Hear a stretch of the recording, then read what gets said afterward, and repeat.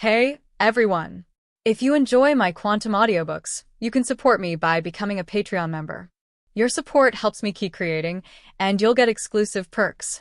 You can also access my audiobooks directly through Google Drive. Check out the link in the description. Now, let's get started. The ground that had just been scorched by the flames was unbearably hot. Voldemort walked at the front and tapped his wand in his hand. A stream appeared on the way that everyone was walking.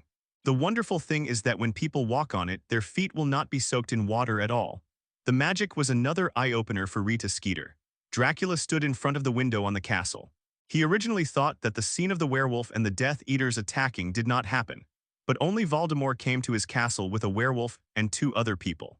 Ha ha ha, this Voldemort is too self-righteous. Does he think that he can destroy our blood clan alone? Dracula let out a contemptuous laugh. The surrounding vampires showed their sharp teeth, eager to taste the wizard's blood again. The gate of the castle opened quietly. Voldemort walked to the gate, and Rita Skeeter also got down from Mudu's arms and stood on the ground. The inside of the castle was pitch black and nothing could be seen, and the gate was like a giant mouth of a monster, ready to devour everything that came in. 690, ma'am, is this your first visit to a vampire's lair? Voldemort turned and looked at Rita Skeeter with a relaxed expression. Yes, Rita Skit nodded. Then I promise that today's experience will be unforgettable for you. After Voldemort finished speaking, he turned and walked into the gate of the castle. Mudu guarded Rita Skeeter and the photographer followed closely, and when the four of them fully entered the castle, the door closed firmly with a bang. The surroundings immediately plunged into darkness, but Augustus's writing wheel eyes could still see the surrounding things clearly in the darkness. Voldemort raised his head and looked at the surrounding walls, where there were many vampires waiting to move in ambush. Opposite them, there is a throne. Dracula is sitting in the middle with a sword. His cold eyes are always staring at Voldemort. I'm sorry, Dracula, I wanted to end your life in the dark, but then Miss Rita Skeeter couldn't witness this great moment with her own eyes. The voice just fell, all the candles around at the same time lighting up. Every corner tower of the entire auditorium is clearly presented in front of everyone. Dracula's surface was calm, but his sharp intuition had already smelled a dangerous breath. He could see clearly that Voldemort did not wave his wand and lit the candles around him. Is his powerful magic enough to stop relying on his wand? Dracula, I'll give you one last chance. Kneel on the ground right now, expressing submission to me. It's too late. I'll consider letting you live. Augustus said so, but he was already impatient. He wanted to further demonstrate his powerful magic to the world. Suddenly, a vampire fell silently from the top and went straight to Voldemort's neck. The vampire's heart burst into ecstasy, but the moment his teeth touched Voldemort's neck, a pair of sturdy braces was added to his mouth, which held his mouth tightly and could no longer close it.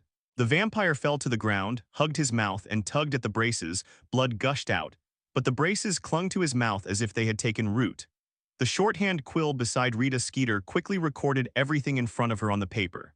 Then the photographer raised the camera in his hand and aimed at the vampire who was rolling on the ground. Mudu, you take Miss Rita Skeeter and retreat to the corner.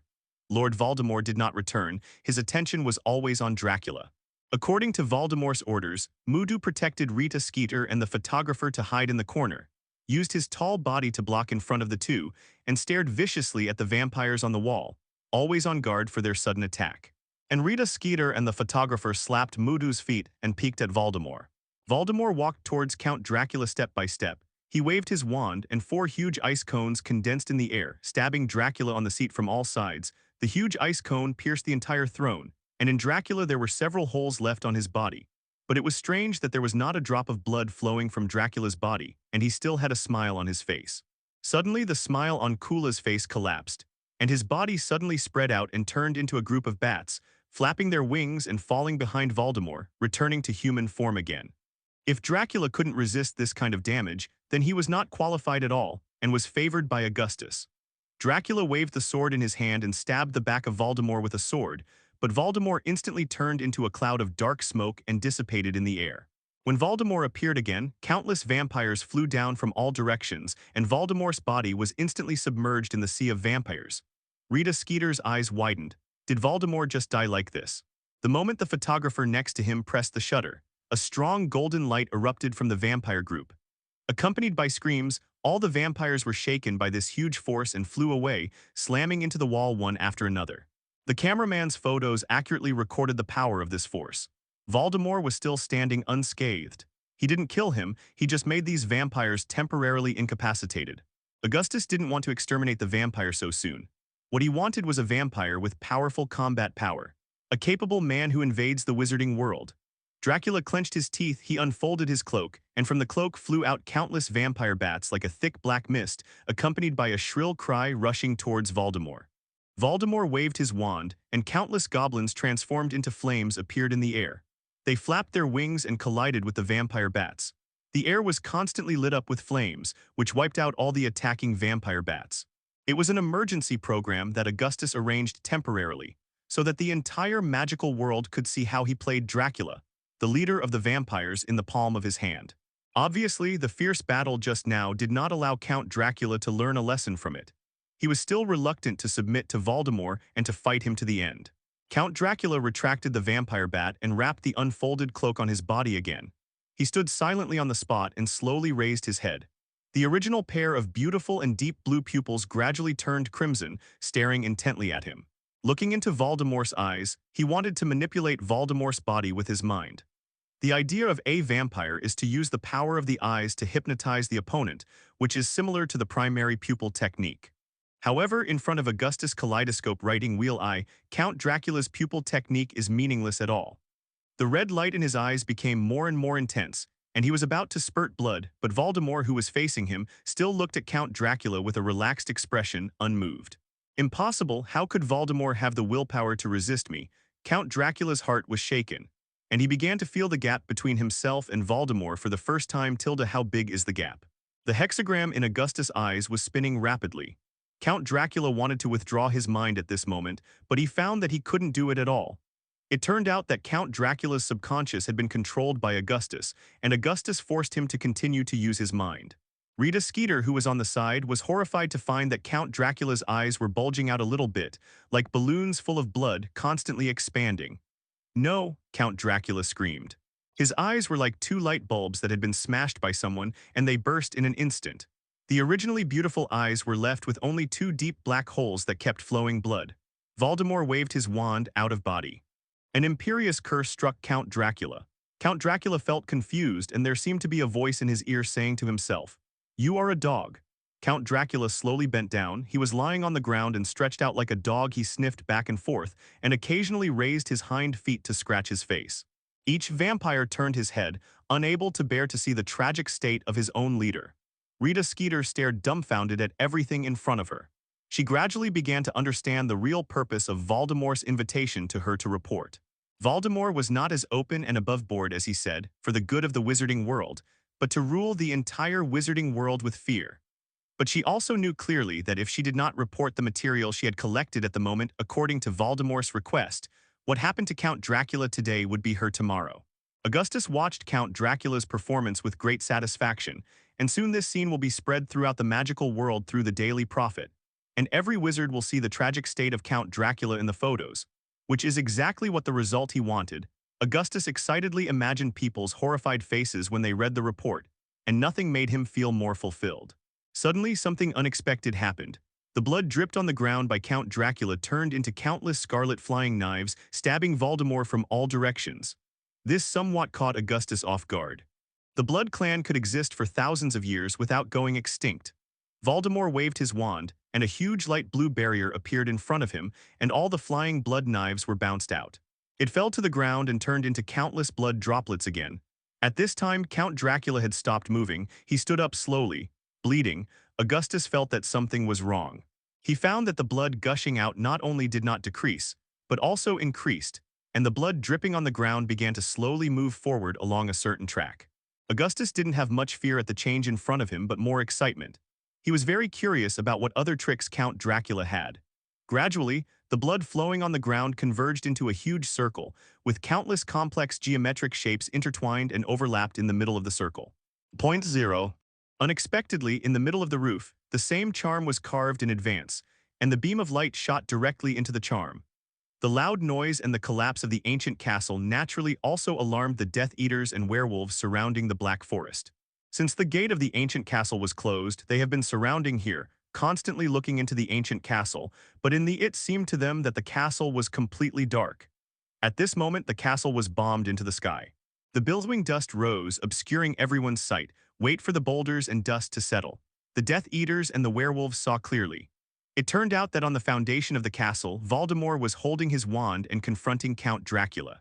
Voldemort raised his head, and he saw that the spell on the roof began to overflow with bright red blood. The blood did not drop to the ground, but dropped drop by drop in midair, gradually gathering into a strange blood-colored cloud in the city. In the hymns of vampires, blood-colored the clouds are getting bigger and bigger, and it is difficult for the roof of the castle to contain this huge blood mist. Boom! With a loud noise, the entire castle was blasted into the sky. I don't know when, all the vampires barely supported their bodies and crawled on the ground, constantly chanting hymns to Satan. At the moment when the blood talisman was completed, a crimson blood light shot up into the sky and shot directly to the top of the pitch-black auditorium. Strong light illuminates the roof hidden in darkness. Countless broken boulders kept collapsing, and Mudu hurriedly used his body to protect Rita Skeeter and the photographer. But the vampires were still kneeling on the ground reverently, unmoved, and continued to chant Satan's praises. The strange thing was that not a single stone hit the kneeling vampire. Through Voldemort's eyes, Augustus kept staring at Count Dracula on the opposite side. Voldemort's body had long been hidden in the barrier, so he stood firmly under the falling boulders, his expression calm and unaffected. And above them is a strange red cloud suspended. The red and flamboyant appearance and the strong smell of blood made even the bloodthirsty werewolf feel a little disgusted. Suddenly, the red cloud began to shrink sharply. From the original large piece, it condensed into a small drop of blood. Obviously, the fierce battle just now did not allow Count Dracula to learn a lesson from it. He was still reluctant to submit to Voldemort and to fight him to the end. Count Dracula retracted the vampire bat and wrapped the unfolded cloak on his body again. He stood silently on the spot and slowly raised his head. The original pair of beautiful and deep blue pupils gradually turned crimson, staring intently at him. Looking into Voldemort's eyes, he wanted to manipulate Voldemort's body with his mind. The idea of a vampire is to use the power of the eyes to hypnotize the opponent, which is similar to the primary pupil technique. However, in front of Augustus' kaleidoscope writing wheel eye, Count Dracula's pupil technique is meaningless at all. The red light in his eyes became more and more intense, and he was about to spurt blood, but Voldemort, who was facing him, still looked at Lord Dracula 690 with a relaxed expression, unmoved at all. Impossible, how could Voldemort have the willpower to resist me? Count Dracula's heart was shaken, and for the first time he began to feel how big the gap between himself and Voldemort was. The hexagram in Augustus' eyes was spinning rapidly. Count Dracula wanted to withdraw his mind at this moment, but he found that he couldn't do it at all. It turned out that Count Dracula's subconscious had been controlled by Augustus, and Augustus forced him to continue to use his mind. Rita Skeeter, who was on the side, was horrified to find that Count Dracula's eyes were bulging out a little bit, like balloons full of blood, constantly expanding. "No," Count Dracula screamed. His eyes were like two light bulbs that had been smashed by someone, and they burst in an instant. The originally beautiful eyes were left with only two deep black holes that kept flowing blood. Voldemort waved his wand out of body. An imperious curse struck Count Dracula. Count Dracula felt confused, and there seemed to be a voice in his ear saying to himself, "You are a dog." Count Dracula slowly bent down. He was lying on the ground and stretched out like a dog. He sniffed back and forth, and occasionally raised his hind feet to scratch his face. Each vampire turned his head, unable to bear to see the tragic state of his own leader. Rita Skeeter stared dumbfounded at everything in front of her. She gradually began to understand the real purpose of Voldemort's invitation to her to report. Voldemort was not as open and above board as he said, for the good of the wizarding world, but to rule the entire wizarding world with fear. But she also knew clearly that if she did not report the material she had collected at the moment according to Voldemort's request, what happened to Count Dracula today would be her tomorrow. Augustus watched Count Dracula's performance with great satisfaction, and soon this scene will be spread throughout the magical world through the Daily Prophet, and every wizard will see the tragic state of Count Dracula in the photos, which is exactly what the result he wanted. Augustus excitedly imagined people's horrified faces when they read the report, and nothing made him feel more fulfilled. Voldemort raised his head, and he saw that the spell on the roof began to overflow with bright red blood. The blood did not drop to the ground, but dropped drop by drop in midair, gradually gathering into a strange blood-colored cloud in the city. In the hymns of vampires, blood-colored the clouds are getting bigger and bigger, and it is difficult for the roof of the castle to contain this huge blood mist. Boom! With a loud noise, the entire castle was blasted into the sky. Suddenly, something unexpected happened.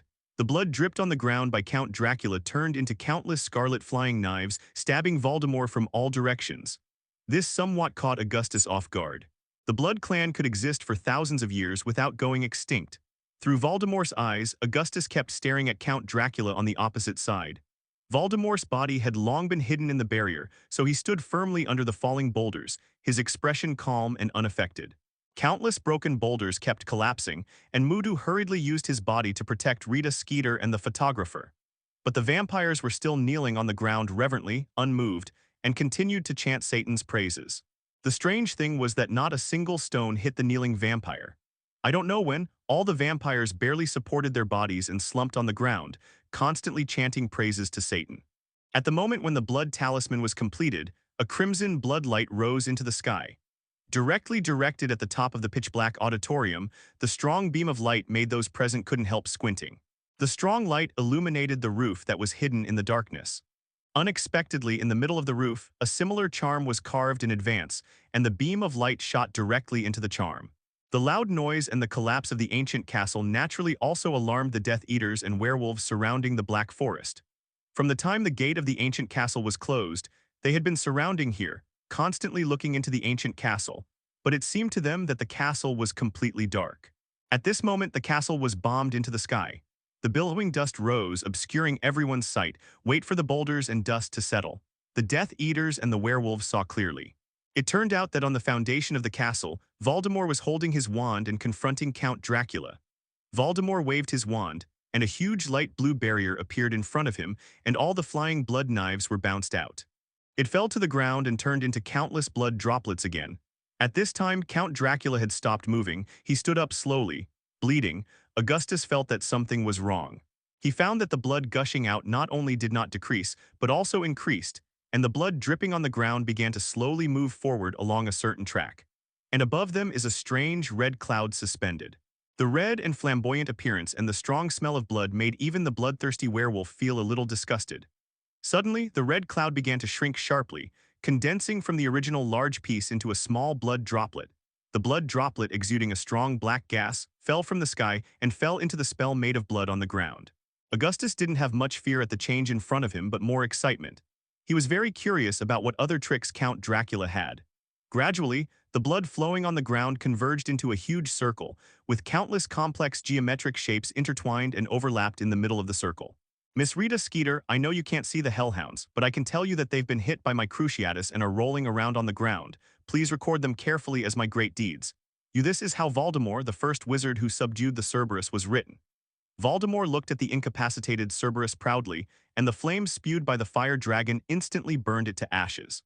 The moment when the black and blue flames surrounded the Cerberus, just outlined the complete Cerberus. The death of the Cerberus made all the werewolves at the scene burst into a frantic cry, and they were born with fear of the Cerberus. The death of their old enemy made them admire Voldemort's power even more, and Mutu knelt down directly on the ground and kissed the ground to show respect for Voldemort. Satan narrowed his eyes, and his most powerful helper, the Hellhound, was buried in Voldemort's hands in an instant, which made him start to face his opponent. He took a few steps back, the death scythe in his hand. The fiery flames spread from his body to the entire scythe. Augustus is not in a hurry to launch an attack. He already has a full grasp of defeating Satan, and now he wants to turn what is in front of him into a gorgeous performance, so that he can change from a wizard who subdues vampires to one who defeats Satan, the king of hell. Wizard, this kind of glory is enough to shock the entire magic world. Rita Skeeter stared intently at what was happening in front of her. She was trembling all over. She even began to wonder if she was in a dream. Although she was prepared for the danger of this trip, the development of far exceeded her expectations. Voldemort was right, and her reporting would witness the dawn of a great age, even one of darkness and terror. The green shorthand quill beside her quickly recorded the next scene like a leaf in a gust of wind. The giant sickle in Satan's hand swung from slow to fast, and finally turned into a giant flame vortex soaring into the sky. The heat wave burned everyone's cheeks, and the thick smoke covered the stars in the sky. The Death Eaters and werewolves all retreated in the face of such a terrifying scene, and even the vampires present tried their best to turn into bats and fly away. Mudu held Rita Skeeter and the cameraman in his arms and fled quickly.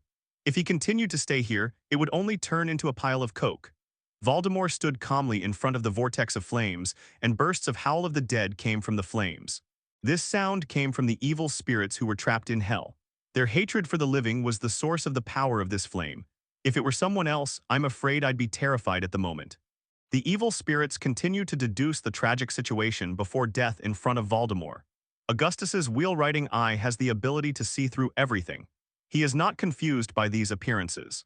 He understands the real threat, not these demons. It was the looming scythe in the vortex of flames. At this moment, it was like a giant meat grinder that could cut all the lives involved in it into powder. The flame vortex is actually an illusion created by Satan. Because it is not completely resurrected, he cannot use such a trick at all. He can only use the illusion to hide his attack. The corner of Augustus's mouth was slightly raised. He looked at the people who were running away and laughed secretly in his heart. Apart from Satan, he was the only one present who knew that these flames were fake.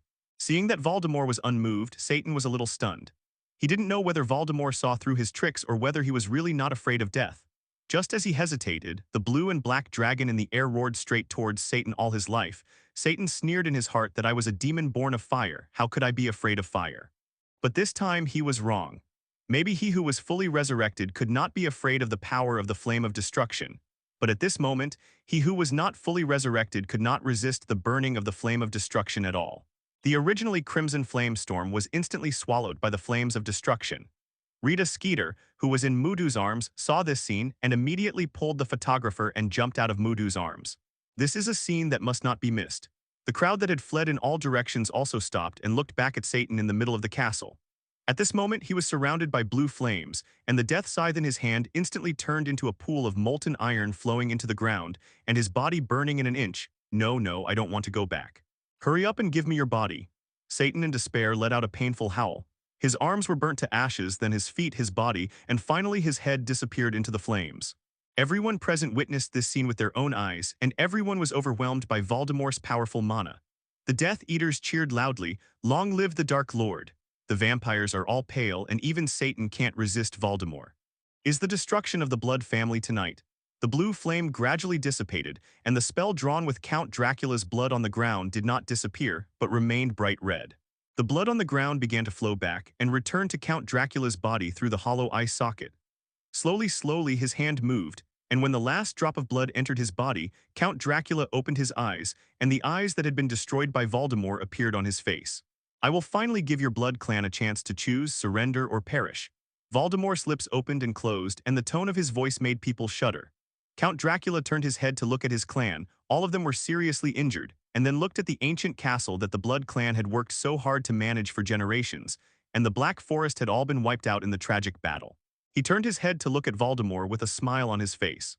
Count Dracula threw the treasure 690 sword in his hand to Voldemort's feet, and then his knees softened and knelt on the ground.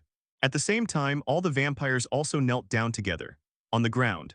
Ha ha ha ha, Voldemort let out a smug laughter. This scene was accurately recorded on the photographer's photos. This will be a history that can never be changed. Long live the Dark Lord. All the Death Eaters fell into madness. Voldemort, who was once regarded as the master in their hearts, is now not only the master but a god, a vampire who subdued the werewolf, killed the hellhounds, and defeated hell. The god of the King Satan. Voldemort stepped forward slowly, put his hand on Count Dracula's shoulder, leaned down and whispered in his ear. I know you need blood, especially delicious wizard blood. Surrender to me, and you will, with a steady supply of supplies, the door of the magical world will open to you, and the blood of the mudblood will be plundered by you. After that, he smiled and reached out and patted Count Dracula's pale face. Ems Rita Skeeter, it's a pleasure for you to witness this great moment with me, and I'm so sorry for your fright. 35 Voldemort turned and gave Rita Skeeter a very gentlemanly salute. No, it's nothing. Rita Skeeter is very excited at this moment. The information she has collected is enough to stir up the entire magical world for 100 years. Maybe 1,000 years. Just as the Daily Prophet spread the story of Voldemort's victory over vampires throughout the wizarding world, Augustus was walking unhurriedly down the bridge. His foot just stepped on the stone slab under the bridge hole and immediately felt that the world became extremely cold and all the happiness was taken away. That's what Augustus came here for, to rescue Harry Potter and his cousin Dudley. Augustus immediately realized that the Dementors were nearby, the ones he had sent to attack Harry and Vigorous. He took out his wand, turned around, and saw two huge shadows overwhelm Harry Potter and his cousin, greedily sucking their happiness. It seems that due to the influence of Augustus, Potter not only has a worse character, but also his strength is a mess. 2 Dementors can make him useless. Augustus was not in a hurry to come to the rescue after all. Seeing Harry Potter tortured was a pleasure, but it was not the time for Harry Potter to die. He looked at Dudley lying on the ground again. His fat body was no different from that of a pig. At this time his eyes rolled and his nose groaned. It really looked like a pig being dragged into a slaughterhouse. Here Augustus couldn't help but smile. He opened his kaleidoscope and created another illusion barrier using space illusion. He didn't want others to find himself using magic outside the magic world. 690 Fire Escape. Fire Dragon Technique. A huge fire dragon spewed out from the tip of Augustus' wand and rushed straight towards the Dementors that attacked Harry and Dudley. The ghost was burned to ashes in an instant. Well, it's much more comfortable now. Without the Dementors, the natural cold feeling disappeared. Augustus walked quickly to the depths of the bridge hole and saw Harry Potter and Dudley who had passed out on the ground. A thought appeared in his mind. So Augustus created the illusion that Harry Potter used guardian magic to drive away the Dementors in the illusory space. In doing so, Harry Potter would be accused by the wizarding world, and of course his target was Dumbledore. Wisengamot, the highest court of the wizarding world.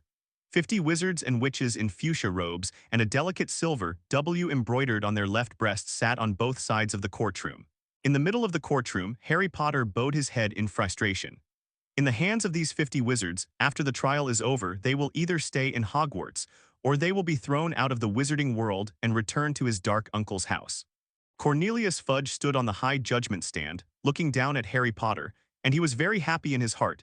Sighed that this time he would be able to expel Harry from the wizarding world. Because among the 50 wizards there are still more than a dozen are in his own hands, and the remaining pureblood wizards will never help Harry. A minor wizard who uses magic in the presence of a muggle should be expelled. Umbridge was the first to speak. As Cornelius Fudge's loyal lackey, she took the lead. Yes, but Harry Potter didn't finish his sentence. Cornelius Fudge said, "You know that underage wizards can't use magic outside of Hogwarts, but you use it, right?" "That's because of the Dementors," Harry Potter shouted. Dementors? There was a lot of discussion in the tribunal. They didn't believe what Harry Potter said, and it was known that Dementors wouldn't go outside Azkaban. He used magic to save people under special circumstances. At this moment, Dumbledore walked in quickly. All eyes were on Dumbledore. Dumbledore, in any case, Harry Potter violated the laws of the wizarding world. Cornelius Fudge stared at Dumbledore fiercely, more of a jealousy in his heart. He was afraid Dumbledore would take his place. Then let the jurors make a verdict. Dumbledore put his hand on Harry Potter's shoulder and gave him a deep look. Cornelius Fudge looked at Dumbledore and laughed secretly in his heart. "Dumbledore, just watch it, see how I drive Harry Potter out of the wizarding world.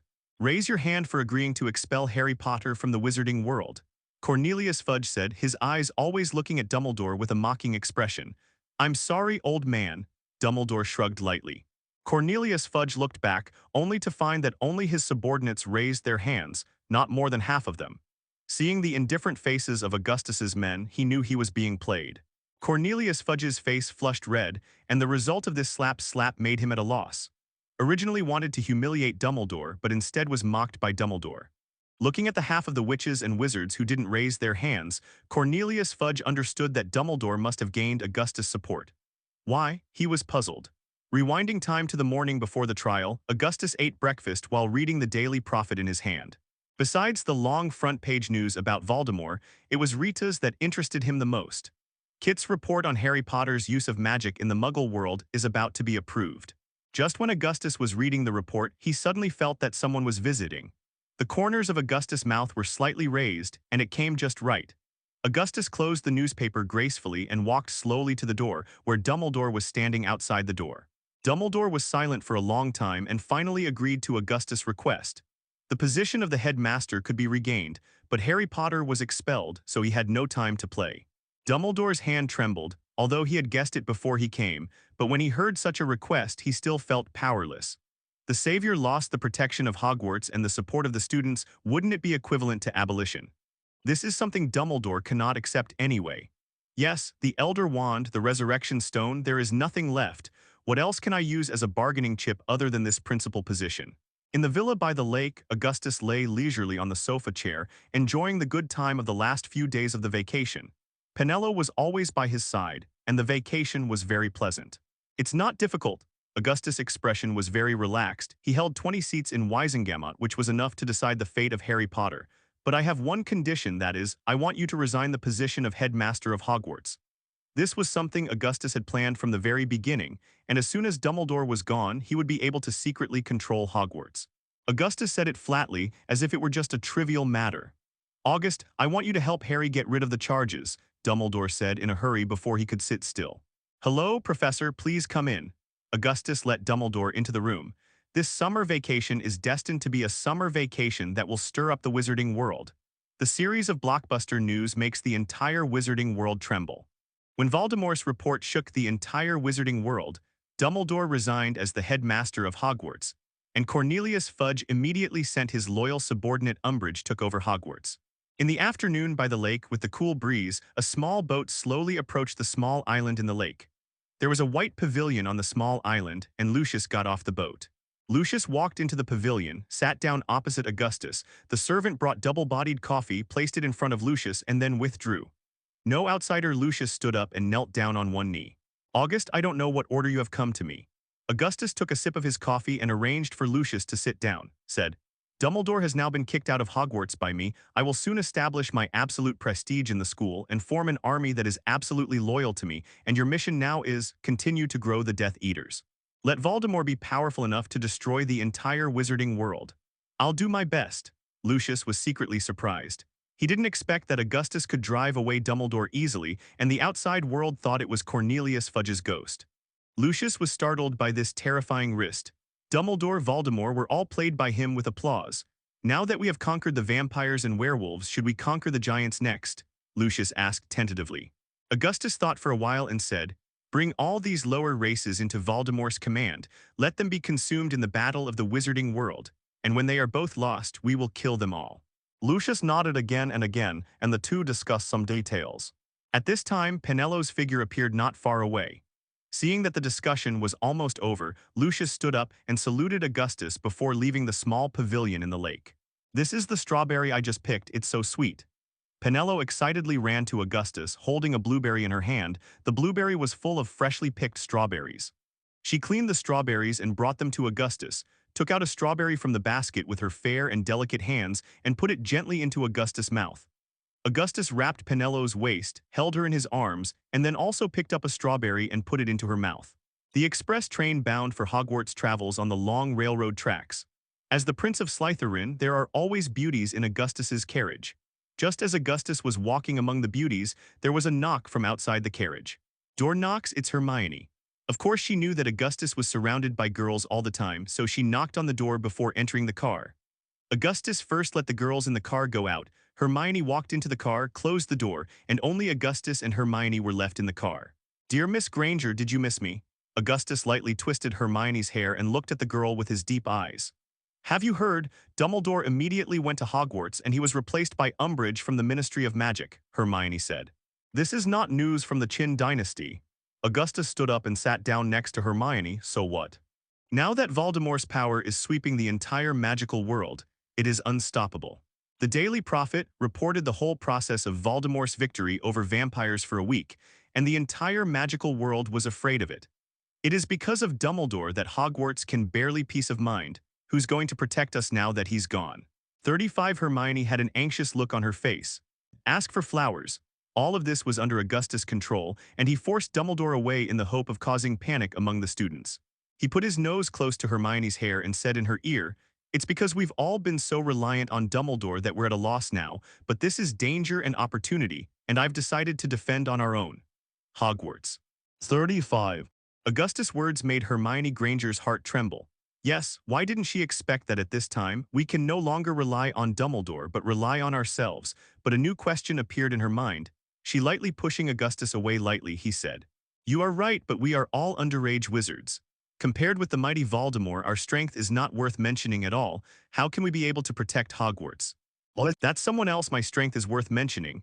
I decided to secretly form Dumbledore's army in the name of Dumbledore, and unite all the students who intended to protect Hogwarts to practice spells. Baby, are you willing to support my idea?"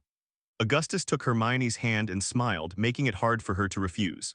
Augustus's words made Hermione feel a strong sense of pride, and the man in front of him, who was handsome, intelligent, missionary, and talented, really deserved to be the boy he liked.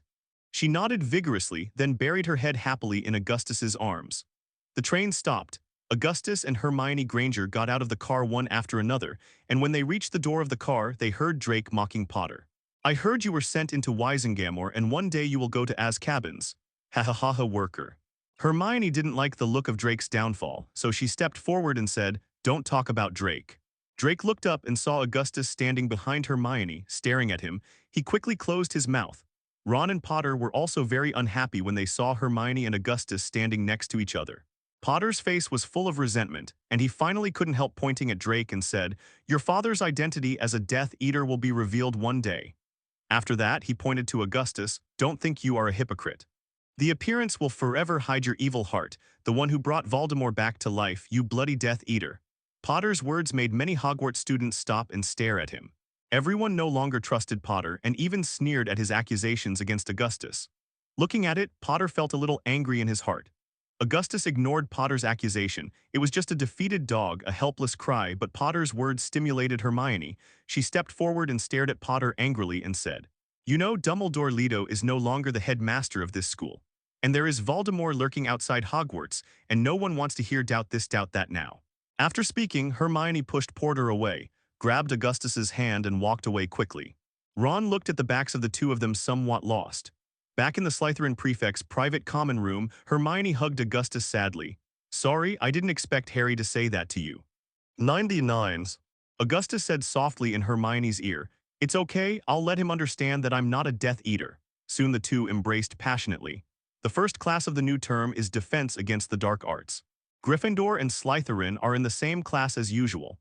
The new Defense Against the Dark Arts teacher this term is the Ukrainian who was sent by the Ministry of Magic to take over Hogwarts.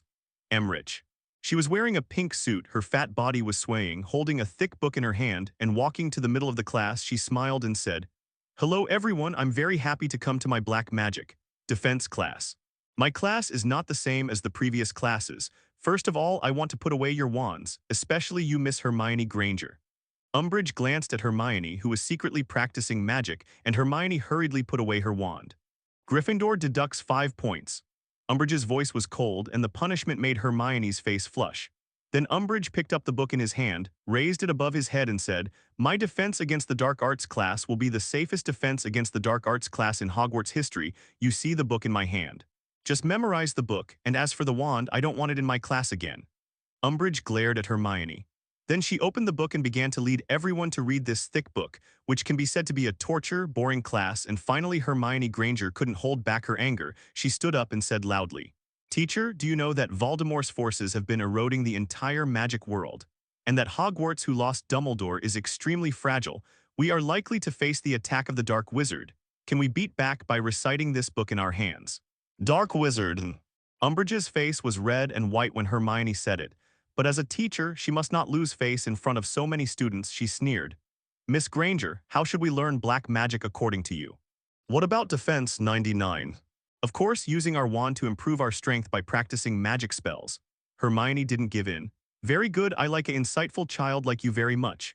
Umbridge's eyes changed to a kind expression. "However, this is an adult's business, and it's not that you underage wizards should be involved. Even without Dumbledore, the great minister of magic Cornelius Fudge can keep Hogwarts and the wizarding world safe. So please don't worry, Miss Granger. Please come to my office after class, come on. I want to have a good talk with you." Hermione didn't say anything. She sat down helplessly. Draco saw all this in his eyes. He knew in his heart that this disgusting old witch must have no good intentions. "Be sure to tell my cousin." After class, Hermione Granger was brought to the office by Umbridge, and the room was covered with various discs. The discs were painted with the appearance of cats, and each cat shook his head lazily. Hermione liked this. She couldn't help but think of Filch. She felt a little uneasy in her heart. Umbridge took out a quill and handed it to Hermione, saying, "No matter what, I'm your teacher, and you shouldn't fight me in public in class." "Yes, I'm sorry, Professor, I'm just—" Hermione was about to say something, but Umbridge interrupted. "Little fool." Augustus reached out and scratched lightly on Hermione's nose. "Don't worry, she can't hurt me. I want to vent her anger against you." "No, she'll hurt you." Hermione was worried. She didn't know what sinister Umbridge would use against Augustus. "August, you're finally here." Hermione cried and threw herself into Augustus's arms. Hermione took the pen, hesitated for a moment, and began to write on the paper. Suddenly, she felt a sharp pain in her wrist, which she realized. There was a deep blood mark on her hand, and Hermione continued to write. Every time she wrote a word was also engraved on her wrist. She wanted to stop but couldn't. You, 2.8, how dare you come in so boldly? Umbridge was obviously very angry with Augustus' behavior, and she felt that her prestige had been seriously challenged. Then you have to be careful. After a few hesitations, Hermione was pushed out of the room by Augustus. Augustus closed the door, and now only Augustus and Umbridge were left in the office. What are you doing? At this moment, the door of the office was suddenly pushed open, and it was Augustus who broke in.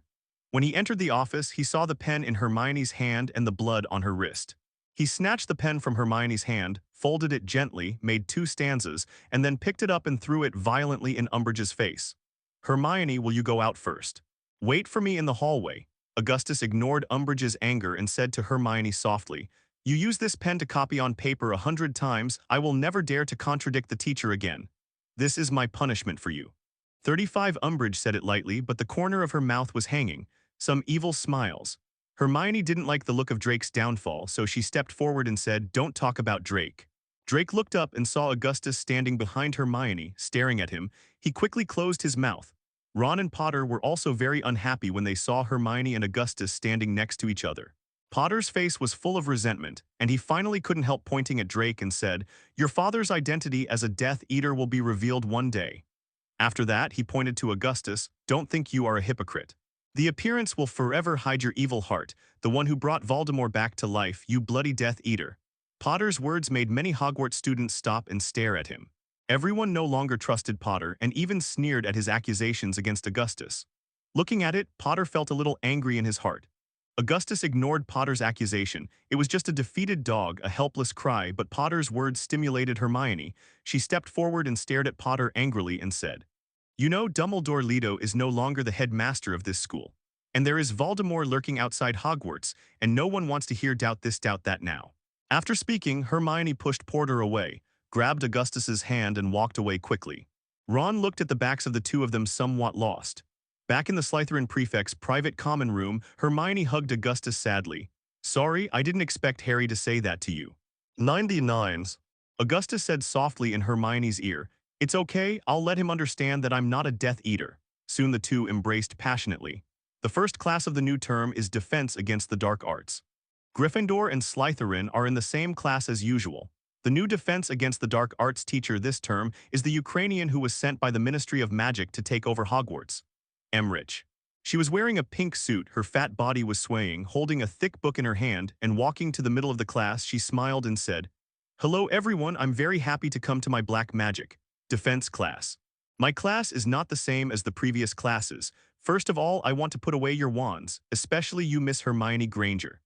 Umbridge glanced at Hermione, who was secretly practicing magic, and Hermione hurriedly put away her wand.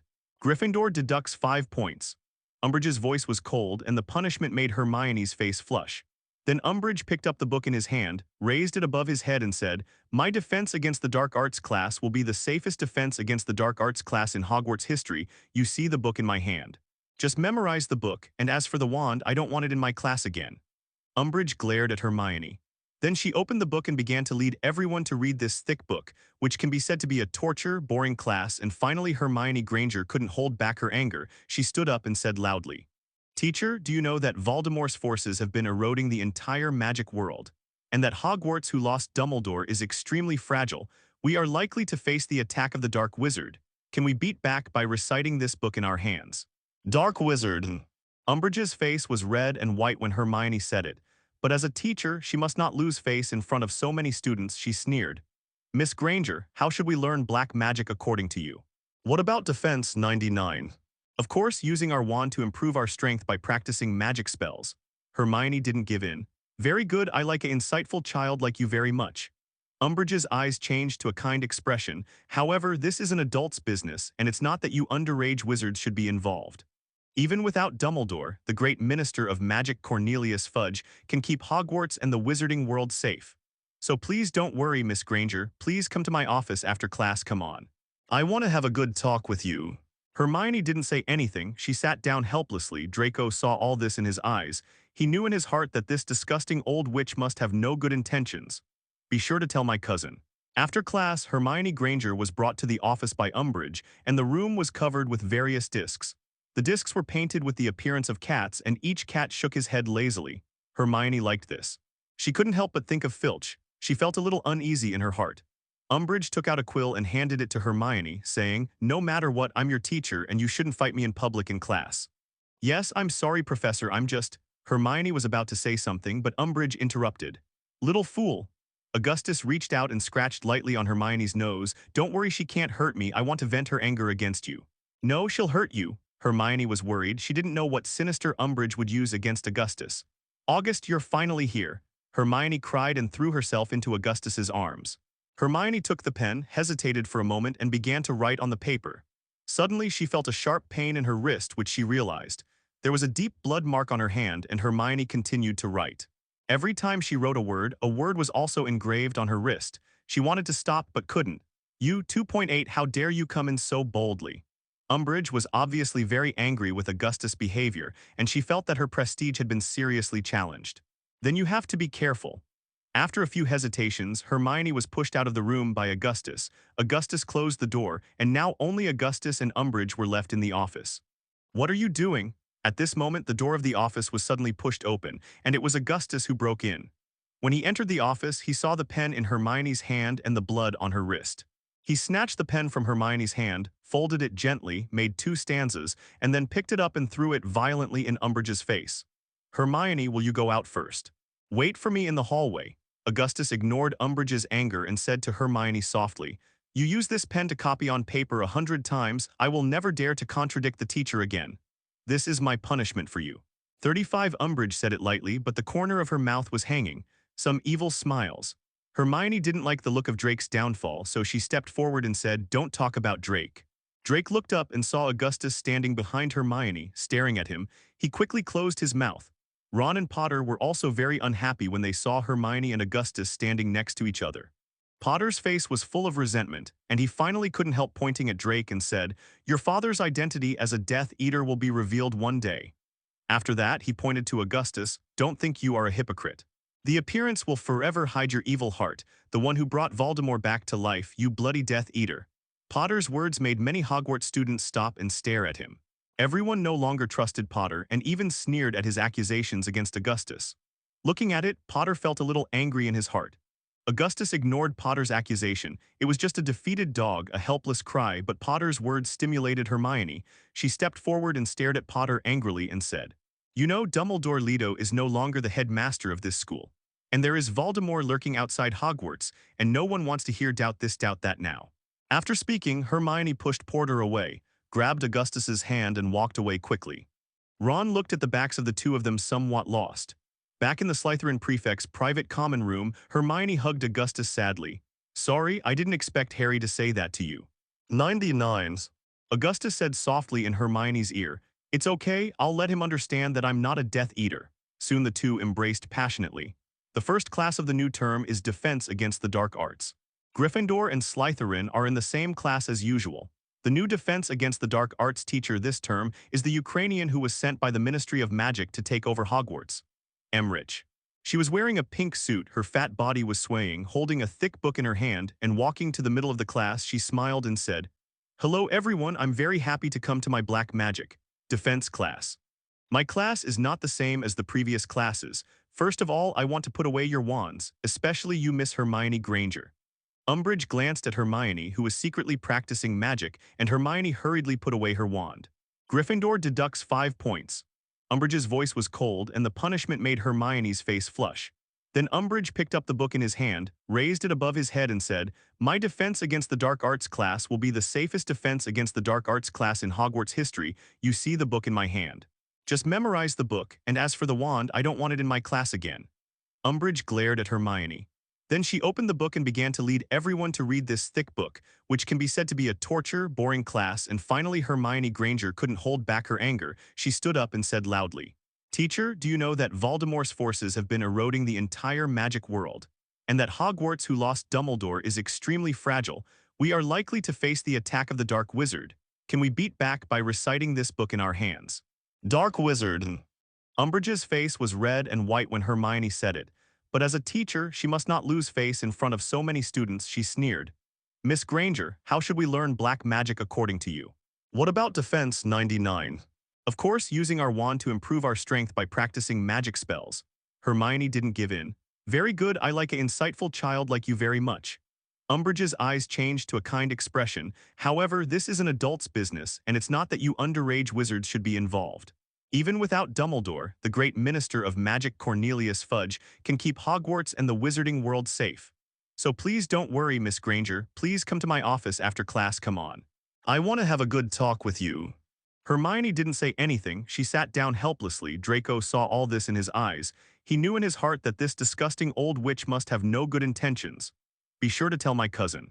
After class, Hermione Granger was brought to the office by Umbridge, and the room was covered with various discs.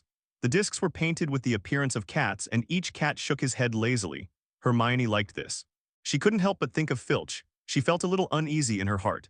Umbridge took out a quill and handed it to Hermione, saying, "No matter what, I'm your teacher and you shouldn't fight me in public in class."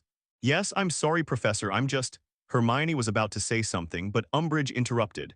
"You use this pen to copy on paper 100 times, I will never dare to contradict the teacher again. This is my punishment for you." 35 Umbridge said it lightly, but the corner of her mouth was hanging, some evil smiles. Hermione took the pen, hesitated for a moment, and began to write on the paper. Suddenly, she felt a sharp pain in her wrist, which she realized. There was a deep blood mark on her hand, and Hermione continued to write. Every time she wrote a word was also engraved on her wrist. She wanted to stop but couldn't. "What are you doing?" At this moment, the door of the office was suddenly pushed open, and it was Augustus who broke in. When he entered the office, he saw the pen in Hermione's hand and the blood on her wrist. He snatched the pen from Hermione's hand, folded it gently, made 2 stanzas, and then picked it up and threw it violently in Umbridge's face. "August, you're finally here," Hermione cried and threw herself into Augustus's arms. "You 2.8, how dare you come in so boldly?" Umbridge was obviously very angry with Augustus' behavior, and she felt that her prestige had been seriously challenged. "Hermione, will you go out first? Wait for me in the hallway." Augustus ignored Umbridge's anger and said to Hermione softly, "No, she'll hurt you." Hermione was worried. She didn't know what sinister Umbridge would use against Augustus. "Little fool." Augustus reached out and scratched lightly on Hermione's nose. "Don't worry, she can't hurt me. I want to vent her anger against you." "Then you have to be careful." After a few hesitations, Hermione was pushed out of the room by Augustus. Augustus closed the door, and now only Augustus and Umbridge were left in the office. Augustus sneered and walked towards Umbridge, who was stunned. Umbridge had no idea that Augustus would be so daring to break into his office to save people. "What are you going to do?" Umbridge, a little scared, stepped back to support the table. "It's very simple. I will also engrave a sentence on your left hand. Never touch my Augustus people again," Augustus said lightly. "No, what right do you have to do this to me?" Umbridge hurriedly drew his wand from his pocket and pointed it at Augustus. "Take a defensive stance." Augustus sneered. He raised his hand slightly, and the wand in Umbridge's hand flew up and fell directly into Augustus's hand. Augustus fiddled with Umbridge's wand and smiled. "Now do you think I have the rights?" "No, you can't do this to me." Umbridge felt a strong despair in his heart. "Don't worry, it's just a few letters." As Augustus said, his writing wheel quickly turned, and Umbridge was horrified to find that his right hand was uncontrollably touching the knife beside him. Umbridge was completely hypnotized, just to make her really feel the feeling of the knife engraving on her hand. Slowly, Umbridge picked up the knife, and then stretched out to her left hand little by little. His left hand lay there motionless. "Please let me go, I was wrong."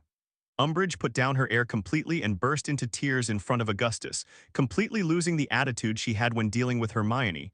But it was obvious that her performance could not impress Augustus. Soon the knife slashed her arm.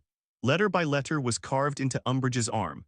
Every letter made Umbridge feel a piercing pain. The knife was enchanted by Augustus, with fire damage, so every knife was like being burned by fire. The burning pain, Umbridge almost fainted. But Augustus would never allow such a thing to happen. He used a shackle to keep Umbridge sane, making her feel the pain of every knife. When the last letter was carved, Umbridge's hand threw the knife away and stopped, and now she was soaked in sweat and slumped to the ground. Augustus stepped forward, grabbed the arm of Umbridge's lettering and put it in front of him to read it carefully.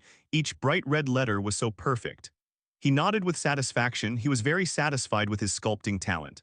Augustus raised his hand and wiped it lightly, and the handwriting engraved on Umbridge's arm instantly disappeared. Umbridge raised his arm in surprise and looked at it several times. "Don't be too happy too soon." Augustus raised his hand and squeezed it lightly, and the line of bright red words reappeared on Umbridge's arm with severe pain. Umbridge was startled and clutched his arm in horror. "In the future, whenever you offend me, think about your arm and this scar on your arm. My respected Professor Umbridge." Oh yes, I forgot to tell you. Next time you see Cornelius Fudge, say hello to him for me, and tell him that the people he sent to school don't seem to know much about the rules, which makes me very upset, and don't forget what happened at Weisengamor in the summer. Augustus finished this casually, got up and left the office. Umbridge stood there in a daze, and the 100 vicious ways he had planned to take revenge against Augustus vanished in an instant. His casual remarks before leaving were obviously telling her that Augustus could let Cornelius Fudge take him back at any time. Transfer? Augustus walked out of the office and saw that Hermione was watching his arm weeping softly. He stepped forward. Hermione hurriedly turned around and covered her arm with her sleeve. She was afraid that the words engraved on her hand would be seen by Augustus. Augustus grabbed Hermione, put her hand in front of her, and gently brushed the writing on it, and the writing disappeared immediately and the pain also disappeared. Don't worry, Umbridge will never dare to treat you like this again. I have taught her a good lesson, and I have left a permanent mark on her. As long as she sees me, she will run away from me, dare not come on us again. 35 Augustus comforted. Hermione's face was happy. After this lesson, Umbridge was still domineering towards others, but every time he saw Augustus, he instinctively pulled the sleeve of his left hand, covered his arm, lowered his head, and hurried away. She never dared to provoke Hermione Granger again. However, under Umbridge's rule, Hogwarts fell into an unprecedented tyranny. Every day, Filch could be seen carrying a ladder to the main entrance of the academy, pinning a series of Umbridge orders to the wall. However, Augustus didn't take these bans seriously, because his existence was all over Slytherin, and Umbridge didn't dare to touch Slytherin's students, so Augustus's reputation was even higher. But there is still an important thing hidden in his heart, Wang Nuohao, that is Harry Potter. Voldemort is dead. Harry Potter's mind can no longer communicate with Voldemort, so Harry Potter is likely to have doubts. Augustus knew that Harry Potter didn't trust him now and was always on guard against himself, so he decided to complete a small plan through Hermione. That night, Augustus asked Hermione to meet in the library, which is Hermione Granger's favorite place, and she happily agreed. Hermione sat in a terrified position with a book in her hand, and no one else was around. At this time, Augustus walked gently behind Hermione Granger, stretched out his hand to wrap his arms around her neck from behind, and then gently pressed his warm lips to her ear and whispered, "Are you watching?" "What book?" Jiang turned around and looked, but he saw a strange body fell onto the suspension bridge, which rolled down 1,000 feet due to the inclination of the suspension bridge. Cough. A cough came from afar. Jiang deliberately stopped for a while. Yuan Zilu had already arrived. Deacon Yuan. Jiang offered a helping hand, but as soon as he opened his mouth, he was interrupted. Yuan hasn't had time to go this route. Yuan Zilu put down his sleeves and gave him a good look. Nonsense, Yuan Zilu said. Well, luckily it turned out to be good. He walked past him as he spoke, but his eyes glanced at him when he suddenly appeared. How did you find out? What? Jiang quickly realized what Yuan Diking meant, so he scratched his head and said, I made the wrong call and my disciples are scared now. 55. Yuan Zilu thought for a while, then said coldly, If you know you will be afraid, don't do anything wrong in the future. Jiang felt the other party's kindness, bowed slightly and said, Follow the deacon's instructions.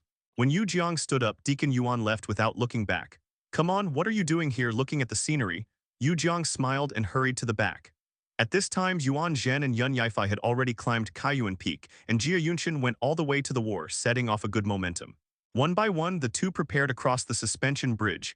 Yuan Zilu showed a little bodybuilding at this time. Jia Yundong won't die alone, he said calmly. Then he still has a way to go, guess how he got there. Jiang murmured, Is there anyone outside? Yuan Zilu just nodded, but then both faces changed. Due to the lack of support for the cable suspension bridge, the invisible curtain between Kaiyuan Peak and Kailing Peak was weakened, and this change was finally discovered by the warriors of Xiling Mountain. A shadow swept across the edge of the curtain between the two mountain peaks, creating a strong airflow that violently shook the invisible curtain like a layer of torn window paper. What is that? Jiang couldn't help asking. Come on, go to Kaiyuan Peaks. Needless to say, the two men rushed over the last part of the suspension bridge and set foot on Kaiyuan Peak. Almost the front foot and the back foot, the shadows of the two mountain peaks just passed and quickly appeared again. This time, Jiang, on the other hand, can clearly see that the shadow suddenly spreads its wings, and with the aid of its rapid flight speed, it opens an invisible curtain between the two peaks of a huge oblique wire. 4 days, which day are these 4 days? Without reminding Yuan Zilu, Jiang also realized what the shadow between these two peaks was. But Yuan Zilu's expression at this time was as serious as usual. You better get out of here and go back to the main peak of the Mail, you don't need you now. Before Yu Jiang asked why before Yuan Zilu flashed, several ups and downs disappeared. Yuan Zhen, Yun Yifei, and Jia Yunshin continued to cooperate in the war. The group passed through Kaiyuan Peak and finally stopped outside Kaiyuan Peak. It seems that Jia Yundan was cornered by these two people. However, the store itself has achieved the same three-tiered martial arts concept as Yuan Zhen, with a strange pair of golden scissors in hand. In the face of the joint efforts of the two countries, I am afraid it can persist for a long time. Looking back on what Yuan Zhian said just now, it is difficult to say whether Jia Yundan deliberately brought two people there to wait for the moon meeting, or did he pick them up from Xiling Mountain. Although Yu Jiang had speculation in his heart, he still had no intention of participating in the war. If he meets San Ryuoki, who has just entered the artistic conception of martial arts, he can also rely on the charm of martial arts left by his aunt. He can face the war between the three levels of two martial arts concepts and the second level of martial arts concepts. If he goes to a party, he doesn't know how to write the word dead at all. As for Yuan Zilu, Yu Jiang could probably guess that he should go to Kaiyuan Peak now. At this time, the shadow with a pair of wings appeared again. This time, it rushed down from the opposite direction, pulling open the invisible curtain. The curtain between Kaiyuan Peak and Kailing Mountain was cut in two diagonally, forming a huge shape, which directly led to the split of the curtain and began to slowly collapse. However, it is clear that the shadow cannot wait for the curtain to collapse on its own, make a sharp turn in the air, and go straight into the peaks of Kaiyuan and Kailing. The swift sweep brought a massive sonic boom that directly ripped through the unseen scene, which is still collapsing into a pile of rags. Kaiyuan Peak and Kailing Peak correspond to one side of the mountain, and a large area of vegetation, soil and rocks peeled off from above, as if a layer had been scraped off since birth. For flowers, this shape suddenly hovered in the air between the three mountain peaks Kaiyuan and Kailing. A huge wind whistled along with it.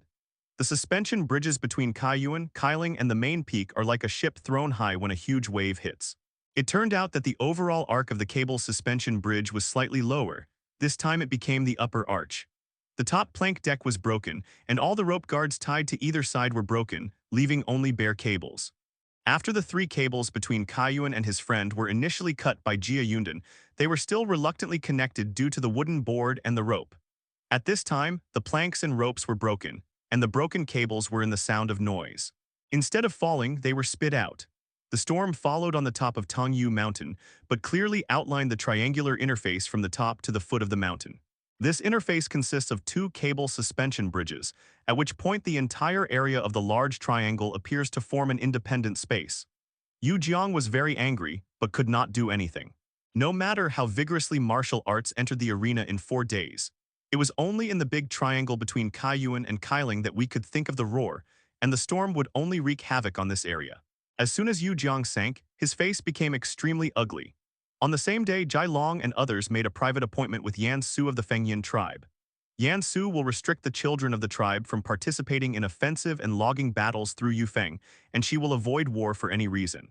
But I didn't expect Mrs. Yan to be so cunning.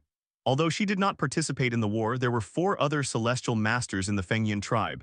At this point, damn. This time, Yu Jiang, standing at the top of Kaiyuan, is the real shadow.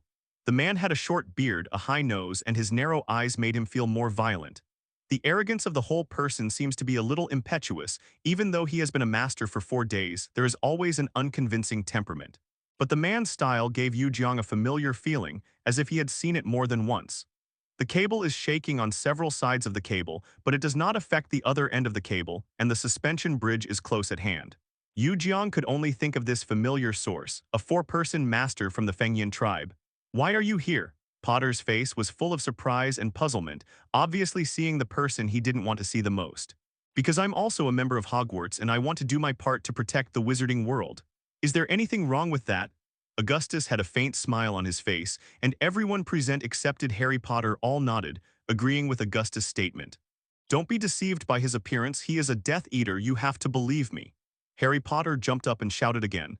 Neville and Ron held Harry together, and Hermione on the side said, "Harry, don't make trouble, the most important thing now is unity, please put aside your narrow prejudices." 39 The people present also talked about it. Many, mostly accusing Harry Potter of slandering Augustus. Facing everyone's questioning eyes from 693, Potter finally stopped talking and sat down silently. At this time, Augustus spread his hands helplessly and said, Potter, I don't know what I did to cause you such a big misunderstanding, but one thing is certain, I am not a Death Eater, and I am with everyone present. Just like a person, I have only one goal here today, and that is to defeat Voldemort and restore peace to the wizarding world. Augustus' inflammatory words immediately resonated with everyone present, and the students clenched their fists, and their hearts were hot. I think Augustus should be the leader of Dumbledore's army. Hermione stood up and said. Her words immediately aroused everyone's approval and everyone applauded, expressing their support for Augustus as the leader of Dumbledore's army. But at this moment, Harry Potter, who was sitting on the side, said, I don't agree with Augustus as our leader, and I accept for the time being that you are not a Death Eater. But for a person with serious suspicion like you must not be the leader of Dumbledore's army. As soon as Harry Potter's voice fell, someone stood up and spit at Harry Potter fiercely, and then many people stood up and accused Harry of being selfish when thinking about your own power. Harry Potter's reaction was completely expected by Augustus.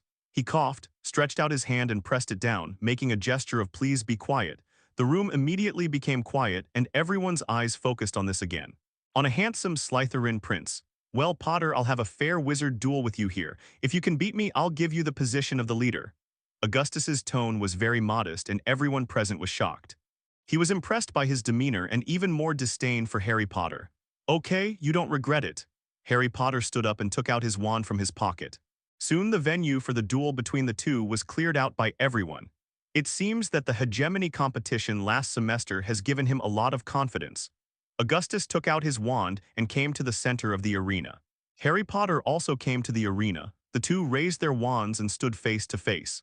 As he turned around, Augustus whispered in Harry's ear, an ant is always an ant. Then he turned his back. Only Potter heard these words and he shuddered, and his anger at Augustus was raging if this was the result of Augustus. The angrier Potter is, the easier it is to fall into his trap.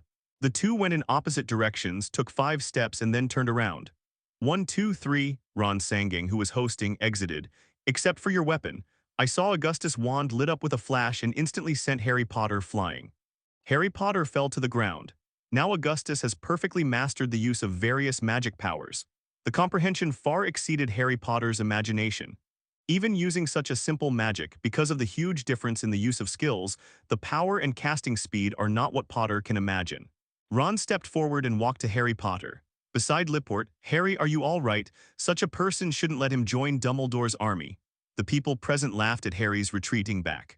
Augustus's generous statement made everyone present at the scene impressed by his broad mind.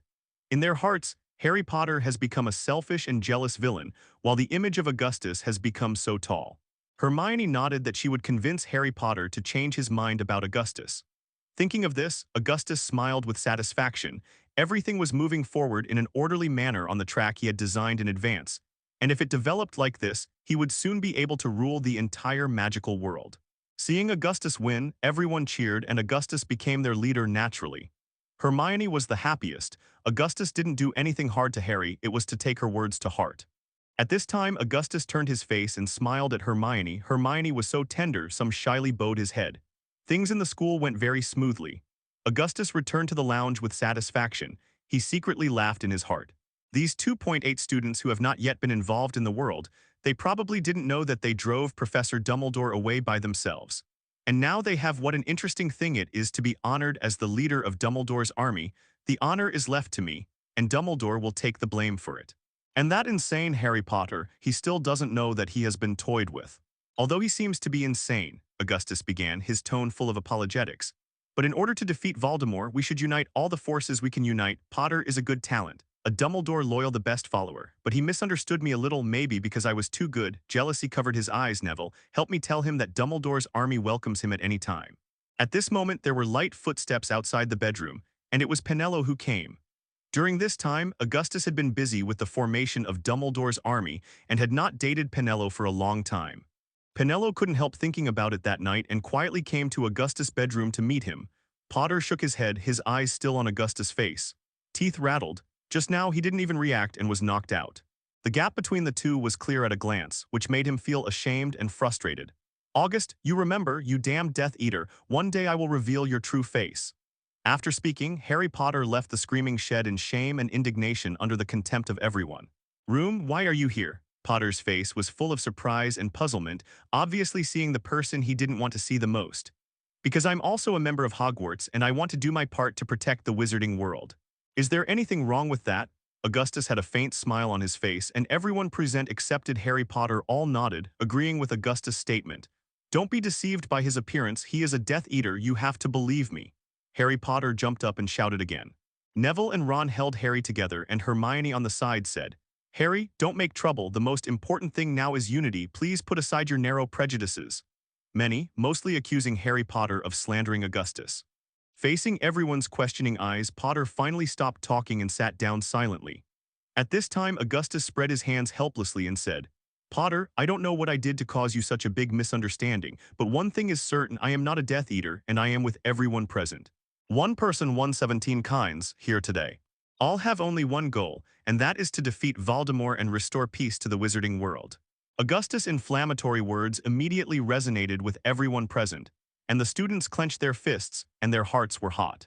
I think Augustus should be the leader of Dumbledore's army. Hermione stood up and said. Her words immediately aroused everyone's approval and everyone applauded, expressing their support for Augustus as the leader of Dumbledore's army. But at this moment, Harry Potter, who was sitting on the side, said, I don't agree with Augustus as our leader, and I accept for the time being that you are not a Death Eater. But for a person with serious suspicion like you must not be the leader of Dumbledore's army. As soon as Harry Potter's voice fell, someone stood up and spit at Harry Potter fiercely, and then many people stood up and accused Harry of being selfish when thinking about your own power. Harry Potter's reaction was completely expected by Augustus. He coughed, stretched out his hand and pressed it down, making a gesture of please be quiet. The room immediately became quiet and everyone's eyes focused on this again.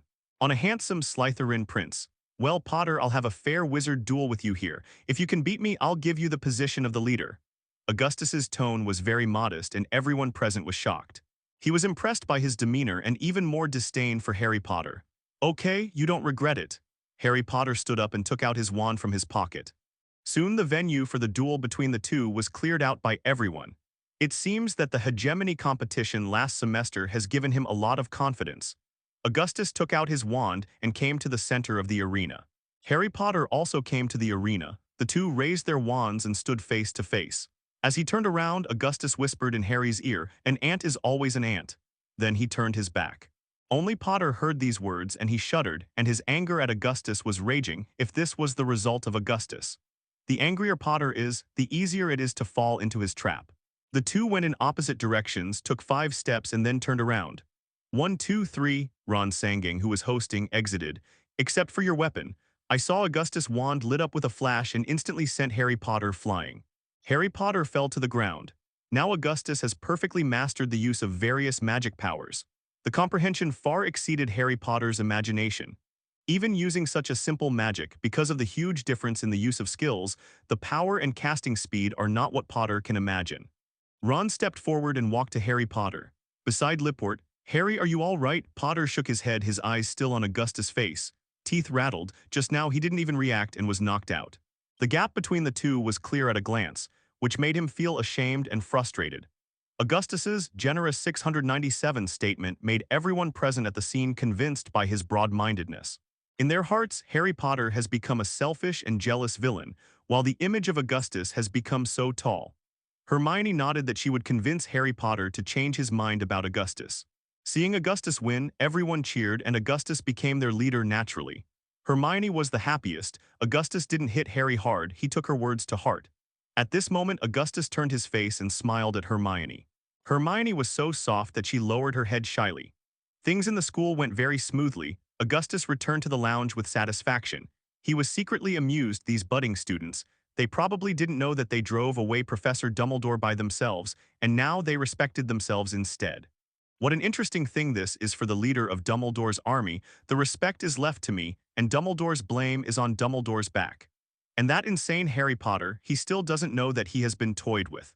Thinking of this, Augustus smiled with satisfaction. Everything was moving forward in an orderly manner on the track he had designed in advance. And if it developed like this, he would soon be able to rule the entire magical world. Such a person shouldn't let him join Dumbledore's army. The people present laughed at Harry's retreating back. At this moment there were light footsteps outside the bedroom, and it was Penello who came. During this time, Augustus had been busy with the formation of Dumbledore's army and had not dated Penello for a long time. Penello couldn't help thinking about it that night and quietly came to Augustus' bedroom to meet him. Although he seems to be insane, Augustus began, his tone full of apologetics. But in order to defeat Voldemort, we should unite all the forces we can unite. Potter is a good talent. A Dumbledore loyal the best follower. But he misunderstood me a little, maybe because I was too good. Jealousy covered his eyes, Neville. Help me tell him that Dumbledore's army welcomes him at any time. August, you remember, you damned Death Eater, one day I will reveal your true face.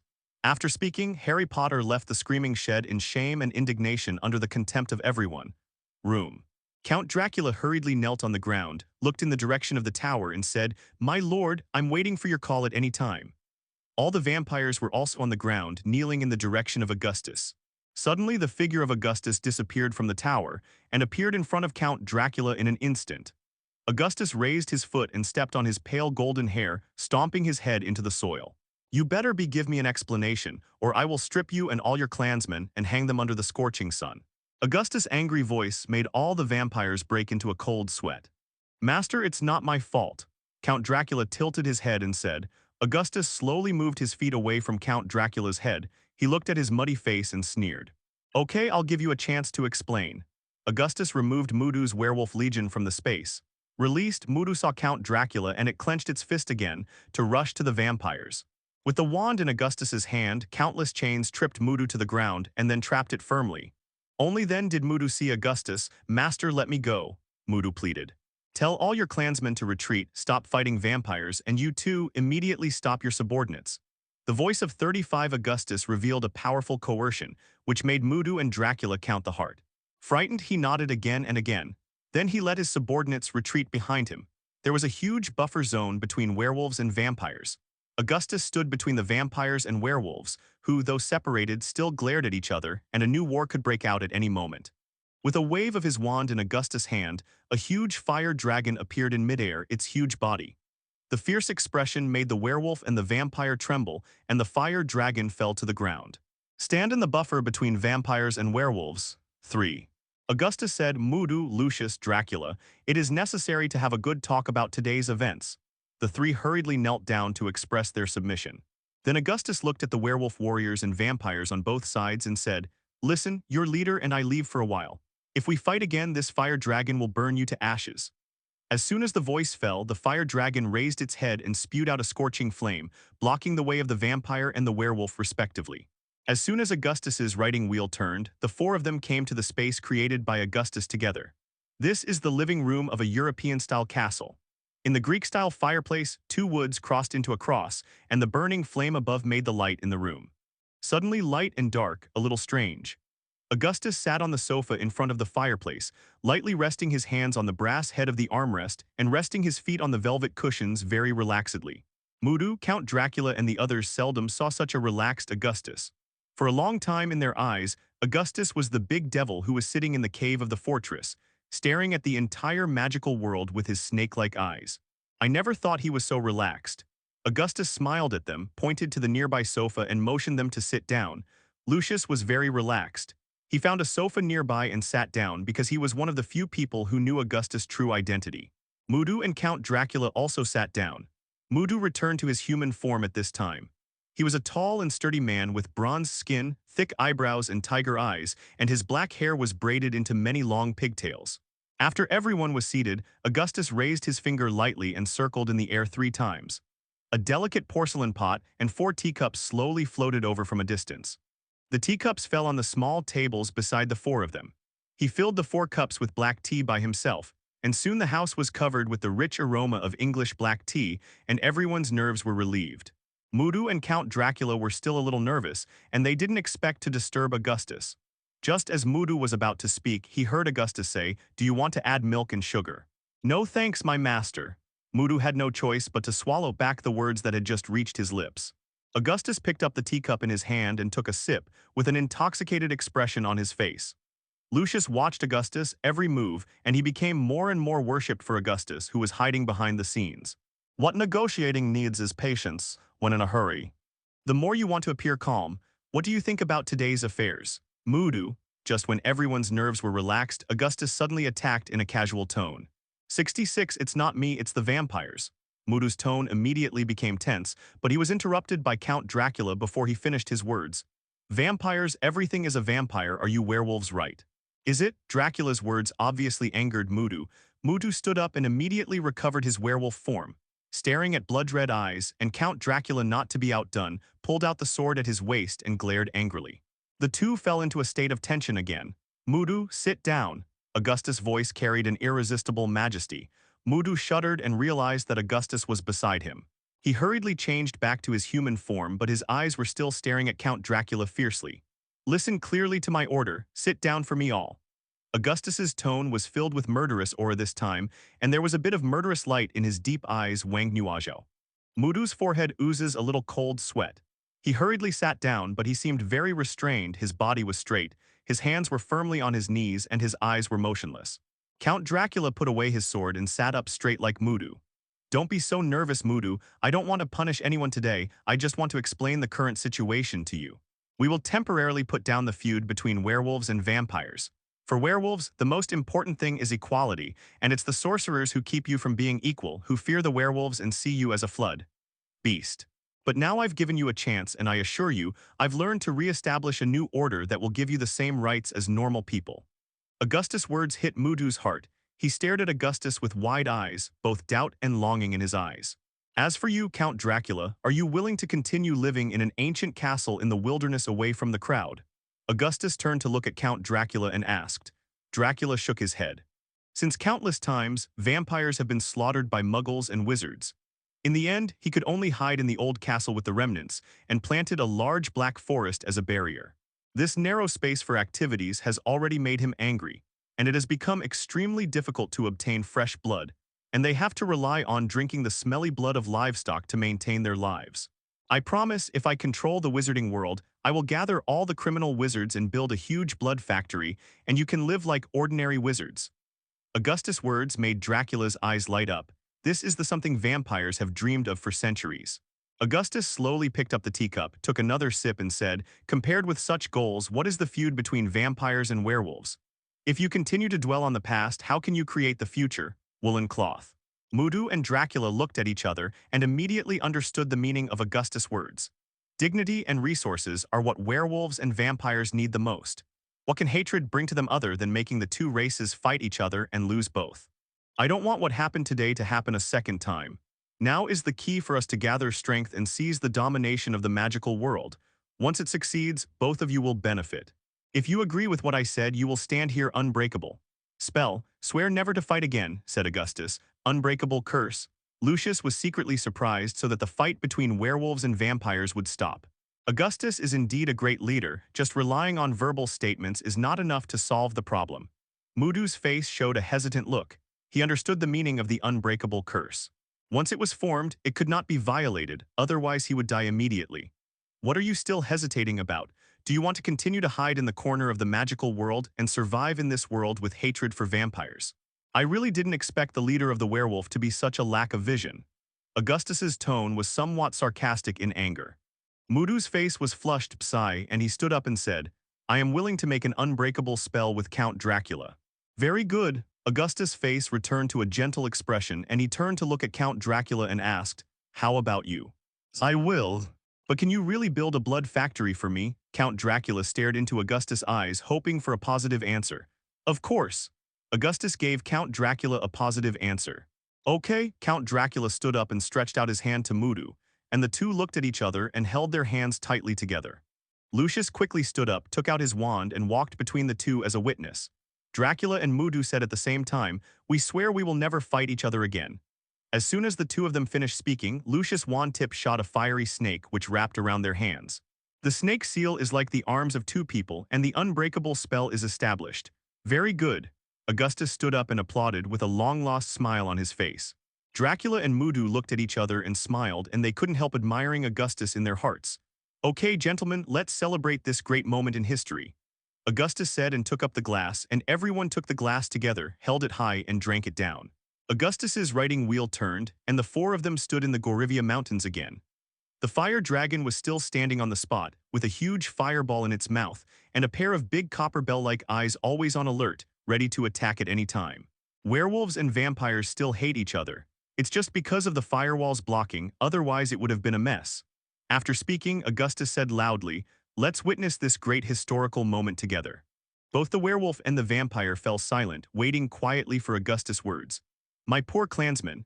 Count Dracula turned around and looked at the vampire. For centuries we have been hunted by different races, and we can only survive in small castles, relying on hard to eat the blood of cows and sheep barely sustains life. But now the great Augustus, he will build a blood factory for us. And at the same time we can live like ordinary wizards. Are these not comparable to the so-called feud with the werewolf? Under the surprised gazes of the werewolf and the vampire, their leader shook hands and hugged intimately. Mudu said, what we want is dignity, and it is not vampires who take it all away. For centuries we have been discriminated against like carriers of the plague. The great Lord Augustus promised us that after the establishment of the new order, we will get the same rights as ordinary wizards. As soon as Mudu's voice fell, all the werewolves immediately woke up. Compared with equality and dignity, what is the hatred between vampires that can no longer be traced? All werewolves kneeled on their knees. On the ground, he looked up to the sky and screamed, expressing his willingness to obey Mudu. Augustus stepped forward and took Mudu and Count Dracula's hands, whispering in their ears, I believe you can convince your people. Stop this stupid fight. 35. Our enemies are not each other, but the current chaotic world order. At this time, Augustus stood on the head of the fire dragon and looked down at werewolves and vampires and said, to change the status quo, what is needed is unity. If you are entangled anymore for history, the door to the future will always be closed to you. 35. Is it true? Dracula's words stunned vampires, something that has been coveted by vampires for centuries. Hate is nothing compared to this. There was even a vampire crying, they are already tired of the past life. Respected werewolf, respected vampire, today I am here to announce a major news. Augustus's voice was small, but it seemed to have magic power, and every word penetrated into the ears of everyone present. Your two great leaders, Mudu and Dracula, abandoned the feud between the two clans and decided to stop the civil war between the two clans and start a new era with me. Augustus' voice fell, and the audience fell into death. General silence. Both werewolves and vampires wondered if they had heard it wrong. How could the feud between werewolves and vampires be resolved so easily? The infectious words of Augustus made every werewolf and vampire in the room nod frequently, and they crawled to the ground and shouted, My lord, whoever we want is you. At this moment in their minds, Voldemort is God. It is their hope. Such an infighting was easily resolved by Augustus. Back in the depths of the fort, Augustus took his seat again. My master, I really don't know how to express my admiration for you. Lucius, I hope this kind of thing doesn't happen again. Augustus's tone became cold again. I hope you understand that what I am realizing is not only my ideal, but also your ideal. Yes, my master. Lucius lowered his head and said 69-7. For these two foolish races, it's just a small sign that they'll give their lives for us. Remember, Lucius, we've written nothing but bad checks anyway, and I'll send them in before those are cashed. Hell, Augustus' tone was so cold that not everyone could negotiate with him. Lucius' eyes lit up, and Voldemort uttered a word, the key to controlling werewolves and vampires. Sure enough, the master is brilliant, Lucius said sincerely. Okay, I'll leave the rest to you, I'm tired. After speaking, Augustus closed his eyes again. Augustus's consciousness returned to himself. At this time it was almost dawn and the sky was slightly bright. Augustus took a deep breath. He didn't expect to be disturbed by werewolves and vampires all night. This made him feel a little unhappy. Rest assured that one day you will pay the price. Augustus thought to himself, sitting back on the bed. Penello rubbed his eyes and saw that Augustus was really looking at himself. He couldn't help blushing, buried his head in the quilt, and secretly looked at Augustus through the gap.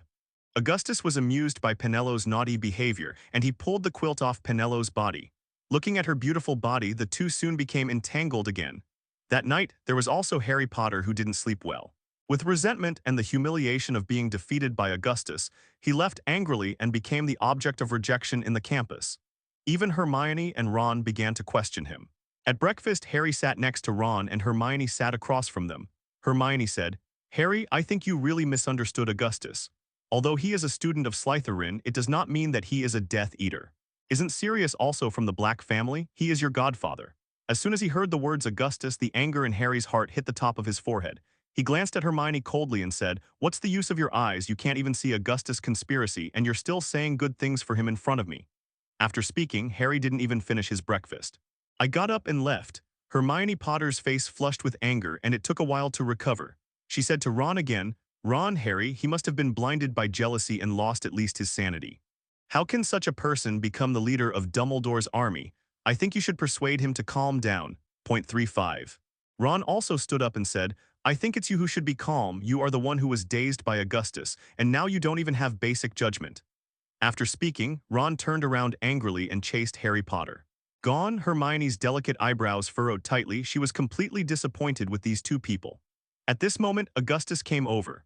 Under everyone's envious eyes, Augustus walked to Hermione's side, pointed to the vacant seat beside him, and asked gracefully, "Is there anyone here?" Hermione shook her head, her face flushed, and Augustus' smile always made her feel happy. Augustus sat down and asked Hermione in a low voice, "How is Potter?" Hearing Potter's words, Hermione shook her head helplessly. "He's very stubborn and thinks you're a Death Eater. I think he's probably swept away by jealousy. I think let him calm down for a while." "I didn't expect Ron to do the same. Why can't these two stone heads turn around? They misunderstood you too deeply." After speaking, Hermione sighed deeply. At this time, Augustus suddenly lowered his voice and said, "Hermione, I came to see you today just to discuss with you about Dumbledore's army training." Hermione was about to speak but was stopped by Augustus. "There are many people here, and although Umbridge doesn't dare to do anything to me now, the formation of Dumbledore's army is not suitable for publicity, which is not good for us." Augustus whispered in Hermione's ear, "August, I believe you are not a Death Eater. You are our savior at Hogwarts. Only you can lead us to defeat Voldemort," Hermione said.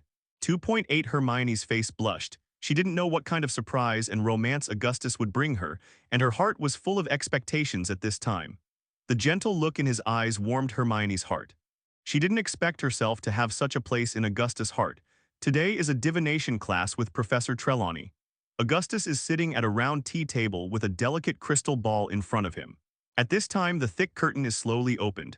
Trelawney in fancy clothes came out holding a crystal ball. "You come to my dormitory in a few days like this and we have a good discussion." Augustus smiled and stood up and left. She was covered with all kinds of accessories. 10 fingers were wearing different rings, and there were as many as 7 or 8 necklaces around her neck. The long hair is also covered with all kinds of strange pendants, and a pair of mysterious eyes are hidden behind the big glasses. "Darling, leave Harry and Ron alone. It doesn't matter what they think. What matters is that you believe me, and that's enough," Augustus said softly. "Oh, dear classmates, welcome to my divination class. Learning this class will open the door to the future and predict good and bad luck, as long as you carefully observe the crystal ball in front of you. Tell me you all see it." "What?" Professor Trelawney's voice was still in the same tone, like an old magician who cheated food and drink. She walked in front of each student with a crystal ball in her hand, and suddenly stopped when she walked in front of Augustus when she got down. She adjusted the glasses on her face and put her face close to Augustus mysteriously, so close that the tip of her nose almost touched Augustus. Apparently, Trelawney's actions made Augustus very dissatisfied. He coughed lightly and moved his chair back to distance him from Trelawney, but Trelawney didn't mean to give up. She put it down. With the crystal ball in his hand, he stretched out his hand to hold Augustus' face and looked at it for a long time as carefully as he observed the crystal ball, and then said, "It's incredible. I saw in you the intersection of two destinies, destruction and reconstruction intertwined. Together, whether you are great or evil, you are destined to create greatness in history." Hermione chuckled. She was the person who least believed in Trelawney's prophecy, but this sentence made Augustus frown. He knew the meaning of this sentence, and he felt a little wary of Trelawney in his heart. In other words, she was wary of the strange feeling that had just passed by. And Trelawney seemed to have flashed the fluctuations when the blood relay limit was activated just now. Trelawney took a closer look at Augustus before leaving. The prophecy was indeed a mysterious ability that changed the world of Harry Potter by herself. Trelawney's prophecy was just as accurate. Augustus didn't want this neurotic woman to say any more surprising words. He had an instinctive rejection of such things as prophecy. Trelawney is indeed a descendant of Cassandra. Her ancestors were once great prophets, but they were cursed by Apollo. No matter how accurate her predictions were, no one would believe Cassandra's predictions. This innate ability is in the blood, although it has become less effective in Trelawney's generation, but her occasional predictions are still extremely accurate. "Miss Granger," 35 Hermione's obviously disdainful expression irritated Trelawney. She walked up to Hermione, looking at the crystal ball in her hand. "Your future is doomed to twists and turns, the final destination in unexpected corners. Professor Trelawney, I don't think you should intimidate your students in the name of prophecy." Augustus was displeased with Trelawney's words, and at this moment Umbridge walked into Trelawney inside the classroom. She has an evaluation board in her hand. After knocking on the classroom, everyone's eyes converged on the door. "Professor Trelawney, I want you to give me a prophecy. Tell me your worth." Umbridge despised the strangely dressed woman in front of him with a crystal ball. In her opinion, Trelawney was similar to the gods on the rivers and lakes, and she didn't understand how Dumbledore would let such a person be a teacher. Wait a minute. Umbridge's appearance made Trelawney a little flustered, and the ruler of Hogwarts had already expressed his dissatisfaction with him. Came here today obviously to find fault. Hurry up. Umbridge had a dark face, she was short and fat in pink clothes, and with a pair of big eyes she was a veritable pink toad. Well this. Trelawney was clearly panicking in front of Umbridge, but soon Augustus felt the fluctuation just now, the power of the bloodline. Oh, Trelawney suddenly realized, pointed at Umbridge and said, "You will be in danger, disaster is imminent." As soon as the words fell, all the students laughed ha. They all thought it was Trelawney Nye's nonsense was to humiliate Umbridge. Only Augustus didn't laugh because he knew Trelawney was right. Apollo's curse on Cassandra did not disappear because of her death, but spread to her descendants just like the gift of prophecy. Even if the prophecy was accurate, very few people believed in the prophecy. This sentence obviously stimulated Umbridge, her face flushed, and she wanted to say something, but the words were stuck in her throat, but she couldn't say it. She thought in her heart that you said that I am in trouble, and I will let you be in trouble first. Umbridge took the pen and slashed hard on the board, then turned away angrily, leaving Trelawney there bewildered. Soon Umbridge personally delivered a letter of dismissal to Trelawney. Most of the students at Hogwarts ran out when Professor 697, McGonagall, separated the crowd and walked in. She hugged Trelawney by the shoulders and whispered to her. But no matter how much Trelawney begged, in the end she could only walk to the door of Hogwarts with a suitcase in tears. The usual magic tricks are gone, and now she is just a poor woman who was fired by the old version. And Umbridge still had a cold face, no sympathy, she was still secretly proud, she wanted to use Trelawney to establish her prestige. At this moment Augustus stood up from the crowd. He walked up to Umbridge and said, "I hope you will keep Professor Trelawney." The moment Umbridge saw Augustus, he couldn't help touching it, he glanced at his left hand. The scar lurking under her skin reminded her of how terrible Augustus was. Hearing her remarks, Augustus suddenly laughed, the decision of the school board. But in front of so many people, Umbridge couldn't just give in front of a student. She shook her head and said, "This is the decision of the school board, not me alone. Don't be pitiful anymore, Trelawney, please leave Hogwarts now." Umbridge's tone was extremely cold. "You are no longer Hogwarts teacher from today, please pack your things and leave here," Umbridge said proudly. She was happy to see Trelawney crying and begging her. She was a vengeful person. "Please, don't drive me away, I have made Hogwarts my home. I really don't know where I can go if I leave here." Trelawney was already crying. "You said in front of me that this was the decision of the school board. I really don't know where you got the courage. Then I'll ask you, who are the members of the 12 school board members?" Looking at Umbridge, who pretended to be calm and seemed confident, Augustus sneered. Umbridge, who was originally a nonsense, was a little flustered when Augustus asked this, and then she seemed to remember something. Fudge seems to have told her, the Black family is. Immediately, a pale and flushed feeling appeared on Umbridge's face. She felt embarrassed to say what she just said in front of Hogwarts' biggest trustee. At the same time, Umbridge touched his left hand involuntarily. The scar lurking under her skin reminded her of how terrible Augustus was. But in front of so many people, Umbridge felt that she couldn't just give in front of a student, and she said mysteriously, "I just want to fire Professor Trelawney." Umbridge's head was raised high, and it seemed that the onlookers of the students and professors around her had given her a lot of courage. "Oh, really?" A cold smile hung on the corner of Augustus' mouth, and Umbridge was so frightened that he quickly covered his arm, but nothing happened. Augustus came to Umbridge and said lightly, "If you insist on going against my will, then I can call a meeting of the school board at any time and let Dumbledore return to Hogwarts. And then you will meet with special pack-up like Lelani and get out. I guess that's something you don't want to see. .99. I also don't think it's time to drive Trelawney away now," Professor McGonagall said. Her words represented the wishes of the other professors at Hogwarts, who obviously knew what it meant to be cold. "It's okay to be stupid, but don't let your stupidity be too obvious." Augustus whispered, "I think Fudge should also know what it means to protect the car. Didn't he warn you not to provoke me?" Umbridge was startled by Augustus' words. She thought for a moment, and her heart sank. If she defied Augustus' wishes, the result would be unbearable, whether it's a job or personal safety. "Okay, I agree to let Professor Trelawney stay temporarily, and I will discuss the matter of dismissing her." After speaking, Umbridge's face was very ugly, and he turned and left here quickly, obviously feeling ashamed in front of students and professors.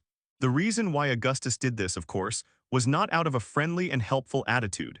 He was curious about Trelawney's ability, and it was only easier to make the next contact with a little helping hand. That night, Augustus knocked on Professor Trelawney's door. "Hello, Professor Trelawney, I'm visiting you on behalf of the students." Augustus still had a deep and charming smile on his face. "Thank you so much." Trelawney's eyes were red, obviously she had just cried. She ushered Augustus into the room, and Trelawney was grateful for the courage to speak for herself under Umbridge's power. Augustus and Trelawney exchanged a few words, and he immediately turned the topic to the prophecy. "Professor Trelawney, I am very interested in your prophecy. I wonder if you can show it again." Speaking of prophecy, Trelawney began to look like a ghost again, showing a mysterious expression and said some nonsense words, nagging for more than 10 minutes, but there was no real word, which made Augustus for a while frown. Perhaps it was because of the excessive use of the bloodline ability before, that strange fluctuation did not appear again, and Trelawney did not make any accurate predictions. At this point, Augustus was almost certain that this woman didn't really understand what prophecy was, just because Cassandra's blood was flowing in her body. Since it is a parallel import, it is useless to keep it, and it will only add trouble. "Professor, I don't think Hogwarts is safe anymore. In fact, the real purpose of my coming here today is to send you to another safer place," Augustus said slowly, his face gradually showing a hint of coldness. It made him feel uneasy, and he wasted a lot of emotion and time, but there was a price to be paid. In other words, Augustus didn't want this woman to use the power of blood to say anything that would give him a headache. It is better to believe what is present than what is not, and nip danger in the bud. This is the principle pursued by Augustus. Trelawney, apparently also feeling the danger, stepped back and said, "No, I'm not going anywhere, I'm staying at Hogwarts. This is my home. It's good there, it has everything you want, and you can live the life you want." Augustus snorted and stepped closer to Trelawney. Why? Trelawney hurriedly took a wand from her bosom, wondering why Augustus was doing it to herself. But at this moment, she was surprised to find that Augustus' eyes turned blood red, and a hexagram in his pupil was shining with a strange light. This was Trelawney's last consciousness, and soon her mind was blank and stood there. "Slowly closed my eyes. Will take you to a place where there is no use of pain, and you will realize all your ideals." The hexagram in Augustus's eyes spun rapidly, sending Trelawney into an eternal fantasy, all in reality. What she can't achieve in her dreams will come true one by one. This incident intensified the students' resentment against Umbridge, and Augustus became the leader of the students' revolt against Umbridge's tyranny. "Is that all you want to do? You've killed a lot of vampires, so don't meddle with basic teaching of this level. I hope that what you do is not to join Dumbledore's army, but to unite with the rest of the school. Oppose Dumbledore's students, bring them under your command." That night, Drake found Augustus and said expectantly, "Cousin, I heard that you have formed a study group. Would you like to bring me in too?" The next day, the news of Professor Trelawney's disappearance spread throughout Hogwarts. Nothing was left in her dorm room, and rumors began to spread in the school that Trelawney was kicked out of Hogwarts overnight by Umbridge. Rumors? Drake was startled. "Then I'm not going to be right with my cousin." Hearing his little cousin's words, Augustus rolled his eyes. When Draco heard this, a black line appeared on his head. "My dear cousin, are you really okay with this? But it sounds like a lot of fun." As for Dumbledore's army, this kid Draco is naturally not interested, but Wang Nuazhao, the person teaching, is Augustus, then it is different. It is estimated that no one among the students knows the strength of Augustus better than him. Even you know about Dumbledore's army, Umbridge will sooner or later bring someone to encircle and suppress Dumbledore's army. But I think it's hard to find out with her stupidity, so she needs someone to lead the way. Augustus said lightly, "I think we can act alone and help Lord Voldemort conquer the giant." Lucius said, "We must prove our worth to the Master." "Don't you need to seek help from the Master?" "That's a giant," Count Dracula asked. "No, we can handle such trivial matters by ourselves. Master has more important things to do." Lucius knew that Augustus was busy preparing for Dumbledore's army, and he didn't want to disturb him. Mudu and Count Dracula looked at each other and said nothing. They were all thinking about how much damage this battle would bring to their clansmen.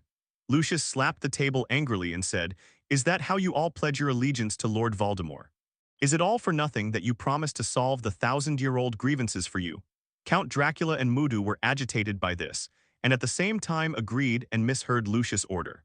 After all, Lucius is now Voldemort's representative. Lord Voldemort closed the cave and no one could see him except Lucius. Now is the time for us to show our loyalty to Lord Voldemort. After Lucius took out a map from his arms, he pointed to an island in the picture and said to the two of them, "According to reliable information, the giants are now hidden on this island." Soon 3 huge sailboats appeared in the North Sea, led by Lucius 697s, Mudu and Dracula respectively, full of werewolves, vampires, and Death Eaters sailing towards the giant island. Just when their ship was about to arrive at its destination, the sea, which had always been calm, suddenly lost the wind, the sky was overcast, and it soon became like the bottom of a black pot. Anyone with sailing experience knows this is the prelude to a storm. Lucius immediately notified Mudu and Count Dracula and asked them to stow the sails and tie the cables to prepare for the coming of the storm. Suddenly a blast of thunder struck the sea, and the rain poured down in an instant, and the sea rolled up before the huge waves surged into the sky. The three sailboats rose and fell like three fallen leaves in the wind. The huge waves hit the boat and made people unable to open eye. Lucius decided to turn the sailboat into stealth mode to avoid the huge waves at sea. But at this moment, a huge whirlpool suddenly appeared on the sea, and the three sailboats immediately lost control. Drive in the direction of the whirlpool. Lucius asked his subordinates to control the sailboat desperately, and at this moment, a larger sailboat gradually floated up in the whirlpool in front of the fleet. The sailboat was the size of an island. The bow of the boat is carved into the shape of a dragon head, which is incomparably huge, even bigger than Lucius' sailboat. The people on the boat are also very tall. No, Lucius was shocked. It turned out to be a giant's battleship. Aren't giants all barbarians? How could there be battleships? Both Lucius and Draculatum were stunned. Who are you? Why are you here? A voice sounded from the ship like a thunderbolt hit in midair, causing Lucius' ears to ache for a while. We are Voldemort's subordinates. Our master wants you to join us and rule the world with us. Lucius struggled to stand up straight. Ha ha ha ha ha. There was a huge laughter from the big ship, and then there was no sound at all, and then the giant's battleship rushed towards the ships of Lucius and others. In front of this huge ship like a small island, Lucius' ship was as fragile as a sampan. At this moment of crisis, the boat of Lucius and others disappeared instantly, and a man appeared where the sea and the sky met.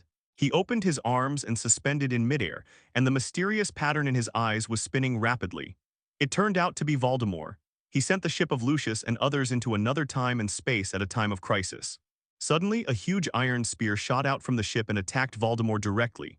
Voldemort waved his wand, and the flame of destruction cut through the sky, instantly igniting the iron spear, and the iron spear turned into a pile of fly ash in the air, and the flame of destruction swept through the sky. Without a handle on this, the huge light blue fire column rushed towards the giant ship like a meteor, and the giant ship instantly fell into a sea of fire. All the giants panicked and desperately rescued, but the flames of destruction would not go out, and all the giants jumped into the water. Tell your leader to surrender to Psyme as soon as possible, or the inextinguishable flames will burn everything you have. After speaking, Voldemort disappeared into the sky. This is just a shadow clone. The three warships of Lucius and others were released by Voldemort. Thank you, Master, for saving us in distress.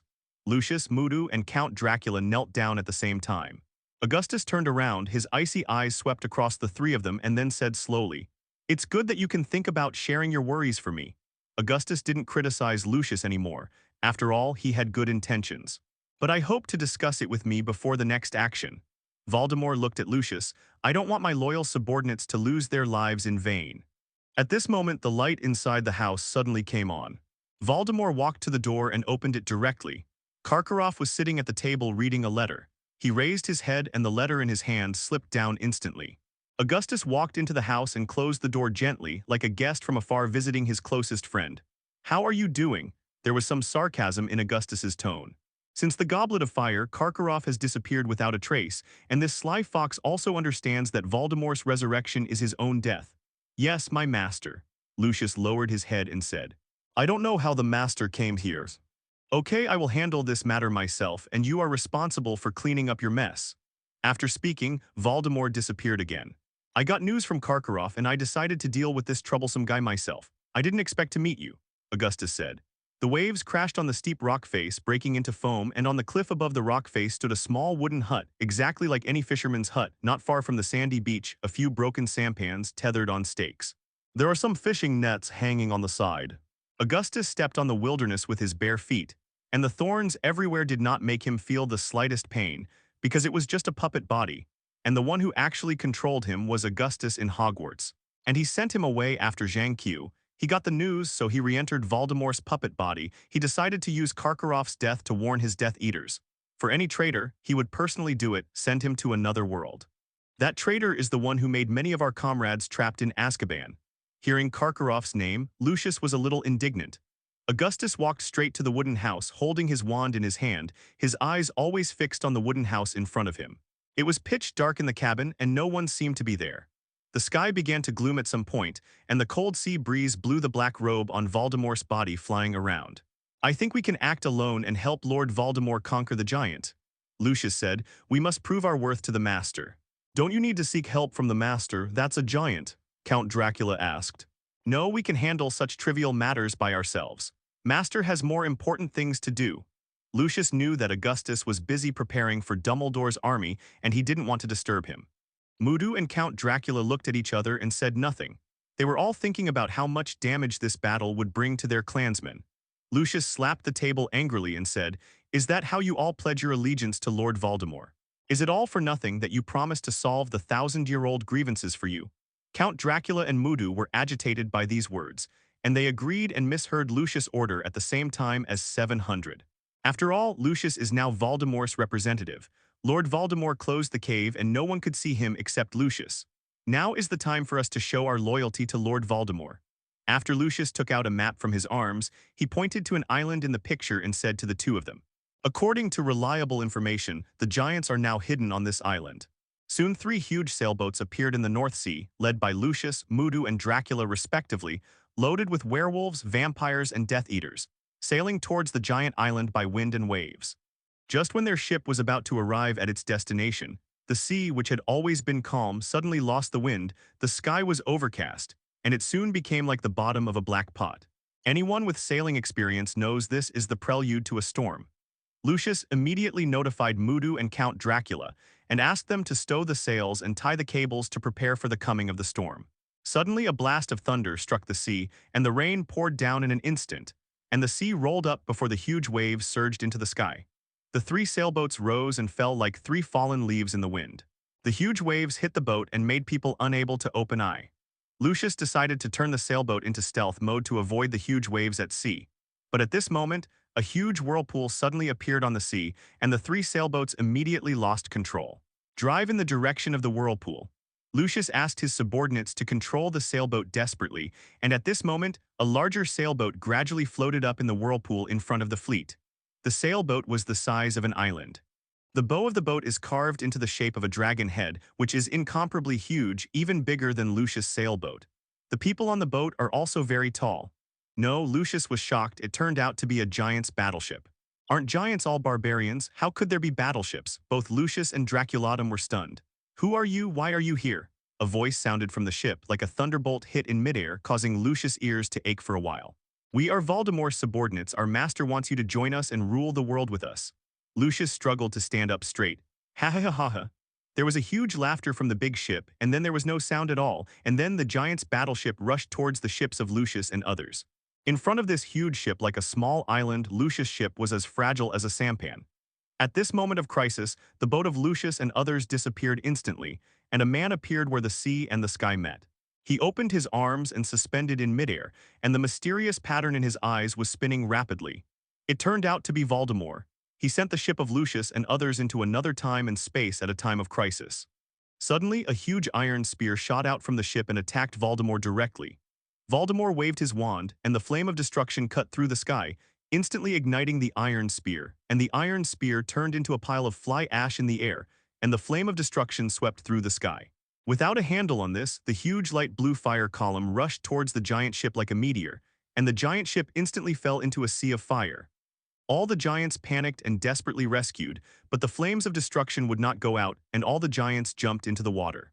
Tell your leader to surrender to me as soon as possible, or the inextinguishable flames will burn everything you have. After speaking, Voldemort disappeared into the sky. This is just a shadow clone. The 3 warships of Lucius and others were released by Voldemort. Thank you, Master, for saving us in distress. Lucius, Mudu, and Count Dracula knelt down at the same time. Augustus turned around, his icy eyes swept across the 3 of them and then said slowly, "It's good for you to think about sharing your worries for me." Augustus didn't criticize Lucius too much. After all, he had good intentions. "But I hope to discuss it with me before the next action." Voldemort looked at Lucius. "I don't want my loyal subordinates to lose their lives in vain." "Yes, my master," Lucius lowered his head and said. "I don't know how the master came here. I got news from Karkaroff and I decided to deal with this troublesome guy myself. I didn't expect to meet you," Augustus said. "That traitor is the one who made many of our comrades trapped in Azkaban." Hearing Karkaroff's name, Lucius was a little indignant. "Okay, I will handle this matter myself and you are responsible for cleaning up your mess." After speaking, Voldemort disappeared again. Augustus stepped on the wilderness with his bare feet, and the thorns everywhere did not make him feel the slightest pain, because it was just a puppet body, and the one who actually controlled him was Augustus in Hogwarts. And he sent him away after Zhang Qiu. He got the news, so he re-entered Voldemort's puppet body. He decided to use Karkaroff's death to warn his Death Eaters. For any traitor, he would personally do it, send him to another world. The waves crashed on the steep rock face, breaking into foam, and on the cliff above the rock face stood a small wooden hut. Exactly like any fisherman's hut, not far from the sandy beach, a few broken sampans tethered on stakes. There are some fishing nets hanging on the side. Out 2.8 Gustus walked straight towards the wooden house, holding his wand in his hand, his eyes always staring at the wooden house in front of him. It was pitch dark in the cabin and no one seemed to be there. The sky began to gloom at some point, and the cold sea breeze blew the black robe on Voldemort's body flying around. At this moment, the light inside the house suddenly came on. Voldemort walked to the door and opened it directly. Karkaroff was sitting at the table reading a letter. He raised his head and the letter in his hand slipped down instantly. Augustus walked into the house and closed the door gently, like a guest from afar visiting his closest friend. "How are you doing?" There was some sarcasm in Augustus's tone. Since the Goblet of Fire, Karkaroff has disappeared without a trace, and this sly fox also understands that Voldemort's resurrection is his own death. "I think we can act alone and help Lord Voldemort conquer the giant," Lucius said. "We must prove our worth to the Master." "Don't you need to seek help from the Master?" "That's a giant," Count Dracula asked. "No, we can handle such trivial matters by ourselves. Master has more important things to do." Lucius knew that Augustus was busy preparing for Dumbledore's army and he didn't want to disturb him. Mudu and Count Dracula looked at each other and said nothing. They were all thinking about how much damage this battle would bring to their clansmen. Lucius slapped the table angrily and said, "Is that how you all pledge your allegiance to Lord Voldemort? Is it all for nothing that you promised to solve the 1,000-year-old grievances for you?" Count Dracula and Mudu were agitated by this, and at the same time agreed and misheard Lucius' order. After all, Lucius is now Voldemort's representative. Lord Voldemort closed the cave and no one could see him except Lucius. Now is the time for us to show our loyalty to Lord Voldemort. After Lucius took out a map from his arms, he pointed to an island in the picture and said to the two of them, "According to reliable information, the giants are now hidden on this island."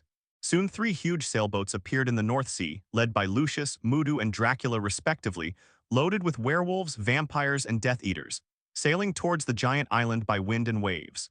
Just when their ship was about to arrive at its destination, the sea, which had always been calm, suddenly lost the wind, the sky was overcast, and it soon became like the bottom of a black pot.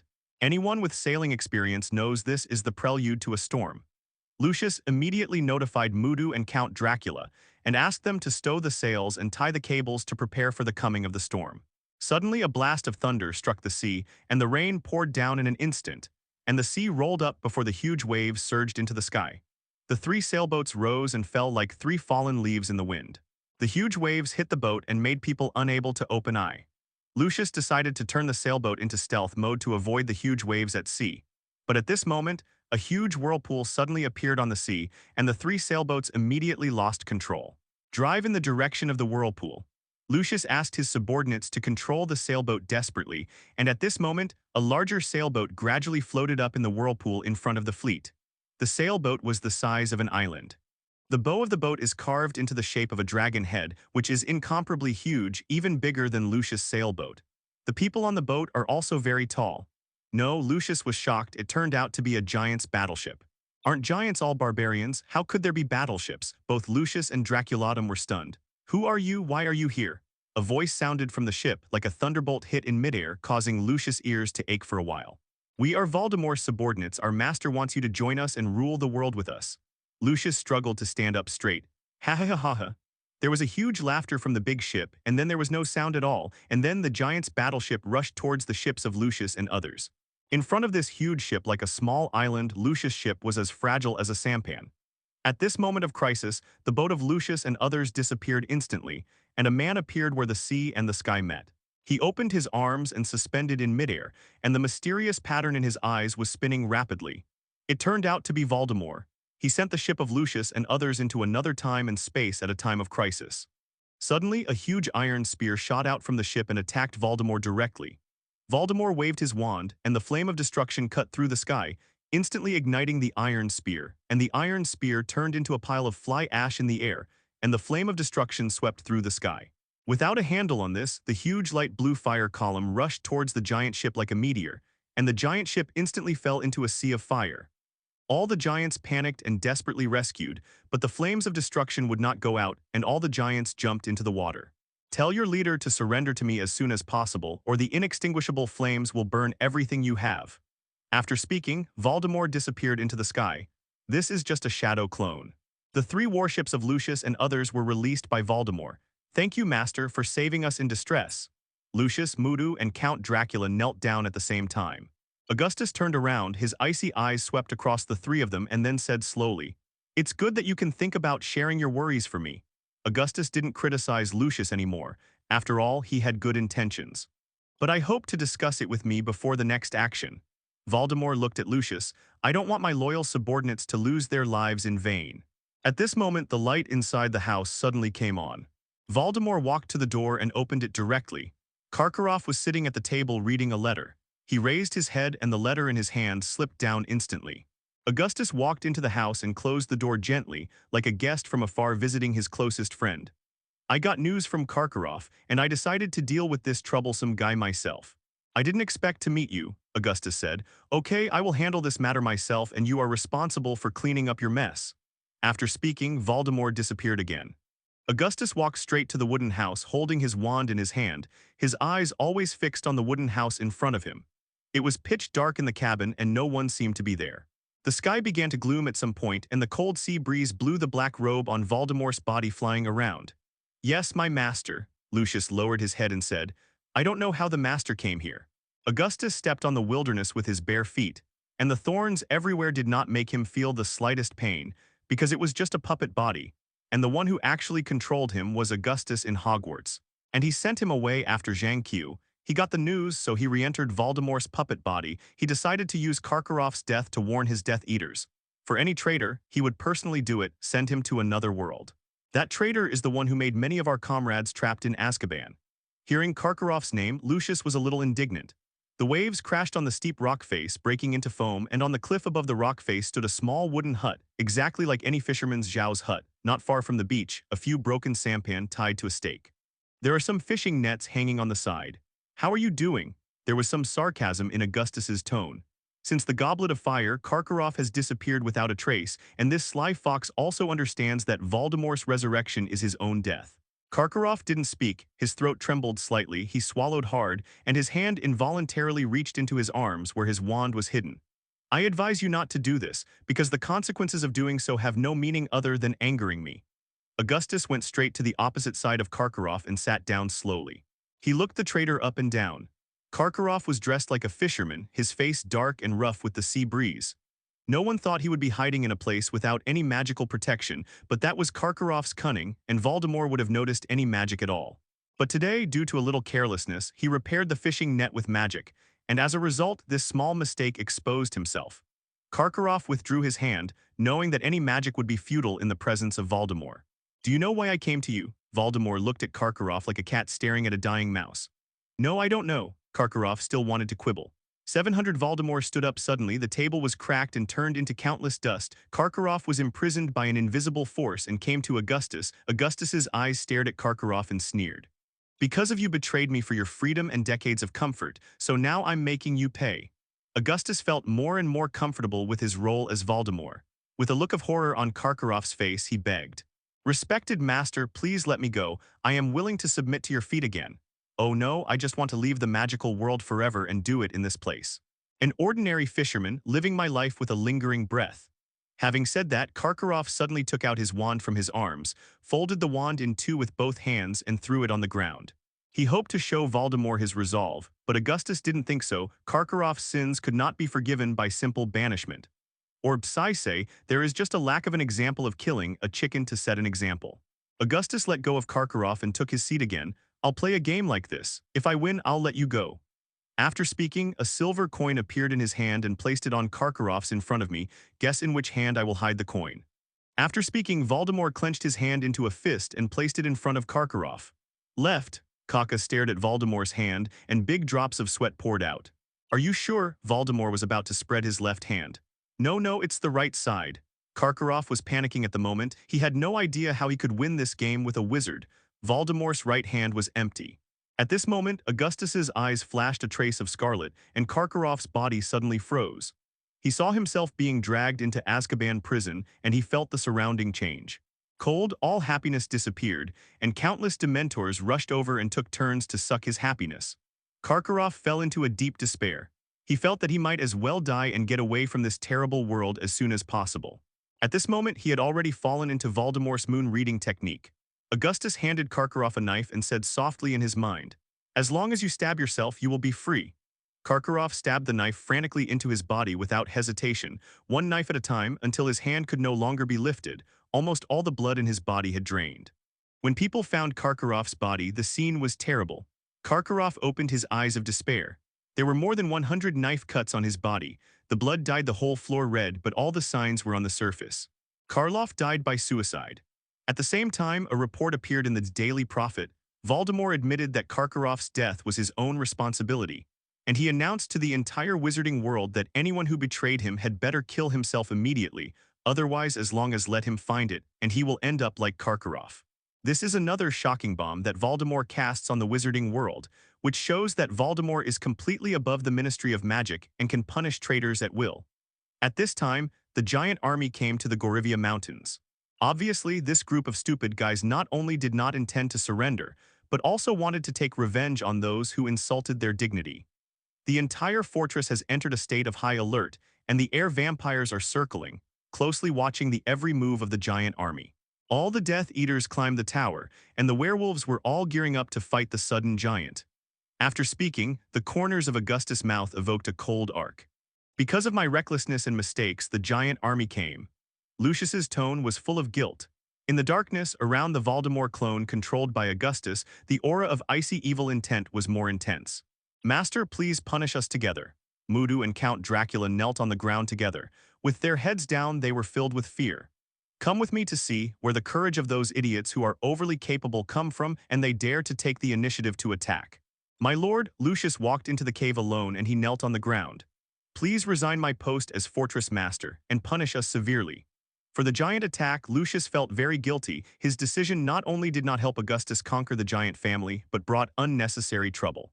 "Lucius, it's not as serious as you think. I know you're sharing my worries, and the current situation is not bad, isn't it? The giants, these brainless idiots, are better here than fighting on their territory." "Why?" Voldemort opened his eyes, but his voice was not angry. Augustus, accompanied by Lucius, Mudu, and Count Dracula, climbed the tower of the fortress. The high tower could just overlook the entire Gorivia Valley. Right in front of the fortress, the dust was flying and screaming. A terrifying giant team is slowly advancing. They are hideous, half-naked, their strong muscles are full of strength. The big sticks and axes in their hands are swaying like tigers, their feet are on the ground, and the whole earth is full of strength. In the tremor, they roared in unison, and there was a strong wind in the mountains.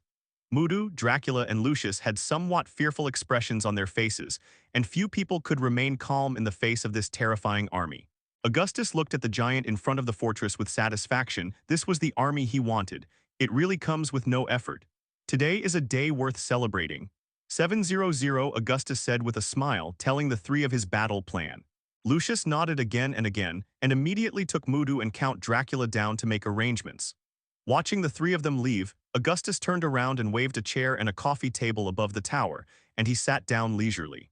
"Brew a light cup of black tea and start appreciating the battle." The gate of the fortress opened. Mudu led the elite werewolf and stood at the forefront with various weapons in his hands, and the vampires turned into bats that covered the entire sky.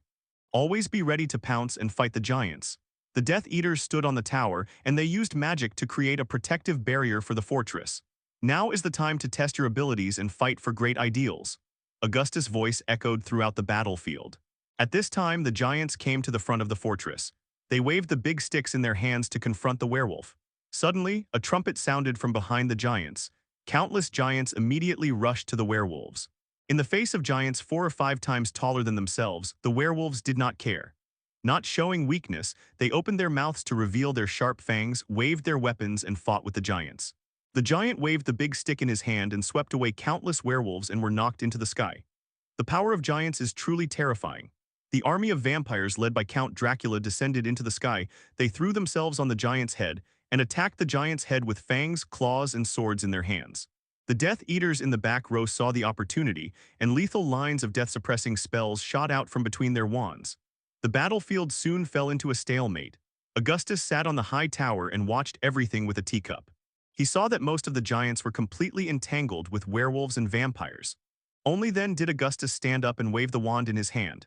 With the waving of the wand, a dazzling blue light wave suddenly radiated out, causing a shocking visual effect, and even a slow creature like a giant felt a shudder of that majestic magic. With the formation of the magic wave, the land behind the giant squirmed for a while, and the originally hard rock began to soften and become muddy, showing a dark gray color, and a huge swamp gradually loomed. At first glance, this swamp is a forbidden place to devour life, and all of a sudden the giant's back path is completely cut off. These giants turned around and found that they had no way to retreat and roared one after another. They were completely unafraid of death and pain, and they were even more crazy. Pounce on werewolves and vampires. Augustus sent a signal to the air, and all werewolves and vampires immediately withdrew from the battlefield and hid in the fortress. The fortress mechanism turned, and countless sharp spears protruded from the fortress walls. Everything that is close is cut in half. The main gate of the fort is only a land, and there are bottomless valleys on both sides. The bottom of the valley has long been planted with iron thorns, and as long as they fall, they will lose their lives. Augustus just wanted to play the fortress attack and defense battle, and by the way, check the defense level of the fortress in the Gorogoya Mountains. At this time, the walls of the fortress began to slowly crush the giants, and the strongest soldiers rushed out of the giants. They held thick top sticks in their hands and slammed into the walls of the fortress. The whole wall was made of various rare metals. It was made to be extremely sturdy, and such an impact would have no effect at all.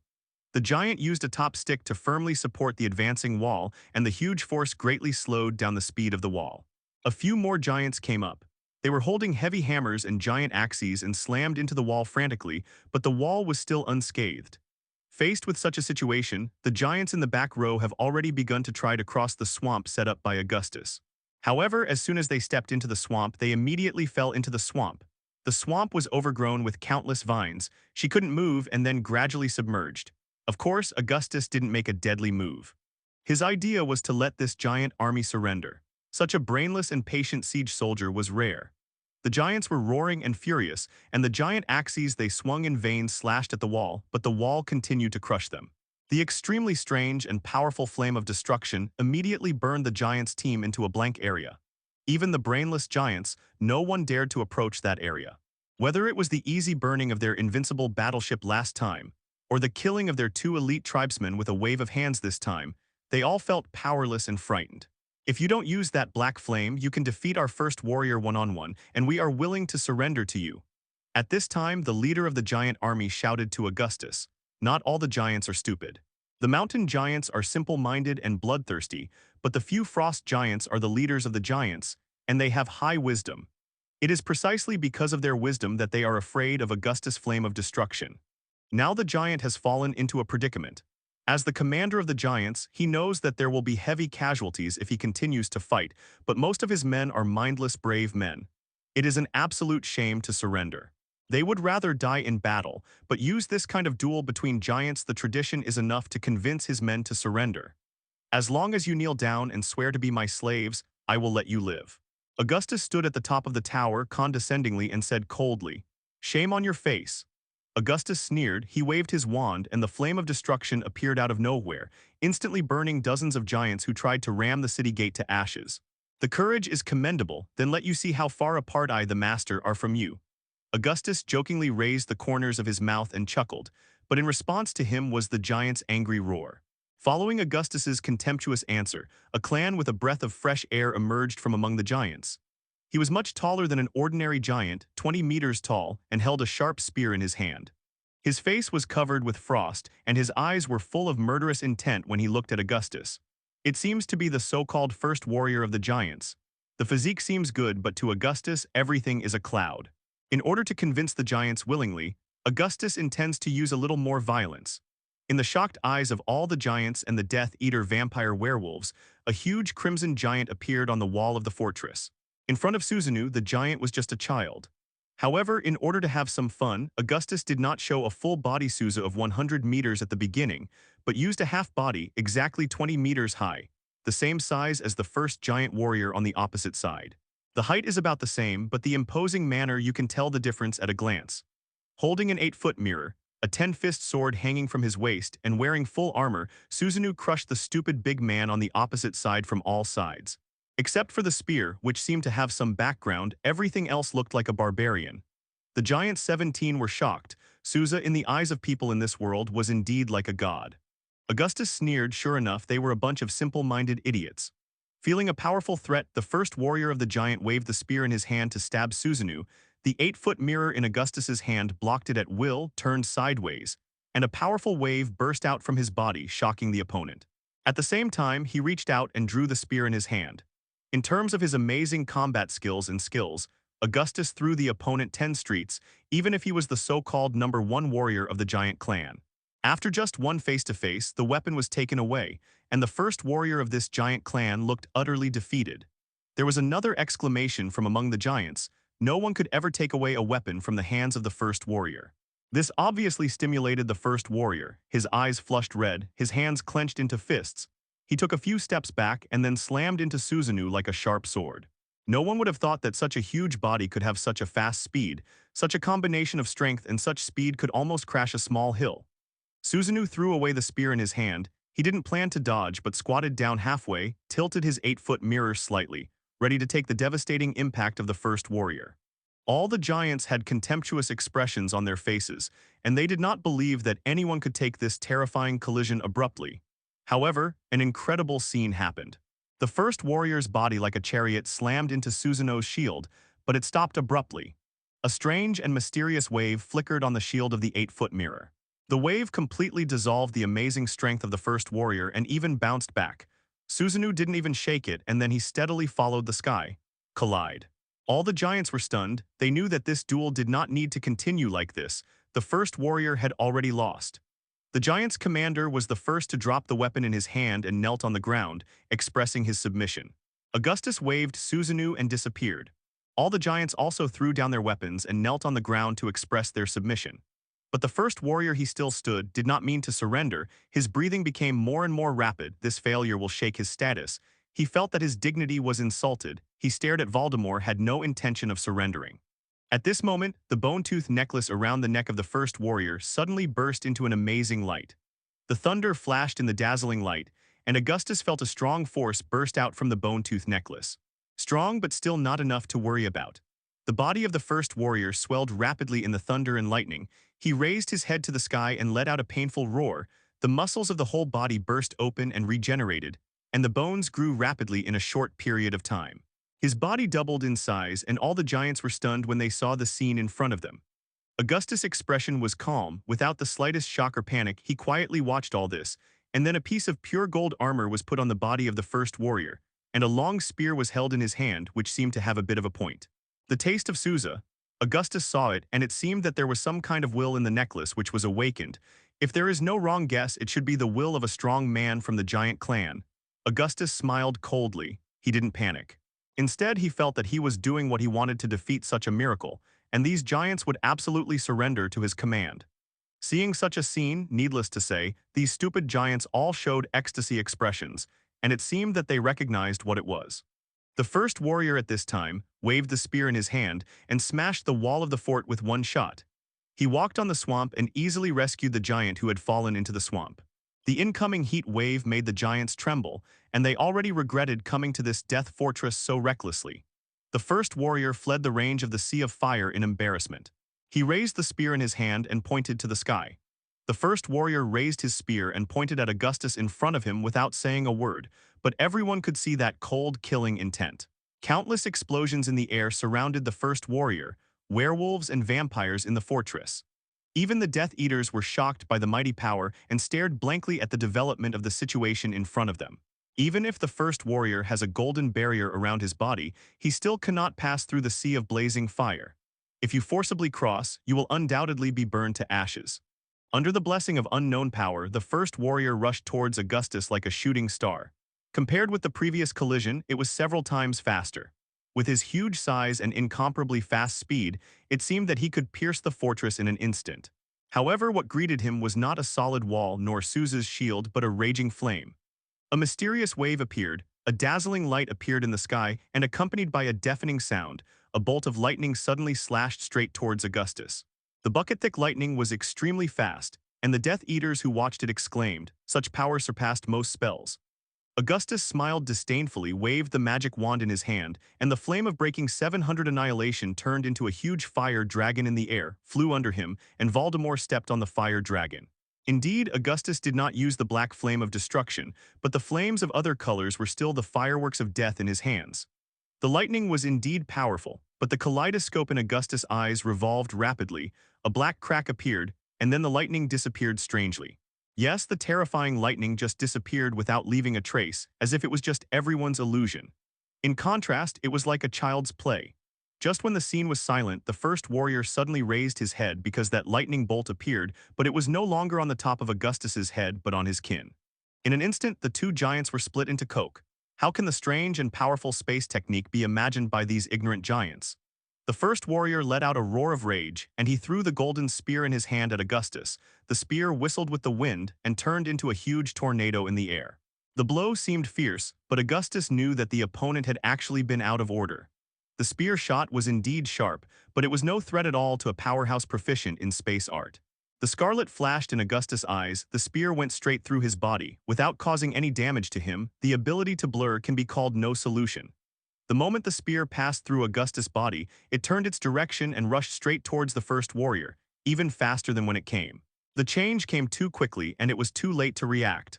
Almost in the next second, the huge body of the first warrior was nailed to the ground. The scene fell into silence once again. No one expected such an ending. All the giants were desperate, and even the most worshipped god of war in their own family was defeated by Voldemort. Who else could they count on? The first warrior, who was nailed to the ground and possessed by his real body, helplessly stretched out his hand into the air, as if he was praying for something, but soon his eyes lost all vigor and his hand slowly lowered. Gradually his body and spear turned into fly ash and disappeared into the sky. "Master, I am willing to surrender." All the giants sincerely surrendered to Augustus this time. All werewolves, vampires, and Death Eaters also cheered, and they worshipped Voldemort even more. His power is too strong, even giant warriors in this state are not his opponent. Who else can beat him? Augustus waved his cloak lightly, and while laughing, the wind and clouds changed color, the waves rolled, and the dark clouds once again formed the pattern of the dark mark. Augustus took Lucius back to the depths of the cave. "Although this fortress has been destroyed, it is worth the loss to gain this powerful giant army." Augustus smiled. "My master, the realization of our goal is getting closer." Lucius echoed. "Well, I'll leave the rest to you. You have to arrange the giant army as soon as possible, and at the same time repair the fortress destroyed by the giants as soon as possible," Augustus ordered. "Yes, my master. I will never let you down again." As soon as Lucius finished speaking, Augustus sat back in his seat and closed his eyes. The next night, Augustus once again called the entire Dumbledore's army to the room of requirement for training. "Now I'll show it to you first. It's very simple to remember the spell. It's just 4 words: calling guard," Augustus said with a smile on his face. Everyone was laughing, they concentrated, and soon a door opened on the other side of the wall and everyone walked into the room of request. There was an exclamation from the crowd immediately. This spell was obviously beyond their current age, but at the same time they were also very curious. Filch turned his head when he heard the sound and vaguely saw the back feet of a student. He quickly stood up and ran over, but he was still facing a hard stone wall with nothing, and he hammered the wall with his hands in anger. Cursed in his mouth, "These damn little rascals, I must catch you next time." As a squib, he naturally harbors hatred for students, and this hatred stems from jealousy, which can be scolded, but he still can't do anything about it. Can only hold Mrs. Norris away angrily. Unexpectedly, Filch carried Mrs. Norris and moved a table and chairs and sat in front of the wall, staring at the wall. Tonight Augustus is going to teach everyone to practice the Patronus charm. Luna seems a little lethargic. Last night she was crazy with Augustus, which made her a little bit sleepy. Augustus glanced at Luna with a deep meaning, a smirk on the corner of his mouth. Luna blushed when she saw Augustus' expression. Entering the room of requirement, everyone burst into laughter, and every time I saw Filch's angry expression, it was always very relieved. Everyone recited these 4 words silently in their hearts, and Augustus waited for a while, then took out his wand and waved it in the air, "Call God guard." As soon as the 4 words came out, a wisp of silver-white smoke floated from the tip of his wand, and soon the smoke spread a pair of huge wings in the air. With a sharp bird song, a beautiful silver-white phoenix appeared in front of everyone. Augustus walked in front of everyone. He waved his hand to signal everyone to be quiet. And immediately the members of Dumbledore's army stood in two neat rows on both sides of Augustus's body as before, and their eyes were all focused on Augustus. On the body, Augustus saw that everyone was standing, and then he said, "Today I decided to teach everyone to learn a more profound spell, the Patronus spell. The most common use of this spell is expel Dementors." Except for Hermione, everyone's eyes widened, and they saw this huge silver phoenix flying around Augustus, moving lightly, full of gorgeous and noble aura. Under the control of Augustus, the Patronus of the Phoenix swirled around Hermione, Q, and Luna, and the beautiful feathers made the girls look beautiful. The Phoenix flew in the air for a long time, and when everyone was overwhelmed, Augustus waved his wand, and the Phoenix immediately turned into a puff of silver smoke and disappeared into the air. Although everyone had seen that amazing glimpse on the train a few years ago, the sense of wonder still lingers. Okay, now everyone starts to practice the Patronus spell freely. Don't forget the most crucial spell, God Guard. If you have any questions besides me, you can also ask Hermione for advice. Tilda, Augustus said. Can you tell us more about the principle of the Patronus charm? Let us have a deeper understanding of this magic. Let's learn it as soon as possible. At this time, a pink-faced Ravenclaw girl standing in the crowd suddenly asked, "Well, it looks like she just wants to watch Augustus explain a little longer." Today, Umbridge gathered all the students of the school and announced an important decision in public. In view of Filch's report, there was a Dumbledore's army hidden in the school. In order to investigate this matter, she decided to set up only the special investigation team is dedicated to investigating Dumbledore's army, and Drake has become an important member of it. 1. This was all expected by Augustus, and that night Augustus came to Drake. "Cousin, what's the matter with me?" Drake looked at Augustus with some anticipation because he knew that there was nothing particularly important and Augustus would not find him alone. "Didn't you want to trouble Potter? Here's your chance." A mysterious smile appeared on Augustus' face, his words instantly intriguing Drake. "What chance?" Drake asked, with his eyes lit up. "Potter has been a man with his tail tucked between his tails recently, and he's not so easy to find 700 zeros. Tonight, Potter and Weasley will gather some students to practice spells near the Forbidden Forest. You can bring people over there, in the name of capturing members of Dumbledore's army, and bring them to Umbridge. Umbridge has been waiting for a long time. I don't think Potter's end will be better," Augustus said lightly. "Is this true?" Draco's eyes widened. "Certainly. It's great, cousin. I'll do it now." Hearing this news, Drake was overjoyed. It really was a good opportunity for Potter. "Make sure Potter understands how stupid he is this time." 35 Drake laughed. "But you have to remember that you must be careful when you go and don't miss the rumors. If Potter and Weasley run away, it will be bad." Augustus instructed, "Don't worry, I'm not a child anymore," Drake said excitedly. "That's good." After speaking, Augustus turned and walked away. As for why he knew about Potter and Ron's action plan, it was very simple. That illusion seed was more than just a hallucination. Because of her disdain for Potter and Ron in her heart, Hermione had no idea of participating in any of their spell practice parties. And in Hermione's view, the level of those gathered by Potter was not half as high as hers, so why waste it? Time? In the evening, Potter and Ron came to the edge of the Forbidden Forest together. "Ron, let's wait for Hermione. Maybe she's already on her way," Potter said. It seemed that his emotional intelligence was low enough, and it was impossible to see Hermione's disgust towards the two of them. Ron looked reluctant, but he didn't object. He still had Hermione in mind. But Ron and Harry waited a long time without seeing Hermione. "I knew she wouldn't come. She's being swept up and down by Augustus fans. How will she remember us?" Ron said with a cold snort. Potter sighed. "Forget it, don't wait, let's start practicing by ourselves. Today I'm going to teach everyone the Patronus charm." The more than a dozen students they summoned are also low enough to a certain limit. Otherwise, how could they be deceived by these two scumbags?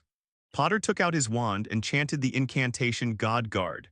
With a wave of his wand in his hand, a wisp of silvery white smoke emerged from the tip of his wand, turning into a tall stag before Ron. "Is this your Patronus, Harry?" Ron looked very surprised, looking at the stag carefully. "I don't know what my Patronus will look like." "You can try. The spell is very simple. Just 4 words to call the guardian of the gods. Remember that when you recite the spell, you must try to remember the good things in the past so that you can summon the guardian angel." 35 Harry Potter said to Ron. "Okay." Ron nodded, looking eager to try. "God Guard." Ron waved his wand like Harry did, but there was no response. He scratched his head a little embarrassedly. Why is Harry not working? Not only Ron, but the other students were embarrassed after trying, because the wand and the spell were correct, but there was no response. How could Potter know why they couldn't summon the Patronus, so he could only say vaguely, "It may be because of inexperience. I tried 3 times before I succeeded." So everyone started to try, but after half an hour there was still no response. The teaching level is poor and the learning level is even worse. How can it be possible to summon the patron saint? Just when the students' faces became more and more ugly. Not bad, you practiced really well. At this moment the sound of applause sounded from the woods not far away. Ron was startled, his practice stopped. He and Potter looked at the bushes at the same time but could see nothing. At this time a man walked out of the woods. With a wicked smile he clapped his hands and slowly walked from the shadow of the trees to the moonlight. With platinum blonde hair and cold gray eyes, no need to ask about nature. Laco came out after him, Crab and Goyle with smirks on their faces, staring at Ron and Potter with ill will. Dear Potter, I have received reliable information that you and Ron secretly formed Dumbledore's army, demagogic people in the school, disrupted the order of the school, and tried to collude with the former headmaster Dumbledore in secret to resist the Ministry of Magic. Please come with me now. Draco looked at Harry and Ron half smiling. In view of your bad behavior, I decide. Potter's persuasion immediately made Ron Weasley cowardly, bowing his head angrily and saying no more. In the end, Potter and Ron Weasley were undoubtedly brought to Umbridge's office by Drake and others. You are slandering us. Ron Weasley stepped forward. The advantage of the number made him not afraid of Drake. We are just practicing defense against the dark arts against Voldemort. Lord Headmaster, we have brought the people from Dumbledore's army. Drake smiled at Umbridge. Crabbe and Goyle dragged Ron and Harry towards Umbridge. The school has a defense against the dark arts class, and it's still taught by our current headmaster Umbridge. You are practicing in private, obviously you have other plans. The current headmaster is assigned by the Ministry of Magic. How could she let Hogwarts is in danger? Don't listen to their nonsense, everyone. Drake beckoned, and from the shadows many members of the special investigation team emerged, and they surrounded Ron and Harry. Umbridge said with a smug look on his face, and her words lifted the hearts of Potter and Ron Weasley. Ron Weasley raised the wand in his hand and seemed to want to resist, but Potter grabbed Ron and whispered, "Now that they have the upper hand, it's not good for us to do it 2.8. Enough of Drake, now that the school is in danger, how can you do things for the Tiger and Umbridge?" Potter also looked very angry. "It really is you." Umbridge looked at Harry and Ron proudly. She finally seized the opportunity to punish Harry Potter. You Dumbledore's sworn followers, you secretly formed Dumbledore in the school Lido army, trying to oppose my reforms in the school. Do you still want Dumbledore to come back? I have decided to expel you disobedient students. Amid the attention of everyone, Umbridge said cheerfully, "Expulsion." Both Ron and Harry Potter's eyes widened, and they never thought that Umbridge would punish himself with such harsh means. Drake, you have done a good job. Now you press them into the common room first, and tomorrow at the school board office I will officially let the school manager fire you. 35, Umbridge said proudly. After the students had all left, Umbridge personally informed Dumbledore of the news, and she wanted to make Dumbledore make a good embarrassment in front of her to avenge the day at Sangomore. The next afternoon, Dumbledore, who had been dormant for a long time, suddenly appeared in the long corridor of Hogwarts, and the students saw him with a different expression. But it soon turned to joy, and they all enthusiastically gathered around to greet Dumbledore. Compared with the cruel Umbridge, the tolerant and gentle Dumbledore is much better. Have you heard? Dumbledore is back. Hermione found Augustus excitedly and told him the news of Dumbledore's return. Hermione didn't know that Ron and Harry were caught by Umbridge, so I was very surprised by the arrival of Dumbledore. But Augustus was not surprised by this, because he knew that Dumbledore's purpose in coming back was to prevent Harry Potter from being expelled from the Hogwarts School Board. Really? Augustus smiled lightly. Dumbledore saw Augustus in the corridor, with a complicated look on his face, and walked quickly into the school board. The wooden door slammed shut, and the students were all talking about it, guessing the reason for Dumbledore's return this time. Do you think it's possible that Dumbledore came back to take over Hogwarts? Hermione asked Augustus. Augustus shrugged. He does want to, but it's impossible. After speaking, Augustus disappeared. At this point in the room, the 12 trustees of Hogwarts and the headmaster Umbridge were already here. I'm here today for only one purpose. I hope you don't expel Harry Potter and Ron. Dumbledore looked at the school administrators present and said, Of course your purpose is this, because Harry Potter and Ron are the troublemakers you arranged in the school. They secretly formed Dumbledore's army and disrupted the order of the school, all for you. Umbridge, he nodded, his eyes fixed on Dumbledore. Headmaster, Harry Potter was excited and guilty when he saw Dumbledore coming here for himself. Because of his own affairs, Dumbledore has been running around and lost his position as headmaster. When Ron saw Dumbledore, he was downcast, and he immediately regained his spirits. He firmly believed that Professor Dumbledore could protect himself and Harry from being expelled from Hogwarts. So he shouted, We didn't form Dumbledore's army, Umbridge. It was Augustus who really formed Dumbledore's army. It's ridiculous. Anyone can form Dumbledore's army, but Augustus has no chance. He is a student of Slytherin. They have always been at odds with you, so how could they use the name of Dumbledore? Umbridge sneered. In fact, even if Augustus did what she didn't intend to pursue it, or rather, didn't have the guts to pursue it. Augustus also walked in at this time and took the top seat. He was the one with the largest share of the school board members, and he was also the leader of the 12 school board members. Looking at Potter and Ron with wings on their faces, Augustus sneered. Also expect a moment of Dumbledore's frustrated look. Dear directors, Harry once destroyed the legend of Voldemort, and we cannot drive him out of Hogwarts. Now that Voldemort's power is growing, we need all the power that can destroy Voldemort. And Harry Potter is our greatest hope, Dumbledore said to the school directors. I vouch for Harry and Ron on my honor that they have never formed Dumbledore's army, and it is hard to say whether the others have. Dumbledore Leto gave Augustus a thoughtful glance. Directors, no matter if he is the legend of overthrowing Voldemort or not, now he has privately set up a resistance organization in the school and disrupted the order of the school. I strongly demand that both of them be expelled. And Voldemort's power is known to all. He is not a child who can defeat him. Now, Dumbledore, you're exaggerating. Umbridge didn't back down. She would cut the roots of any Dumbledore's best friend, not just for her headmaster's seat, but also for the Minister of Magic. Cornelius Fudge's instructions. Unbeknownst to Dumbledore, Augustus had already instructed the board to expel Potter and Ron from Hogwarts, and Dumbledore walked up to Umbridge and stared at her and said, "No one can start as long as I'm there." Lee and Ron's. Oh really? Umbridge sneered.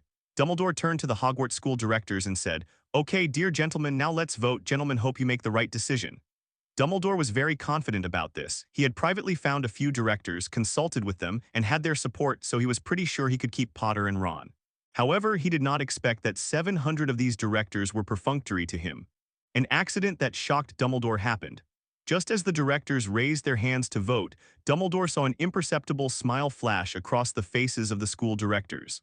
His heart skipped a beat. An ominous premonition came to mind, and sure enough, the 12 school directors of Hogwarts, without exception, raised their hands and formally approved the decision to expel Harry Potter and Ron. This is the exact opposite of what he had expected before. Logically speaking, it is impossible for the 12 school directors who represent pure blood to support Fudge. However, the reality is so cruel. Sorry, Dumbledore, we also have our position. Sorry, my old buddy, said one of the school administrators, looking like consolation, which actually made Dumbledore's face even more ugly. Umbridge had a smug smile on his face. Didn't you say that no one can fire Harry Potter and Ron with you? Now they are officially fired, and your most proud believer will soon be with you. Just got kicked out of Hogwarts. Why? Dumbledore was sullen. He thought it was just a small incident. At most it would make him lose face. But he didn't expect to directly reach such an irreversible situation.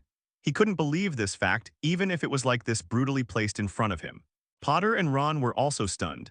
They did not expect such a consequence. Even if Dumbledore came forward, it would be difficult for him to escape the fate of being expelled.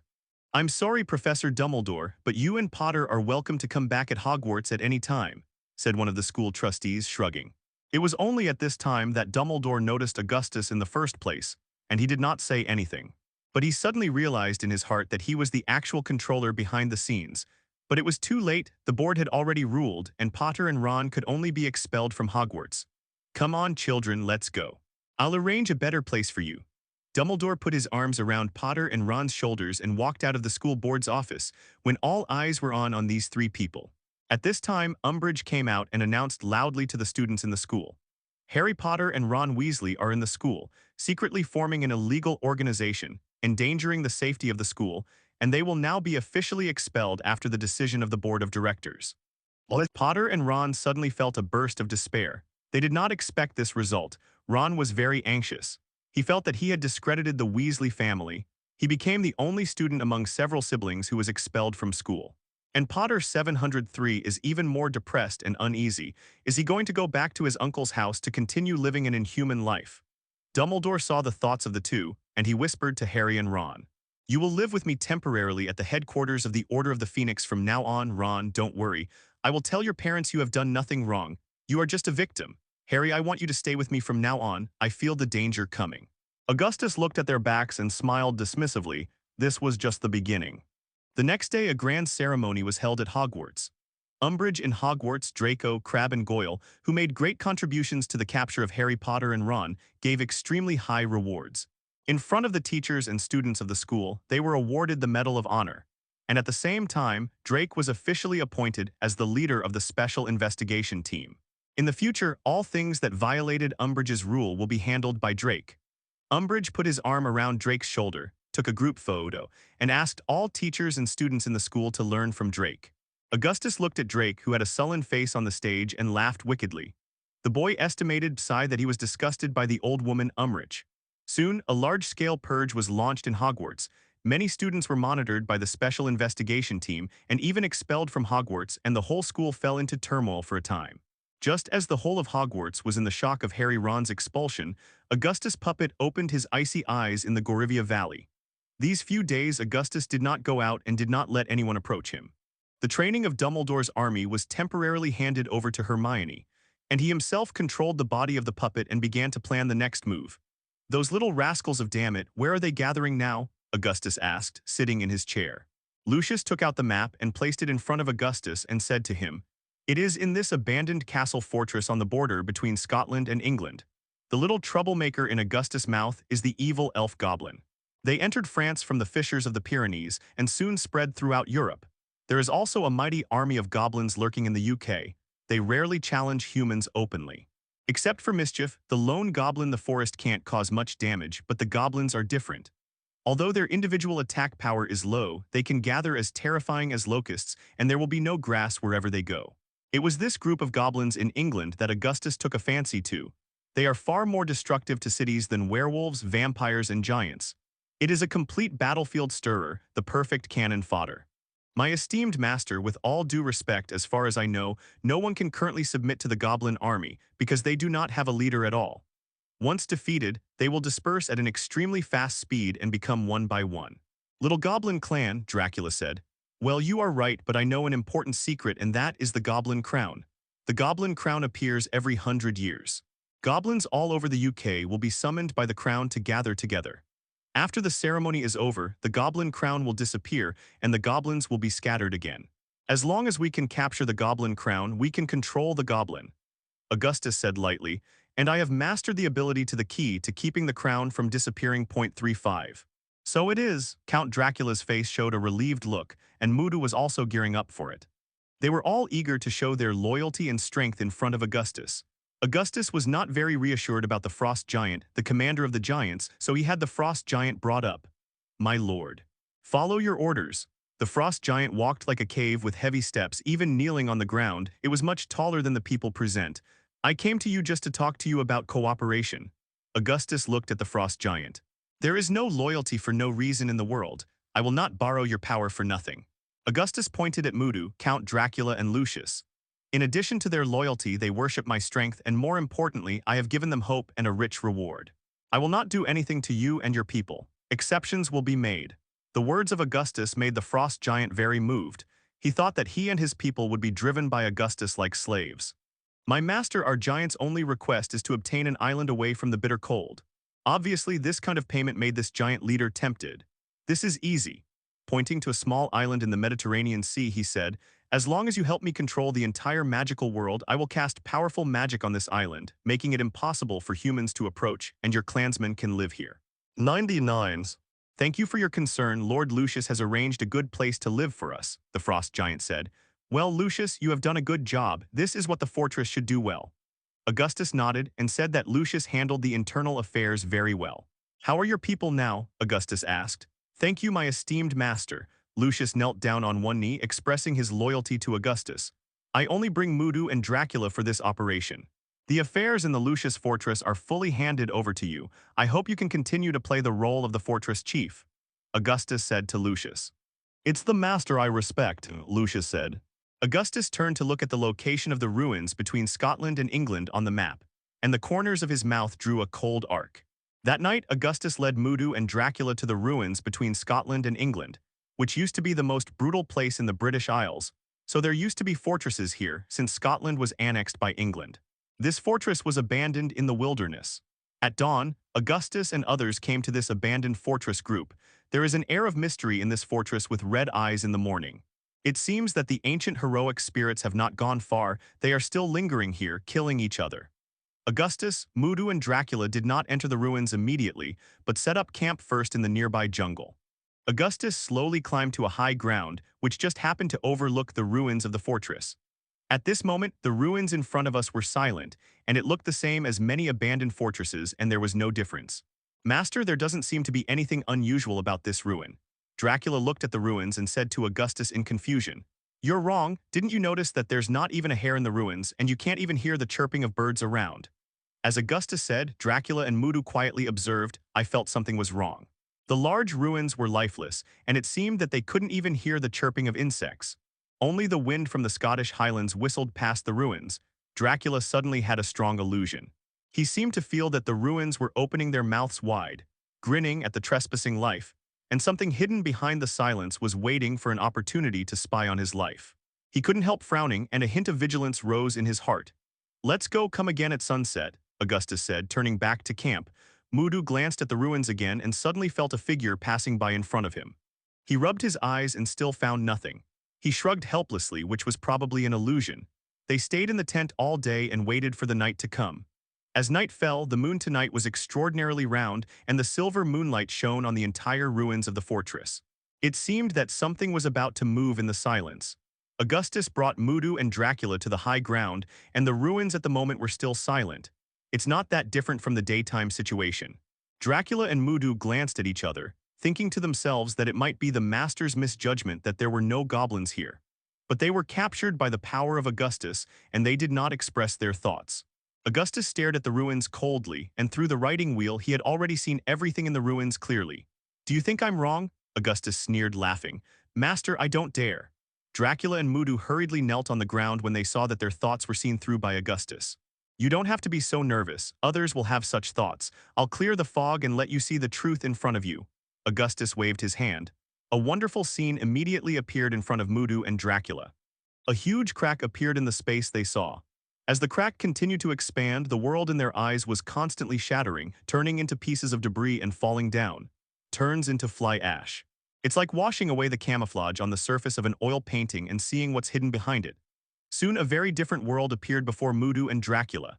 At this time, the entire ruins were brightly lit and bustling, and countless goblins with short stature, pointed ears, and extremely ugly appearances were gathering on the ruins.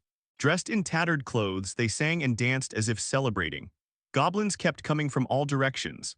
Both Mudu and Dracula were attracted by the sight in front of them and looked at all this with their mouths open in surprise. Augustus stood on the high ground. What he carefully observed was not the goblins in the ruins in front of him, but the moon above his head. As time passed, the moon slowly moved to the sky and suddenly sounded from the four directions of the ruins. Sharp horns and rumbling drums of war.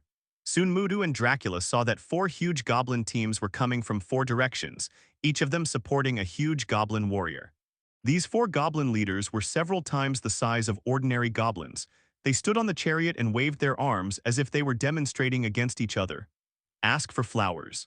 Get ready, it's our turns. 35 Augustus on Mudu and Dracula. Mudu and Dracula immediately raised their vigilance, waiting for Augustus' orders. Have you seen the four giant goblins? They should be the leaders of the small tribe who were elected to compete for the goblin crown. Augustus pointed to the four giant goblins. Mudu, Dracula, you guys. 2 goblins on the east and north, and 2 on the 4 and south are mine. Remember to end the battle before the moon completely disappears.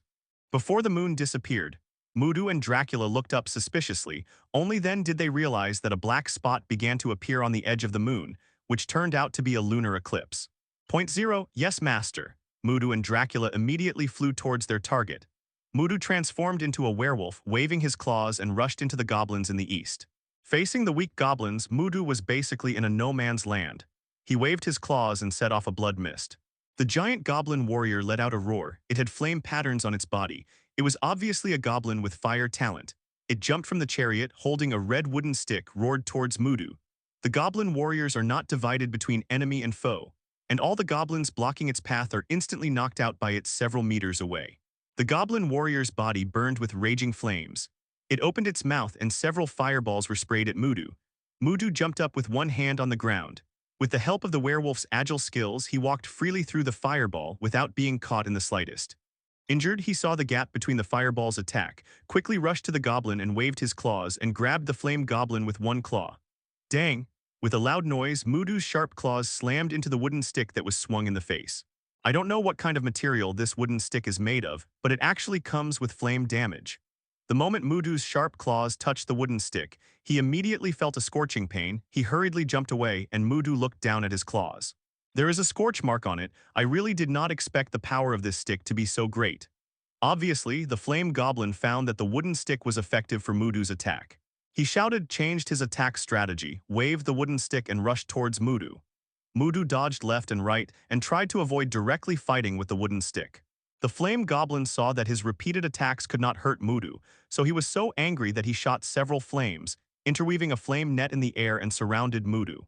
This series of attacks made Mudu furious. His eyes were red and the werewolf's blood was pushed to the extreme.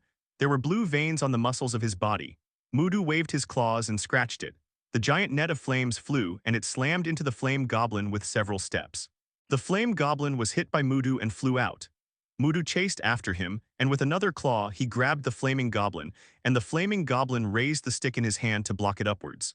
Who knew that Mudu's 703 not only did not dodge but instead used the stick. Holding the wooden stick with both hands, he endured the severe pain caused by the scorching flames, screamed up to the sky, and twisted it so hard that the wooden stick broke into two sections. Without the protective stick, the flame goblin's eyes showed a look of fear. It turned and was about to run away. Mudu stared at its back with red eyes. Suddenly Mudu's figure flashed and instantly rushed. Behind the flame goblin, a thorn pierced through its back, crushing its heart. Mudu raised his claws. The corpse of the flame goblin was worn on his claws under the moonlight, and was lifted into the air. The flame goblin's bright red blood flowed down his sharp claws, dyeing half of his body. It was red, and Mudu was like a ghost crawling out of hell, roaring in the moonlight. And the goblin army in the east was terrified by this terrifying scene. They fled in all directions. Seeing this scene, Mudu threw the corpse on the ground and sneered proudly. At the same time, Dracula is also fighting with the water goblins. Dracula pulled out the long sword from his waist and stabbed the water goblin with one sword. The water goblin smiled coldly. Dracula's sword passed through its body. Can't hurt it in the slightest. The water goblin waved the harpoon in his hand and stabbed Dracula. Dracula's body suddenly spread out and turned into a bat that was all over the sky, dodging the sting. Just as Dracula stood firm, countless water arrows attacked from all directions. He quickly retreated a few meters, but a water arrow hit the sword in his hand, and the sword immediately made a hiss corrosion sound. It was actually highly poisonous, and just as he was stunned, the water-type goblin stabbed again with a harpoon. Dracula resisted again and again with the long sword in his hand, but he gradually found that the sword in his hand was getting heavier and heavier, and a thin transparent object on the sword caught his attention. It turned out to be a layer of water in the hands of the water goblin. Every time the harpoon touches the opponent's weapon, it can attach water to the opponent's weapon, making the weapon heavier, so Dracula's Vietnam War will be more difficult. At this moment, the harpoon slashed Dracula's finger, and bright red blood flowed out from the wound and dripped on Dracula's sword. Obviously, the blood stimulated the water goblin, and it rushed towards Dracula even more frantically. Attack! Dracula waved his sword and stabbed the water-type goblin again. The water-type goblin's body instantly turned into a water state, still unable to cause damage. Just when the water-type goblin was proud, its actions suddenly froze, became immobile. It stared at its own body with wide eyes and it couldn't understand what was going on. Dracula sneered. His blood has entered the body of the water goblins at this moment and began to copy wildly in a short period of time. This is the terrible thing about vampire blood. Soon the blue water goblins turned into a red all over. The blood in the whole body was replaced by Dracula's blood. Dracula squeezed with his hand. An arm of the water goblin immediately broke, and bright red blood spurted out like a tired bird returning to its nest. All flew towards Dracula's body and quickly merged into it. With a loud sound, the body of the water goblin exploded in succession, and countless blood burst out, and finally its body was like a deflated ball. The blood in the whole body was sucked by Dracula, leaving only a skin sack on the ground. Dracula bared his sharp teeth and roared at the goblins. This scene frightened the surrounding goblins, and they all hugged their heads and fled into the jungle. Augustus floated in midair, and in front of him were the hurricane goblins and lightning goblins, who saw the flames and the water goblins die tragically, and at the same time showed angry expressions. The hurricane goblin formed a battle flag from behind and waved a strong hurricane into the sky. At the same time, the lightning goblin took out a war drum and thumped it, and a purple lightning fell from the sky. Directly into the hurricane, the combination of wind and thunder erupted a powerful force in the air. The wind and thunder were intertwined in the air and turned into a thunder and lightning tornado. For a time, the sound of wind mixed with the rumbling of thunder in the entire ruins shook the whole earth, shaking the forehead violently. The thunder and lightning tornado attacked Augustus with powerful destructive force, trying to tear him into powder. Augustus sneered and waved his wand in his hand, and the flame of destruction turned into a huge flame dragon, flapping its huge fleshy wings and rushing towards the thunder and lightning tornado. The black flame and the purple electric light were intertwined, forming a wonderful at the sight. Even the goblins raised their heads and stared blankly. The flame dragon and the thunder tornado entangled and fought in the air. The flag in the hand of the hurricane goblin was waving and whistling, and it was already sweating profusely. And the lightning goblins desperately thundered the drums in their hands. Its arms were already tingling with shock. But obviously the flame dragon has the right advantage. The huge thunder that hit from the air was absorbed by the flame thunder, and the giant dragon turned its body in the air, forming a reverse flame vortex, and began to devour the thunder and lightning tornado. Gradually, the wind became weaker and weaker, and the hurricane goblins were almost waving the battle flag in their hands. The flame dragon roared, and the entire tornado was completely swallowed by the flames. The hurricane goblin screamed and turned to run. 2.8 Avada takes his life. The wand in Augustus's hand flashed an intense green light that instantly killed the hurricane goblin. Then he turned around and sneered at the lightning goblin, who was still furiously pounding the drums. At this time, the lightning goblin was extremely angry. It used all its strength to slam the war drum in its hand, and the war drum shattered. But at this moment, the sky was covered with dark clouds, and a huge purple lightning flashed. It fell from the sky and slashed straight at Augustus, which was suspended in midair. At this time, the flame dragon rushed over, and it raised its head and sprayed a huge black column of fire into the sky, which collided with the lightning. At the moment of the impact, a violent sound broke out between heaven and earth, and everyone covered their ears. The burst of intense flashes made everyone unable to open their eyes. Although the fluctuations were violent, Augustus was not affected by the loud noise and flashes at all. He witnessed the moment when the black column of fire pushed the purple lightning back. A huge pillar of fire rushed into the sky, completely engulfing the purple lightning, and the entire sky was ignited by flames. The lightning goblin dropped the broken war drum in his hand and turned to run, but the flames of destruction did not spare it and burned it in an instant. Powder. In this way, all 4 goblin warriors were killed by Augustus. At this time, the entire ruins fell into darkness. The moon was completely swallowed up and turned black. Just at this moment, a shining star lit up above the ruins, gradually rising into the midair, as bright as the sun, and the entire ruins turned into a bright world again. All the goblins were kneeling on the ground at the moment, reverently bowed down to the spot of light. Mudu and Dracula rushed to Augustus. They looked at the goblin kneeling on the ground and felt a little puzzled. "What do we do now?" Dracula asked. 17 Don't panic, everything is under my control. Augustus turned around, put away his wand, and walked towards the spot of light. When he walked directly under the spot of light, 4 spots of red, black, blue, and yellow lighted up on the flame goblins, water goblins, hurricane goblins, and lightning goblins, respectively. Rising into the air, it turned out to be 4 delicate gems, which flew towards the center of the light like meteors, then revolved around it rapidly and finally merged together. At this moment, Augustus' body slowly floated into the air, and he stretched out his hand to hold the light spot in the air, and the light spot turned into a gorgeous crown and was worn on the top of Augustus' head. The 4 sides of the crown are inlaid with precious stones of 4 colors. Augustus slowly fell to the ground, and the moon in the sky also returned to its original state. All the goblins bowed down in front of Augustus, and he became the first real goblin king in history. In the past, in every crown battle, the victorious warriors won the goblin crown, but each time the crown lacked 1 attribute gem. As a result, the goblin crown self-destructed due to the imbalance of power. So for thousands of years, no one has ever become a true goblin king. But now Augustus has killed 4 warriors and collected 4 gems, so now the goblin crown no longer disappears. Augustus can use it to command all the goblins in the world. Finally, all the forces Augustus had to attack the wizarding world were gathered, and the next step was to formally declare war. Back in Gorivia Valley, Augustus was very satisfied that he had sent the goblin crown to the spacetime created by the Shaker and preserved it. "My master, is it going well?" Lucius led the Death Eaters to greet Augustus, Mudu and Dracula at the gate of the fort. "Well, I have obtained the goblin crown, our plan has been basically completed, and now we can start a large-scale attack."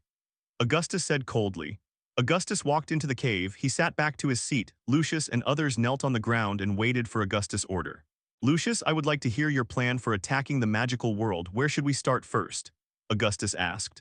Master, I think the first step we should attack is Azkaban prison, where many of our companions are now being held. 35 Lucius knelt on the ground and said, Well, as I thought, this matter is left to you. I believe that it is not very difficult to take Azkaban prison with our current power. After speaking, Augustus closed again. Augustus' consciousness returned to his body. Master, what's wrong with him? Dracula felt a little disturbed when he saw Augustus close his eyes again. Augustus returned to his body, he breathed a long sigh of relief, the long-standing plan was finally coming to fruition. That night, members of Dumbledore's army gathered again in the room of requirement for training. Recently, Umbridge's control of students has become more and more severe. The special investigation team led by Drake, who patrolled around the clock, monitored 703 students. Every move, the atmosphere in the school became extremely tense. All had expressions of joy on their faces, and they all felt that Augustus would open up a whole new world for them. Both the Dracula giant and the Frost giant must follow Lucius. After the training, Augustus pulled Hermione back to his dormitory. He put his arms around Hermione's shoulders and gently pressed his lips to Hermione's face. This kind of long-lost tenderness made Hermione nervous for so long. Completely relaxed, Lucius said, Master is just tired, every battle will consume a lot of physical strength, he has just been resurrected, and his body is still a little weak, so you don't have to worry, now we should carefully plan how to attack Azkaban's prison. Now Lucius temporarily replaced Augustus as the actual controller of the fort. Lord, Augustus clapped his hands, everyone was quiet and they looked at Augustus. Everyone has been fortunate recently, and soon we can overthrow the tyranny of Umbridge. Now there is just a lack of evidence, Augustus said. Augustus walked into the room of requirement. The members of Dumbledore's army had not seen him for so many days, and at this time they all showed expressions of joy, and Hermione was also very happy to see Augustus. But members of Dumbledore's army were unaware of the tacit understanding between the special investigation team and Augustus. I always thought that I was hiding well, and so far no member of Dumbledore's army has been implicated. The war to overthrow Umbridge is now only one step away. Just when Augustus and Hermione were making out, Lucius brought an army of vampires and werewolves to Azkaban prison on the icy North Sea. It was rainy all the year round, and huge waves and strong winds were frequent visitors here. The smell and the salty smell of the sea lingered in the air, but none of it was as terrifying as the Dementors guarding the island. They wear black and tattered cloaks, their whole bodies seem to be soaked in water, and their sharp claws are densely scarred. They have no facial features and identify humans by smell. The head hidden under the hood is only a terrifyingly deep hole that was used to suck human souls. They float around Azkaban like wandering spirits. While guarding Azkaban, they feed on the happiness of prisoners, causing the prisoners here to live in pain all the time. These Dementors are inherently the opposite of most living beings and have a strong deterrent effect. Even ferocious creatures like werewolves and vampires felt cold all over when they saw Dementors, and they couldn't help shivering. Lord Lucius, how should we deal with these terrifying Dementors? Mudu turned around and asked Lucius a little uneasy. You don't need to deal with them, these Dementors have already taken refuge with us. Lucius chuckled, it only takes some small chips and the loyalty of these Dementors is not difficult to obtain. Mudu and Count Dracula glanced at each other. Lord Voldemort is really powerful, even such an evil creature can be subdued by him. Lucius raised the wand in his hand, chanted a spell, and a bolt of lightning fell from the sky, immediately splitting a huge hole in the walls of Azkaban prison. Lucius led the werewolf army to attack the Azkaban prison, and the Dementors had already surrendered, not making any resistance, and even helping the Death Eaters in turn. How could the Aurors of the Ministry of Magic be the opponents of this group of Death Eaters, werewolves, and vampires, and they all died in an instant? Lucius opened Azkaban's prison and released the Death Eaters who had been imprisoned here for many years, especially Sirius' cousin Lestrange, who was Voldemort's most loyal follower and the most vicious eater. Dead Apostle, she is madly infatuated with Voldemort and hopes to become Voldemort's life partner. Lucius, where is the master? Lestrange saw Lucius and immediately reached out and grabbed him. Lord Dark Lord, why didn't he come to see me? After being tortured by Dementors for many years, she has become a little mentally ill. Her eyes are staring at the boss, and her long nails almost cut through Lucius' clothes. Even in Azkaban, she still got Lord Voldemort's resurrection. News. The master needs to rest now. He hasn't been resurrected for a long time, and he has been fighting werewolves, vampires, giants, and goblins one after another, so he is very tired. I will be responsible for small things like attacking Azkaban for the time being. Lucius not angry because of Lestrange's behavior, but told her in detail. Then can you take me to see him? I want to see him, I really want to, and I long to see him again every day. Lestrange looked hysterical, clutching Lucius' sleeve and chattering. Lucius frowned and said, Don't grab my clothes, just follow me, go back to the fortress in the Gorava Mountains, and you will be able to see the master. This sentence caught Lestrange's eyes. There was a flash of light, and she followed Lucius closely, for fear that she would not see Voldemort without him. Augustus was lying on the bed with Hermione in his arms. He was very relaxed. The day of unifying the magical world was not far away. He glanced at Hermione in his arms. The girl had fallen asleep. Augustus let go of Hermione's body lightly. He stepped on the floor with his bare feet and lightly dressed. He sat on the edge of the bed. Consciousness entered Voldemort's body. Lucius, how's the attack on Azkaban? Augustus asked Lucius, who was kneeling on the ground. Very well, my master, the Dementor did not do anything to resist according to your instructions. Lucius said. Master, I can finally see you again. Lestrange suddenly stood up and ran to Augustus. She bowed reverently before Voldemort and kissed his feet. Her fanatical adoration made her seem a little nervous. Augustus knew that this Lestrange, his titular aunt, was an absolute loyal follower of Voldemort. My dear Lestrange, it's a pleasure to see you too. Mudu, Count Dracula and Lucius were also shocked when they heard the name. They knew that Dumbledore was terrible, and the power of the entire Ministry of Magic was not as strong as a Dumbledore. To fight against such a person requires extremely powerful strength. Of course, it's time to take advantage of Harry Potter. A cold smile appeared on Augustus' face. Dumbledore is now uncertain. As a powerful wizard, he knows how to hide his whereabouts. To be found, even Augustus was very that found. But the young and impulsive Potter was different. Lestrange was so excited that she burst into tears. Since Voldemort died, she no longer looked forward to his resurrection at all times, but because she was locked in Azkaban, she could only wait. Now what Augustus has to do is to use Potter's impulse, and use him as a bait to lure out Dumbledore, who was hiding in the dark. After arranging things, Augustus' consciousness returned to himself. Hermione was awake now. She habitually touched the side, but there was no sign of Augustus. She raised her head and saw Augustus standing in front of the window looking at the moon. Hermione got up and put on her clothes and came behind Augustus, stretched her arms around Augustus' waist, raised her face and whispered in his ear, What are you looking at? Augustus took Hermione's hand, put it lightly on the lips and kissed it. I'm looking at the moon in the sky. Don't you think it's beautiful, just like my dear Hermione? Okay, Lucius, you arrange for her to rest. I have more important things to discuss with you, Augustus said. Lucius said, Master, have you thought of any countermeasures to destroy Dumbledore? Lucius settled Lestrange and returned to the cave. Augustus said, Now that everything is complete, there is only one stumbling block left, and that is Dumbledore. Hermione blushed, but she was extremely happy. No girl was immune to her lover's praise, even a girl like Hermione. But Hermione suddenly sighed and said, I don't know how Harry and Ron are now. She is such a girl who always destroys the romantic atmosphere at a critical moment. Augustus shook his head helplessly. Let's not mention them again, okay? It's not our fault, we can only blame Umbridge. As long as the time is right, drive Umbridge away and let Dumbledore return to Hogwarts. They'll be back, Augustus said, but he knew in his heart that soon Dumbledore would never be able to return to Hogwarts. Yeah, Hermione nodded after hearing Augustus's words. She also felt that her inappropriate words had ruined the rare opportunity for them to be alone for a long time. She pressed her face tightly on Augustus' back and whispered, I'm sorry, I shouldn't have mentioned them. Then how do you make it up to me? Augustus turned around suddenly and a princess hugged Hermione. Hermione blushed and muttered softly, You can do whatever you want. Then, embarrassed, she buried her head in Augustus's arms. Augustus hugged Hermione back to bed, and this night was naturally full of spring love. Potter and Ron had been taken to the secret base of the Order of the Phoenix by Dumbledore for several days, but the two of them never came out of the shadow of being expelled from Hogwarts. This evening, Dumbledore will take Potter to the study alone. Want something to drink? Dumbledore asked. I have everything here. Thank you, Professor, don't bother. Potter sat down on the sofa with his head down. Apparently being expelled from Hogwarts hit him hard. He hasn't come out of the shadows yet. Dumbledore looked at his depressed look and thought for a while, and then brought a cup of steaming chocolate to Potter. This will make you feel better. Potter raised his head. The rich aroma of hot chocolate warmed his icy heart.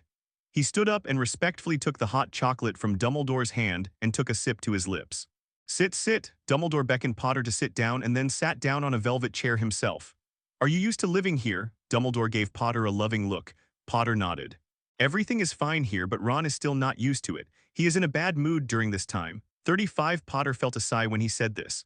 Well, Ron, I will talk to him alone and I want to apologize to you for not letting you stay at Hogwarts. Dumbledore's tone was full of apology, but I am very grateful to you for setting up Dumbledore. The Leto army protects Hogwarts. No, Professor, Dumbledore's army was not established by Ron and I. It is still in Hogwarts, led by Augustus, Potter said. Hearing this news, Dumbledore frowned, and he vaguely felt that something was wrong. What you said is true. It was not you but Augustus who founded Dumbledore's army, Dumbledore asked again. Harry Potter nodded. Dumbledore stood up, walked back and forth a few steps and said, this way things are very complicated. It is Draco who caught you, and he is Augustus' cousin, so it seems that the students at Hogwarts fell to the two of them. As soon as Dumbledore's words came out, Potter immediately realized the seriousness of the matter. Hermione, she is still in Hogwarts. I don't think she will betray the spirit of Gryffindor. I don't think you should have such an idea. Dumbledore shook his head and said, what he wanted was to gather the students of Hogwarts under his command.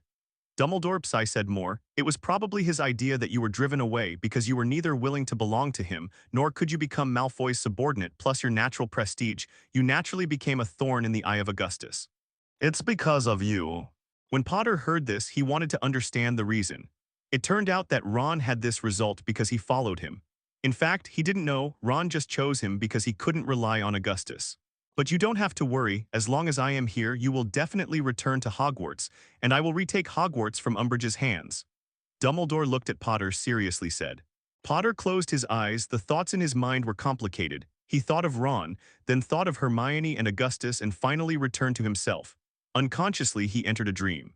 At the same time, Augustus motivated the seeds of illusion, which are deeply rooted in Harry Potter's memory, take root and sprout, and can send the information that Augustus wants to send into Harry Potter's mind at any time.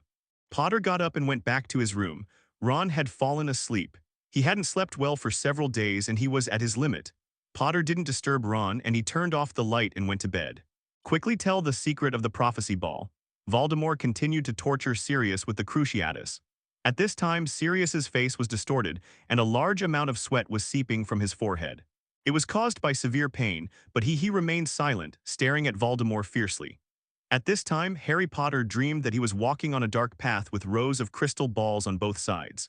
This was the Department of Mysterious Items of the Ministry of Magic, and he had seen this scene countless times.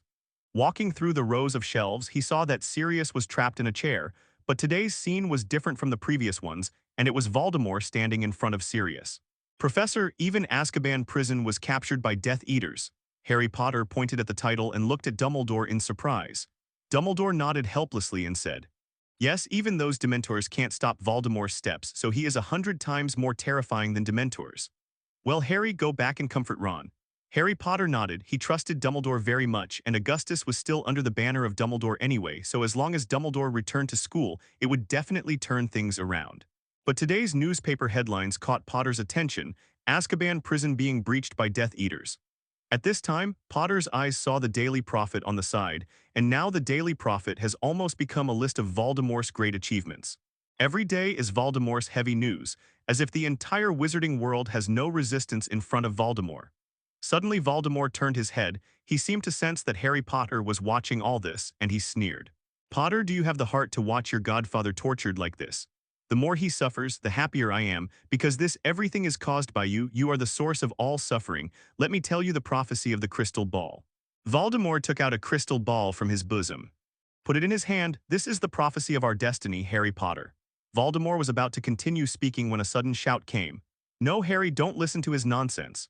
Sirius shouted excitedly at this time. His feet struggled to break free from the restraints of the rope, stood up desperately and slammed into Voldemort, but he didn't wait for him to rush. When he was in front of Voldemort, he was dragged back by the Death Eaters. Immediately after, 2 heavy punches landed on Sirius' already swollen face, gouging out the bone. A red light shot from Voldemort's wand, causing Sirius to twitch in pain. Harry, don't believe Voldemort's nonsense. Even though the pain was unbearable, Sirius still tried his best to shout to Harry Potter. Ha ha ha, Voldemort grinned. He walked to little Sirius's side, reached out and grabbed his hair, and showed the face that had been deformed by torture in front of Harry Potter. Look, Harry, look carefully. It's all to protect you. That's why he suffers like this. Voldemort tugged at Sirius' hair. You are the scourge of everything. Know why your parents are. Will he die? Because the boy who is predicted to be born in the 7th month will be my rival. Who told you to be born? If you are not born, your parents and all those who care about you will not die. Dumbledore, you won't be kicked out of Hogwarts because of you, so the biggest culprit is you, Harry Potter. No, no, it's not me. Potter sat up from the panic. He opened his eyes. It turned out that everything was just a dream. At this moment, he was sweating profusely. The deformed face and what Voldemort said, he was right at all. He was the bane of this world, and everyone who cared about him would suffer bad luck. At this time, his eyes fell on Ron, even Ron, my best friend, because I was also forced to leave Hogwarts. Thinking of these, Harry Potter's mood fell to the bottom. He got up and went outside the bedroom, only to see that Dumbledore had not rested. "What's the matter, Harry?" Dumbledore asked with concern, taking off his glasses when he saw Potter's abnormal expression. "No, nothing." Harry lowered his head, but he couldn't hide the pained look on his face. Dumbledore walked up to Potter and said to him, "It's all right, boy, it's better to say things than to keep them inside." Harry Potter was silent for a long time, and then he told Dumbledore what he saw in the dream. Dumbledore was silent for a while and said, "These are just illusions, you don't have to worry about them, their death, it has nothing to do with you. Voldemort's evil deeds and ambitions caused the tragedy, not your child." Dumbledore reached out and touched Potter's hair. Potter nodded and went back to the room, Harry Potter dreaming of the same scene for several nights in a row. Maybe Sirius had been captured by the Ministry of Magic, which was a hunch since he had not had it for so long. Received a message from Sirius.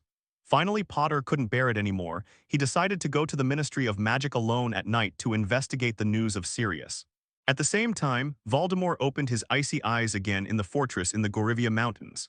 As soon as Augustus felt Harry Potter's thoughts, he immediately entered the body of Voldemort's puppet. "The prey has entered our trap." Augustus' voice resounded throughout the fortress. "Lucius, take the Death Eaters to the Ministry of Magic first and wait for Harry Potter and those who follow him." Dumbledore left it to me. 35. "Yes, my master." Lucius' face showed a cold expression. "As long as Dumbledore is killed, then everything will be unimpeded. Master, please allow me to participate in this great operation." At this time Lestrange came in, her hair was disheveled, her waist was writhing exaggeratedly when she walked, and she had been in Azkaban for a long time. "How many nerves are not normal for flowers?" "Very well, my loyal servant, I am delighted that you have taken such an active part in this operation," said 33 Augustus, looking at Lestrange. Getting compliments from Voldemort made Lestrange even more excited, and she bowed before Augustus to express her gratitude. Soon Lucius rushed to the Ministry of Magic with Lestrange and a few Death Eaters. That night Potter sneaked into the Ministry of Magic alone. He tried to recall the scene in the dream. The Ministry of Magic was empty at night, fluorescent flashing. Potter's wand tip lit up a little fluorescent light, barely illuminating the advancing the way. Gradually Potter walked into a dark room with rows of shelves filled with crystal balls. This is exactly the same as the mysterious objects seen in the dream. Point 0. At this time, a dark shadow suddenly passed behind him, and Harry Potter turned around quickly, but it was pitch black and nothing could be seen. Potter turned around and continued to walk forward. With the faint fluorescence, he carefully looked at everything around him. It didn't look like anyone was here. He pondered for a moment, and it seemed that Sirius had not been captured by Voldemort, all of which were his own hallucinations. Suddenly, he remembered the prophecy about himself. It was Trelawney's prophecy that made him an orphan and a legend more than 10 years ago. He wanted to find the crystal ball and see the prophecy about him clearly. So Potter began to scrutinize the rows of shelves, trying to recall the crystal ball in Voldemort's hand in his dream. Finally, at the top of a row of shelves, he found the crystal ball. Potter was overjoyed. He waved his wand and shouted at the crystal ball, "Fly." The crystal ball jumped up and flew towards him, "Come over," but just when Potter reached out to catch the crystal ball, a hand with a black leather glove suddenly stretched out in the air and caught the crystal ball. Only then did Potter see a man in black with a silver mask appearing in front of him at some point in the darkness. "It was he who stole the crystal ball. We've been waiting for you here for a long time, Harry Potter." Under the silver mask, a familiar voice suddenly sounded. A person appeared in Harry Potter's mind immediately, Draco's father Lucius Malfoy. Sure enough, when the silver mask was taken off by the man, what was revealed was the iconic platinum blonde hair of the Malfoy family. "Lucius, you damn Death Eater." A look of hatred flashed across Harry Potter's face, and he instantly waved his wand, all petrified. However, how could such a half-hearted spell like Potter hit Lucius? Lucius evaded Potter's attack with a random transformation. "Potter, do you want this crystal ball?" Lucius reappeared, holding the crystal ball in his hand and shaking it to Potter. He was not in a hurry to kill 707 Potter because Potter is just a bait. The key is to elicit other people who care about Potter. "Accept your weapon." Potter didn't answer. He raised his wand and another bright light hit Lucius. At this time, a bright light hit Lucius in the opposite direction. Potter's body immediately flew up and then landed heavily on the ground. On the ground, at this time, many people with silver masks appeared in the darkness. Obviously, all of them were Death Eaters, and it was Lestrange, a faithful believer of the Dark Lord, who attacked Harry Potter. "You damned little beast, if it weren't for you, how could our great Dark Lord suffer so much? The whole magic world has long been ruled by him. I'm going to kill you now. Use your life to eliminate the Black Devil, the scars in the heart of the devil." Lestrange took off the silver mask covering her face, revealing her pale and twisted face. She smiled nervously and walked towards Harry Potter step by step. She just wanted to this slowly tortured Potter, and she expected to see helplessness and fear in his face, just as she had been tortured in Azkaban.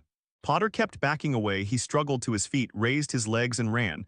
Behind him, Lestrange raised his wand again. Avada. The death curse was not finished. Lucius grabbed her hand. "I can't kill him so soon. The real prey hasn't come yet." Lucius looked serious. Lestrange glared at Lucius. Obviously, she was very dissatisfied with her spell being interrupted by him, but Lestrange still tried to restrain herself because Lucius was the person Voldemort trusted most. Potter kept running, always surrounded by Death Eaters, who drove Harry Potter until he broke into the room used by the Department of Mysteries to study death. It is very bright here, with bright lights all around, and everything in the room is clearly seen. It is empty except for a huge stone pit surrounded by stone steps in the center. An arch stands on a raised stone platform in the center of the stone pit. There are no walls around the arch, and the tattered curtain hangs on the door. Although the air in the room is cold and windless, the curtain is gently shaking, as if it had just been touched. Harry looked around. It was a dead end, with stone walls on all sides, and there was no way out. Potter turned and wanted to go back the same way. But the way back was blocked by the Death Eaters, all of whom lifted the silver masks on their faces and looked at Harry sneeringly. "It's all petrified." Suddenly, a light hit from behind and a Death Eater was knocked out. There was an inexplicable excitement in Potter's heart. It was Sirius. He brought several members of the Order of the Phoenix to rescue Harry Potter. As soon as Potter stepped into the Ministry of Magic, Dumbledore found him missing and asked Ron, who didn't know where Harry Potter had gone. Only then did Dumbledore realize the seriousness of the matter. He guessed that Potter probably went to the Ministry of Magic in order to investigate the situation of Sirius. The convenience, a trap specially set for him. I am afraid that the target of the trap is not Harry but himself, but things have developed to this point. If he doesn't save Harry, Harry will surely die, but if he does, he may also be in danger. While Dumbledore was thinking, Sirius, who had disappeared for a long time, suddenly appeared here. "Professor Dumbledore, I heard that Harry is here. I miss him so much, so come and see," Sirius said. "There's no time to talk about this now. Potter is in danger. Take some members of the Order of the Phoenix to the Ministry of Magic's Department of Mysterious Objects to rescue Harry.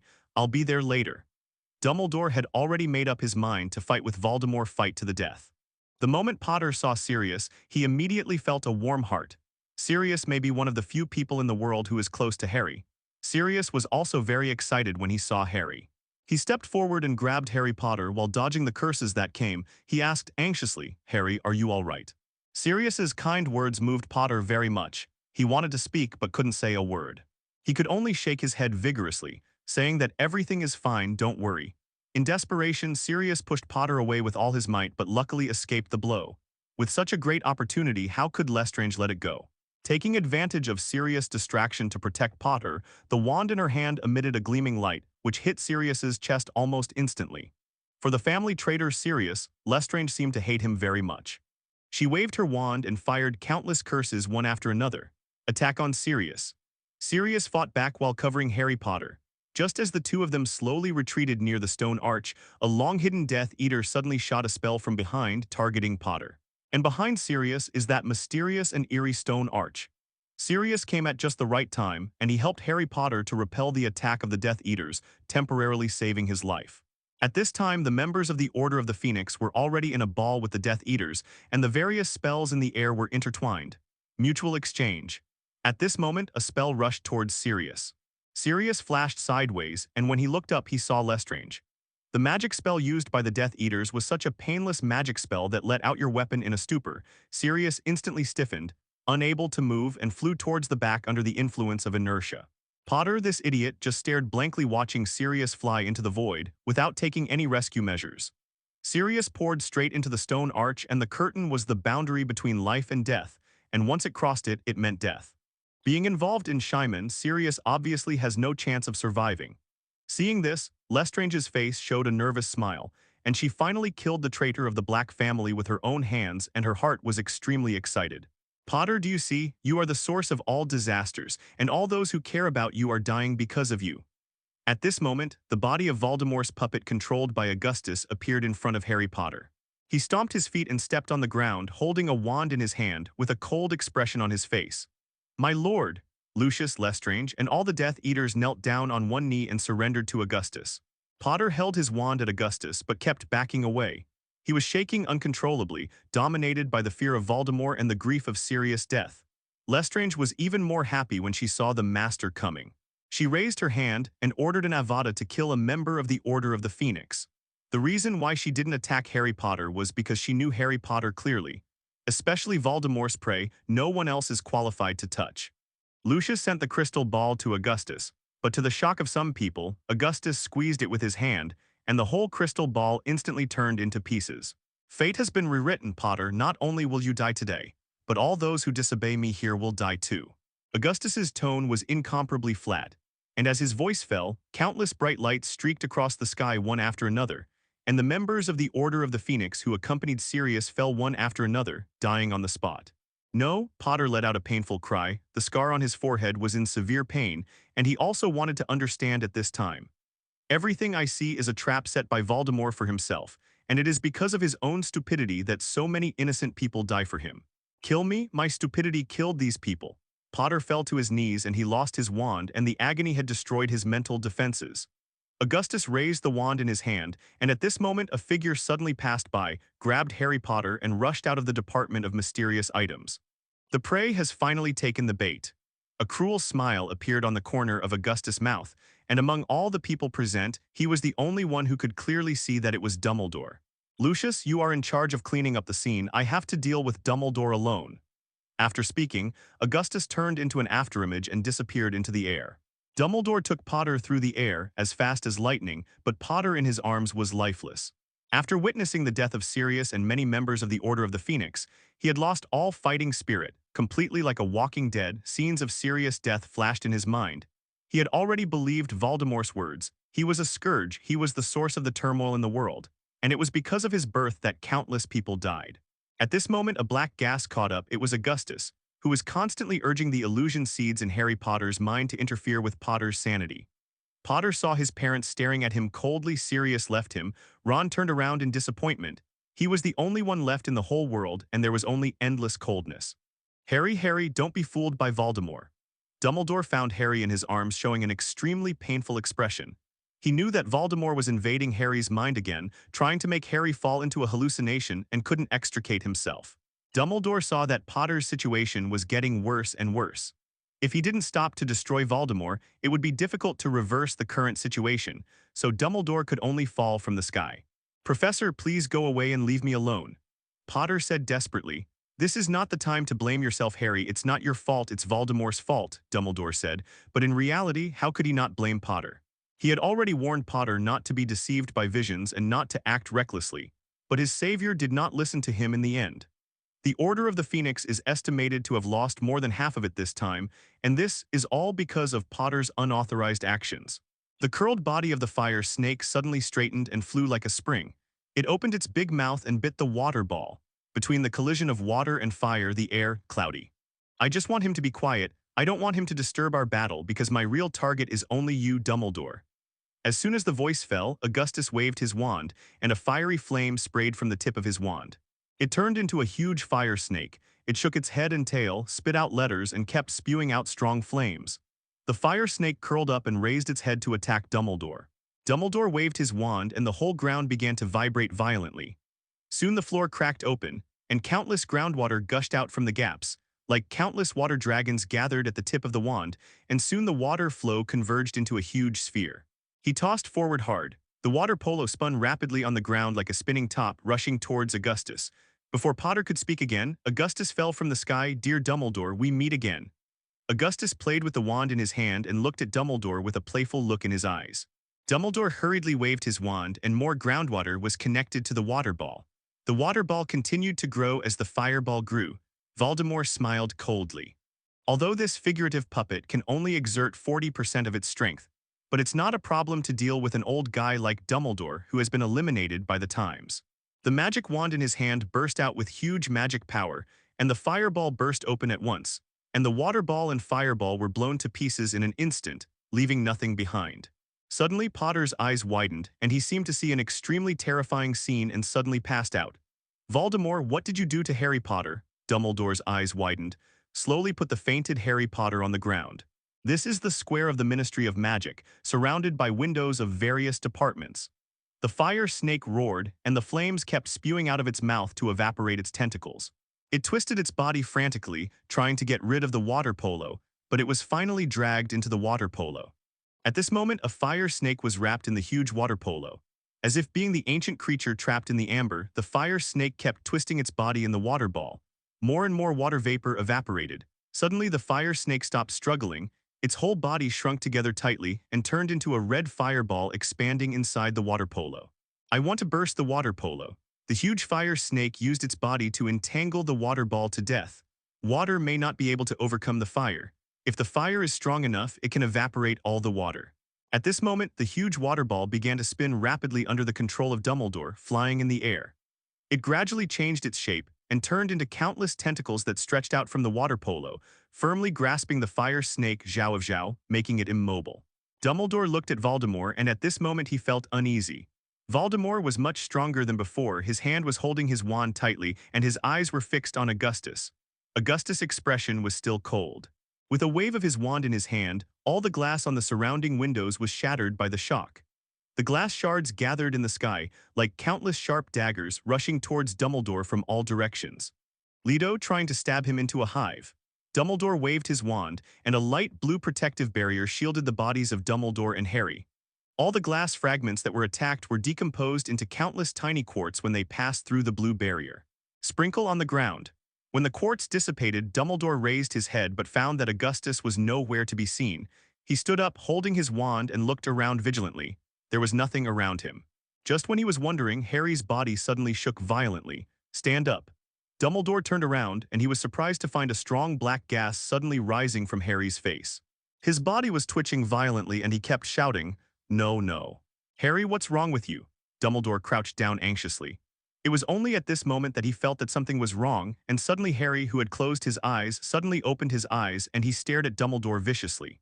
You're not Harry Potter, you're Voldemort." Dumbledore took a few steps back, raised his magic wand, and pointed at Harry Potter. "I'm Harry, Professor." Suddenly Harry Potter's expression changed again, and his eyes changed to the way Harry Potter used to be. Dumbledore was about to put his wand down when Harry Potter pulled it out. "Avada is dead." A faint green death light rushed towards Dumbledore, and Dumbledore flashed sideways. Potter stood up slowly, his expression now like Voldemort's. "Get out of Harry's body." Dumbledore roared loudly in order to cover up his panic. "Harry, wake up and stop being controlled by Voldemort." 35. "Professor?" Harry Potter's eyes flashed. Obviously, Harry Potter's own consciousness recovered, but just a flash, and was immediately overwhelmed by Voldemort. Dumbledore and Potter thought it was Voldemort he was playing a trick. In fact, it was just a seed of illusion. Augustus' illusion had already reached the level of perfection. At this time in Harry's body, Harry Potter's self-consciousness was struggling with the seeds of illusion, which kept showing Potter the tragic death of his relatives and friends, destroying his will to survive. "Give it up, Potter, hand over your body to me, and you will use your life to atone for all those who died because of Caillou." In Voldemort's grinning, Harry Potter's consciousness gradually became completely wiped out. Devoured, he could never hear Dumbledore again. Holding his head tightly, he closed his consciousness in his heart while his body was completely controlled. "Come do it, my great Professor Dumbledore. This is Harry Potter's body. You can tear him to pieces and I will not be hurt, but I will be very happy." Voldemort and Harry Potter smiled at Dumbledore. Dumbledore is now in a dilemma. If he uses a powerful spell, it will definitely hurt Harry Potter's body, which is equivalent to killing him. But if he does not carry out an effective attack, Voldemort can use Harry's help. Potter's body attacked him recklessly, while Dumbledore could only passively defend. Before Dumbledore could figure out what to do, Potter had raised the wand in his hand, and a raging flame was burning around his body. He transformed the flame into the appearance of the snake demon Medusa, holding a bow and arrow in his hand, full of fire snakes. Medusa opened the bow and arrow, and several rockets came through the air, approaching Dumbledore. Dumbledore waved his wand, and the groundwater was gathered around his body by him, blocking all the attacking rockets. But just when Dumbledore breathed a sigh of relief, The originally red flame suddenly turned into a black flame of destruction. The flame of destruction can burn everything, so what's the use of ordinary groundwater? Medusa shot a black flame arrow from the hand. The rocket instantly passed through the barrier set up by Dumbledore and pierced directly into Dumbledore's body. Everything happened in an instant. Dumbledore never thought that the barrier he was proud of would be broken so easily. Looking at the black flame, Dumbledore's eyes widened and his expression was full of shock. Apparently realized something. Black flames, Voldemort, Augustus. Before dying, Dumbledore finally understood the truth of the matter. However, the black flames of destruction would not give him any chance to breathe, and almost instantly burned him to ashes, whether it was his body or his soul. Dumbledore, the greatest white wizard of this century, finally fell at the feet of Augustus. He lost very wrongly, but it was all doomed, starting from the moment Augustus decided to get rid of him. So one morning, Cornelius Fudge officially resigned as Minister of Magic and was temporarily represented by Lucius, which meant that the Ministry of Magic had surrendered to Voldemort. The entire wizarding world was plunged into endless darkness, and now Death Eaters could justifiably enter and leave the Ministry of Magic. No one dared to defy Voldemort's will with the overflowing murders in any place. On the surface, the entire wizarding world has fallen into Voldemort's control. Long live my master! All the Death Eaters knelt down and worshipped Voldemort reverently. All the Death Eaters witnessed the scene of Dumbledore being killed by their Dark Lord, and they all rejoiced that this terrible opponent finally died at the hands of their master. And the so-called Dark Lord's nemesis was lying motionless on the ground as if dead. So far, the obstacles to unifying the magic world have basically been swept away. Soon the Daily Prophet once again cast a shocking ammunition on the wizarding world. Dumbledore was killed by Voldemort, and Harry Potter became a vegetable and lost consciousness forever. At the same time, Voldemort's terrifying army began a full-scale attack on the wizarding world. Without Dumbledore, who can resist Voldemort in the entire wizarding world? Umbridge led Lestrange into her office. Lestrange sat unceremoniously on her headmaster's throne, and Umbridge stood respectfully beside her. On this day, Lestrange took the Death Eaters and walked into the gate of Hogwarts. Umbridge forced all the students to line up to welcome, and she personally stood at the gate to meet Lestrange. Umbridge's disgustingly flattering face was seen by all the students and teachers at Hogwarts. Everyone hated it, but Umbridge didn't care about it. Cornelius Fudge, the backer has fallen, and if she can now climb the big backer of Voldemort, then she can ignore the anger of all the students and teachers. The body of Voldemort's puppet controlled by Augustus came out first, and Potter fell to the ground. Harry Potter's soul is dead, and he only has a body with breathing and heartbeat but no consciousness. This incident also spread to Hogwarts. The Death Eater takeover of the Ministry of Magic made Umbridge restless all day. She was not thinking about how to fight Voldemort, but how to keep her position in the Ministry of Magic while continuing to her reign at Hogwarts. So Umbridge personally wrote a letter in extremely disgusting words and handed it over to Voldemort, that is, Augustus. Umbridge took Lestrange into his office. Lestrange sat unceremoniously on her headmaster's throne, and Umbridge stood respectfully beside her. You wrote to Lord Dark Lord yourself, asking to join the Death Eaters, and at the same time suggesting that the entire Hogwarts be converted into a training base for Death Eaters. I am here today to see if you're lying or telling the truth. Lestrange looked at Umbridge coldly. I definitely don't lie. I am willing to swear allegiance to Lord Dark Lord. My only request is that I continue to be the headmaster of Hogwarts, of course. Umbridge stood shyly, smiling all over his face. What qualifications do you have to negotiate with Lord Dark Lord? Lestrange slammed the table on the table. Umbridge trembled, although she had been prepared for this terrible woman, but this moody personality still startled her. Lestrange stood up and she walked around the table, pointing her wand at Umbridge, her eyes wide open. Step by step closer to Umbridge. Obviously, Lestrange's actions terrified Umbridge, and she stood there trembling and seemed overwhelmed. Lestrange's wand stabbed hard into Umbridge's fat face. I tell you that true loyalty cannot have any conditions, otherwise I will send you to Azkaban to give you a taste of Dementors. Lestrange raised his head and laughed frantically. Umbridge's body was shaking like a sieve, and he quickly said, My loyalty to Lord Dark Lord is absolutely sincere, please rest assured. Lestrange then let go of Umbridge. Your suggestion is very good, I think you may be a reliable person. Lestrange suddenly calmed down again. I will go back and report to Lord Dark Lord. After she finished speaking, she got up and left Tilda, leaving Hogwarts. At night in the room of requirement, all Dumbledore's army members fell into incomparable grief. Their most respected Professor Dumbledore was killed by Voldemort, which meant that the spiritual support in their hearts had collapsed. The most helpless and most easily taken advantage of the moment, Augustus walked into the room of requirement. He was the last to come today. When he stepped into the room, everyone's eyes were attracted to him. There was no grief, no despair on Augustus' face, but the same indifference and confidence as always. Augustus knew that it was time to re-establish the spiritual pillars in the hearts of these students. All cheer me up, what's wrong? Augustus greeted everyone with a smile on his face. Dumbledore, he's dead, a voice in the corner shouted in deep sorrow and despair. Everyone bowed their heads. Yes, Dumbledore is dead, and Dumbledore's army is already dead in name only. So what? Augustus shouted, and everyone looked up at Augustus. Every day someone dies, but this doesn't affect our pursuit of the future, not to mention that he is not dead. We inherit his last wish. Augustus said slowly, what was the purpose of our establishment of Dumbledore's army? Not for Dumbledore, but because he has the same great ideal of changing the wizarding world as we do. Now Dumbledore's departure does not mean the loss of his ideal. Voldemort is raging in the wizarding world, and even Hogwarts will be destroyed. If he engulfed him, can we just watch Hogwarts be taken over by Voldemort and become a training ground for the Death Eaters? No, Hermione stood up. We are fighting now to protect Hogwarts, protect the wizarding world, and it's Augustus who has helped us encourage us for so long. I suggest changing the name of Dumbledore's army to Augustus Jun. 95. All the people were boiling, and the ray of hope rekindled in their eyes, recalling what Augustus had done. They all nodded in agreement. So Augustus successfully replaced Dumbledore and became the spiritual leader in the hearts of everyone. Dumbledore, the Leto army, also became the Augustus army.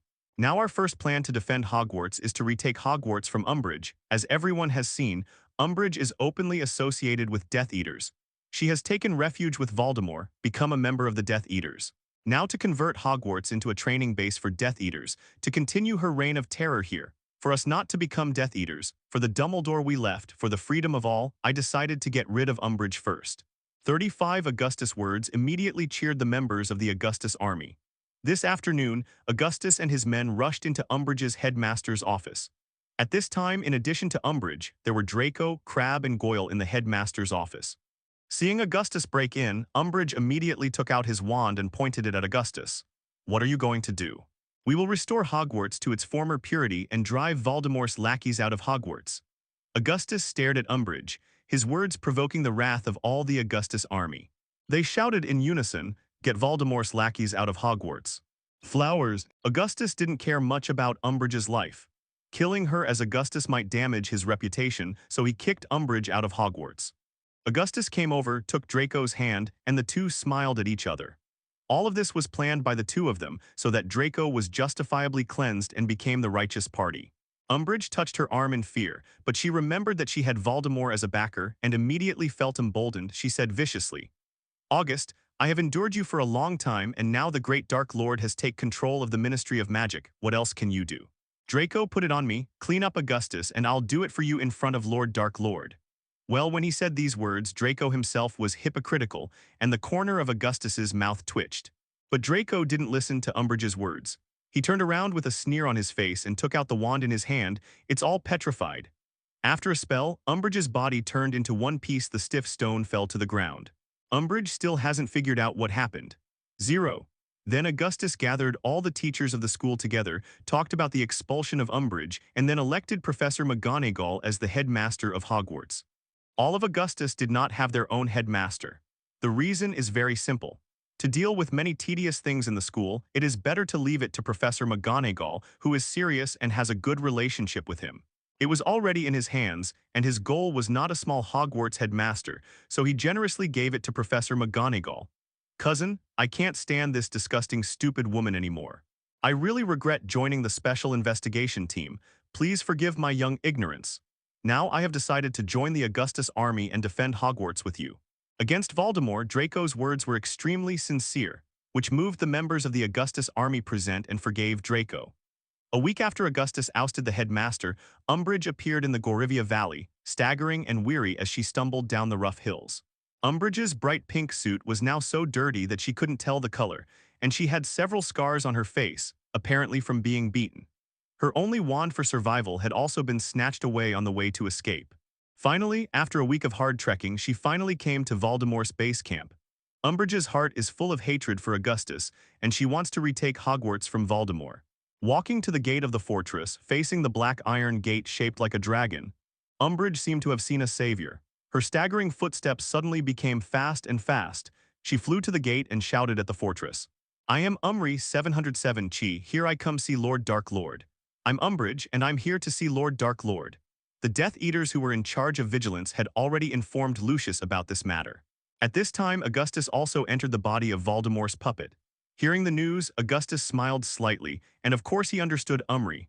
Oddly, Umbridge came at the right time, but for this disgusting pink toad, he did not intend to put her into the fort so easily. Augustus wanted his subordinates to humiliate Umbridge in order to report the disgust of being disgusted by this old woman this semester. Lucius. Augustus gave Lucius a look. Lucius immediately understood what Augustus meant. He called a few vampires and werewolves to the gate of the fortress. Umbridge shouted a few times, but no one answered, so he sat down on the ground in discouragement when the gates of the fort opened. Lucius came towards her with vampires and werewolves. Hearing the sound of the door opening, Umbridge stood up immediately. Umbridge didn't know the others, but Lucius standing in the middle was her old acquaintance. She hurriedly took a few steps forward and grabbed Lucius' arm. Dear Lucius, I finally saw you. Please take me to see Lord Dark Lord. I have something important to tell him. Who are you? Are you a spy sent by the resistance forces? Lucius turned away Umbridge with a cold face, pretending he didn't know him, and quietly handed a hand to the werewolf and vampire beside him.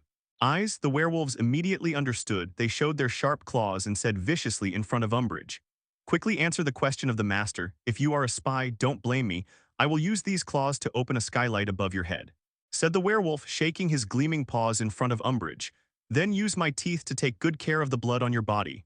At this time, the vampire let out a grin, and it opened its mouth, revealing sharp fangs. Umbridge was so frightened that she hugged Lucius' thigh tightly and pleaded bitterly. Lucius, please save me. Don't let them hurt me. I'm Umbridge, definitely not a spy. You look carefully. I'm Umbridge, the headmaster of Hogwarts. Lucius waved at the werewolf and the vampire, and they stepped aside. He squatted down and deliberately pretended to look at her carefully. After looking at her for a while, he suddenly realized with a smile. It turned out to be from Hogwarts. Principal Umbridge, how did you become like this? He reached out and pulled her up. Lucius, I treated Draco well at school. You need to help me now. Umbridge's eyes filled with tears. Lucius looked at her disheartened appearance, no longer arrogant in the Ministry of Magic at that time, and secretly laughed in his heart. Okay, I'll take you to see Lord Dark Lord. Lucius stood up. Umbridge nodded vigorously with a grateful look in his eyes and followed Lucius into Augustus' fortress. Respected master, it is the headmaster of Hogwarts, Umbridge, who is here to meet, Lucius told Augustus. Let her in. Augustus' icy voice made everyone feel cold. Lord Dark Lord, it's great to see you. Hogwarts, our future Death Eater training base, was occupied by nasty students, and I was kicked out by them. Please help me to clear it up completely.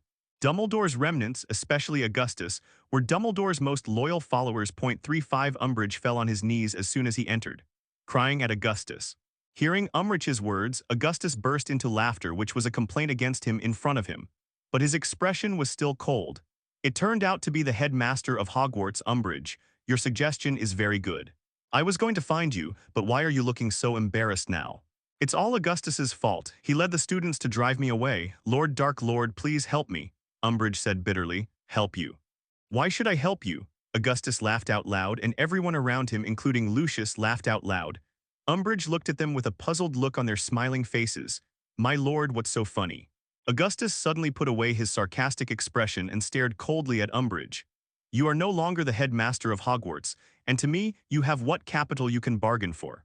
As a headmaster, several students, I can drive you away. How can I put Hogwarts into your hands with this little ability? Umbridge shuddered, slumped on the ground. Augustus' words poured a ladle of cold water on her head, making her cold from head to heel. She sat for a while, then suddenly said loudly, No, Lord Dark Lord, I still have loyalty. I still have experience working in the Ministry of Magic, please. Even if you don't let me be the headmaster of Hogwarts, going back to the Ministry of Magic as a minor 2.8 staffer is fine too. Drag her out, Augustus waved to Lucius impatiently. Yes, my lord. Lucius turned to look at Umbridge coldly. Please, my lord, my lord. No, Lord Voldemort, please give me another chance. Umbridge had not finished his words. Immediately 2 strong werewolves came up, grabbed Umbridge's arm, and despite her struggles, dragged her out of the fort. Umbridge had been kicked out again, leaving Hogwarts with hatred in her heart, and now she was left with nothing but despair. Today, on the 80th birthday of the old man, I haven't touched the house all day, and now I have written 2 chapters in a hurry. I'm really sorry.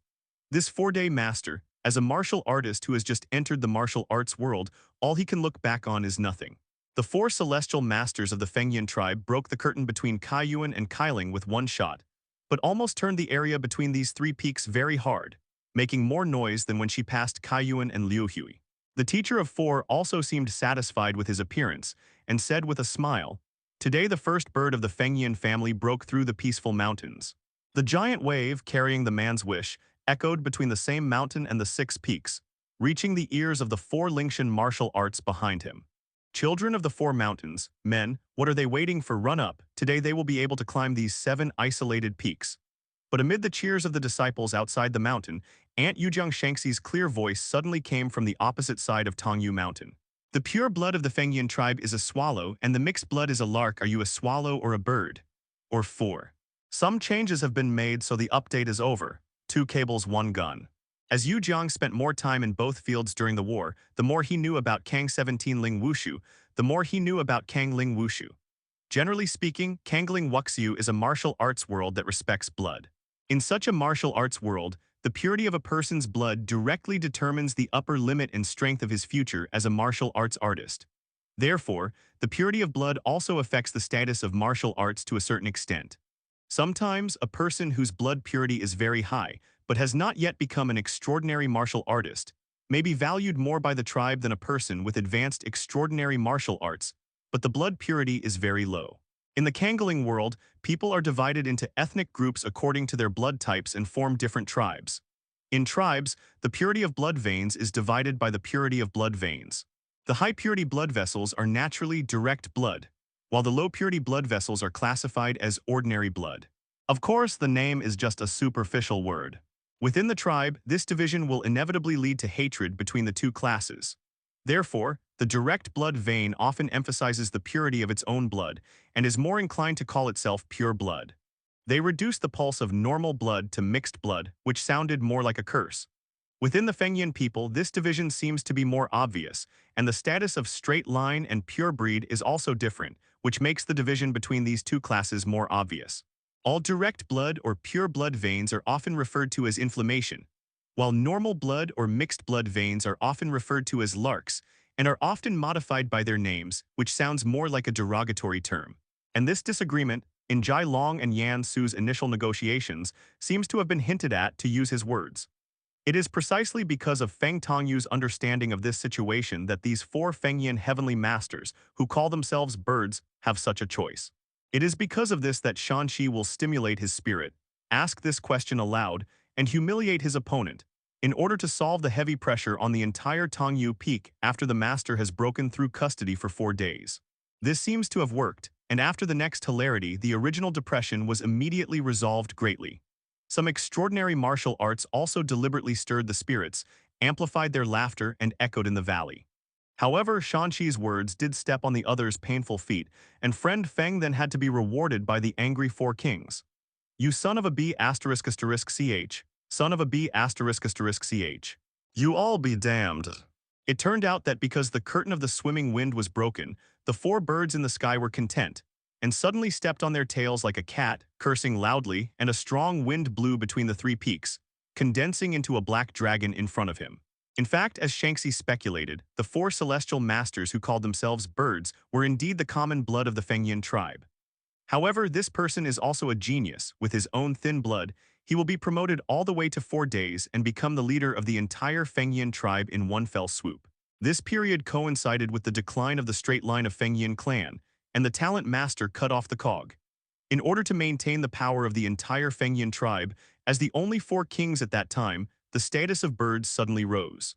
Maybe it was because at a young age, the man had an unbearable experience of being oppressed and humiliated by his own blood, and there was too much hatred in his heart. 4 days later, he entered, and he became more frantic and more hostile to his blood.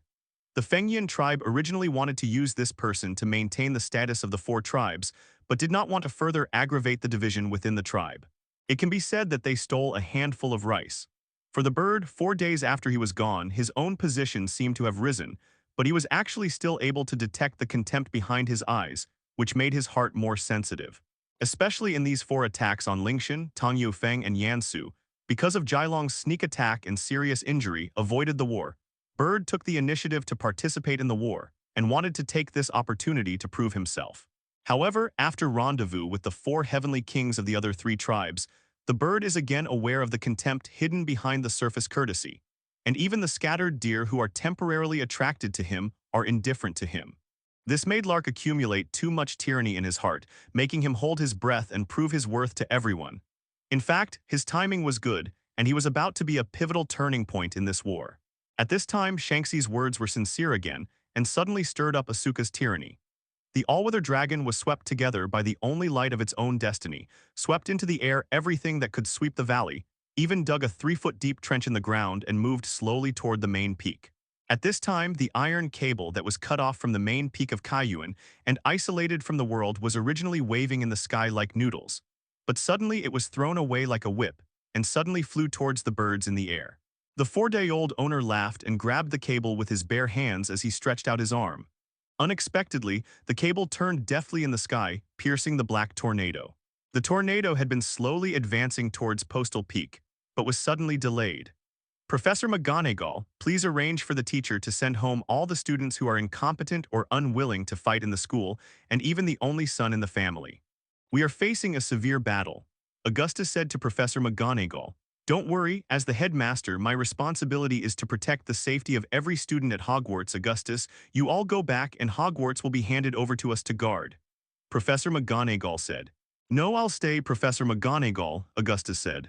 So will we, the members of the Augustus army said in unison. This made Professor McGonagall very moved. That's good, but you must pay attention to safety. Professor McGonagall had a strong sense of trust in Augustus at this time. Professor McGonagall seemed to see Dumbledore's shadow in him. Dumbledore's death was a blow to the entire school. They were all big, and everyone lost their confidence, but Augustus gave everyone the courage to fight to defend Hogwarts and fight against Voldemort. According to Augustus' arrangement, everyone in the school who had no fighting ability was transferred out of Hogwarts. Professor McGonagall stood in the middle of the gate of Hogwarts. Under the watchful eyes of the students and other professors, she waved her wand, and all the stone figures on the 4 walls came to life. They held swords and wore heavy armor, jump off a high wall. Walking out of Hogwarts step by step, the number is scary. This is one of the final guards of Hogwarts. All of them are extremely powerful alchemy puppet statues, with strong attack and defense capabilities. Only the headmaster can command, and now Professor McGonagall is the agent of Hogwarts headmaster. Now is the most dangerous time for Hogwarts. Your responsibility is to protect the academy and students. Now the critical moment has come, Professor McGonagall said. When the students saw this huge army of stone men coming out of Hogwarts, they were full of confidence and high morale. They believed that they could defeat Voldemort's invasion and keep Hogwarts. Augustus stood at the height of Hogwarts. All defense, guard, a wisp of transparent smoke rose from the tip of his wand, gradually forming a huge barrier to cover Hogwarts. Professor McGonagall and the other teachers in the school were amazed by Augustus' powerful magic. They didn't expect Augustus to have such a powerful power. No wonder he was so confident that he could defeat Voldemort's terrifying army.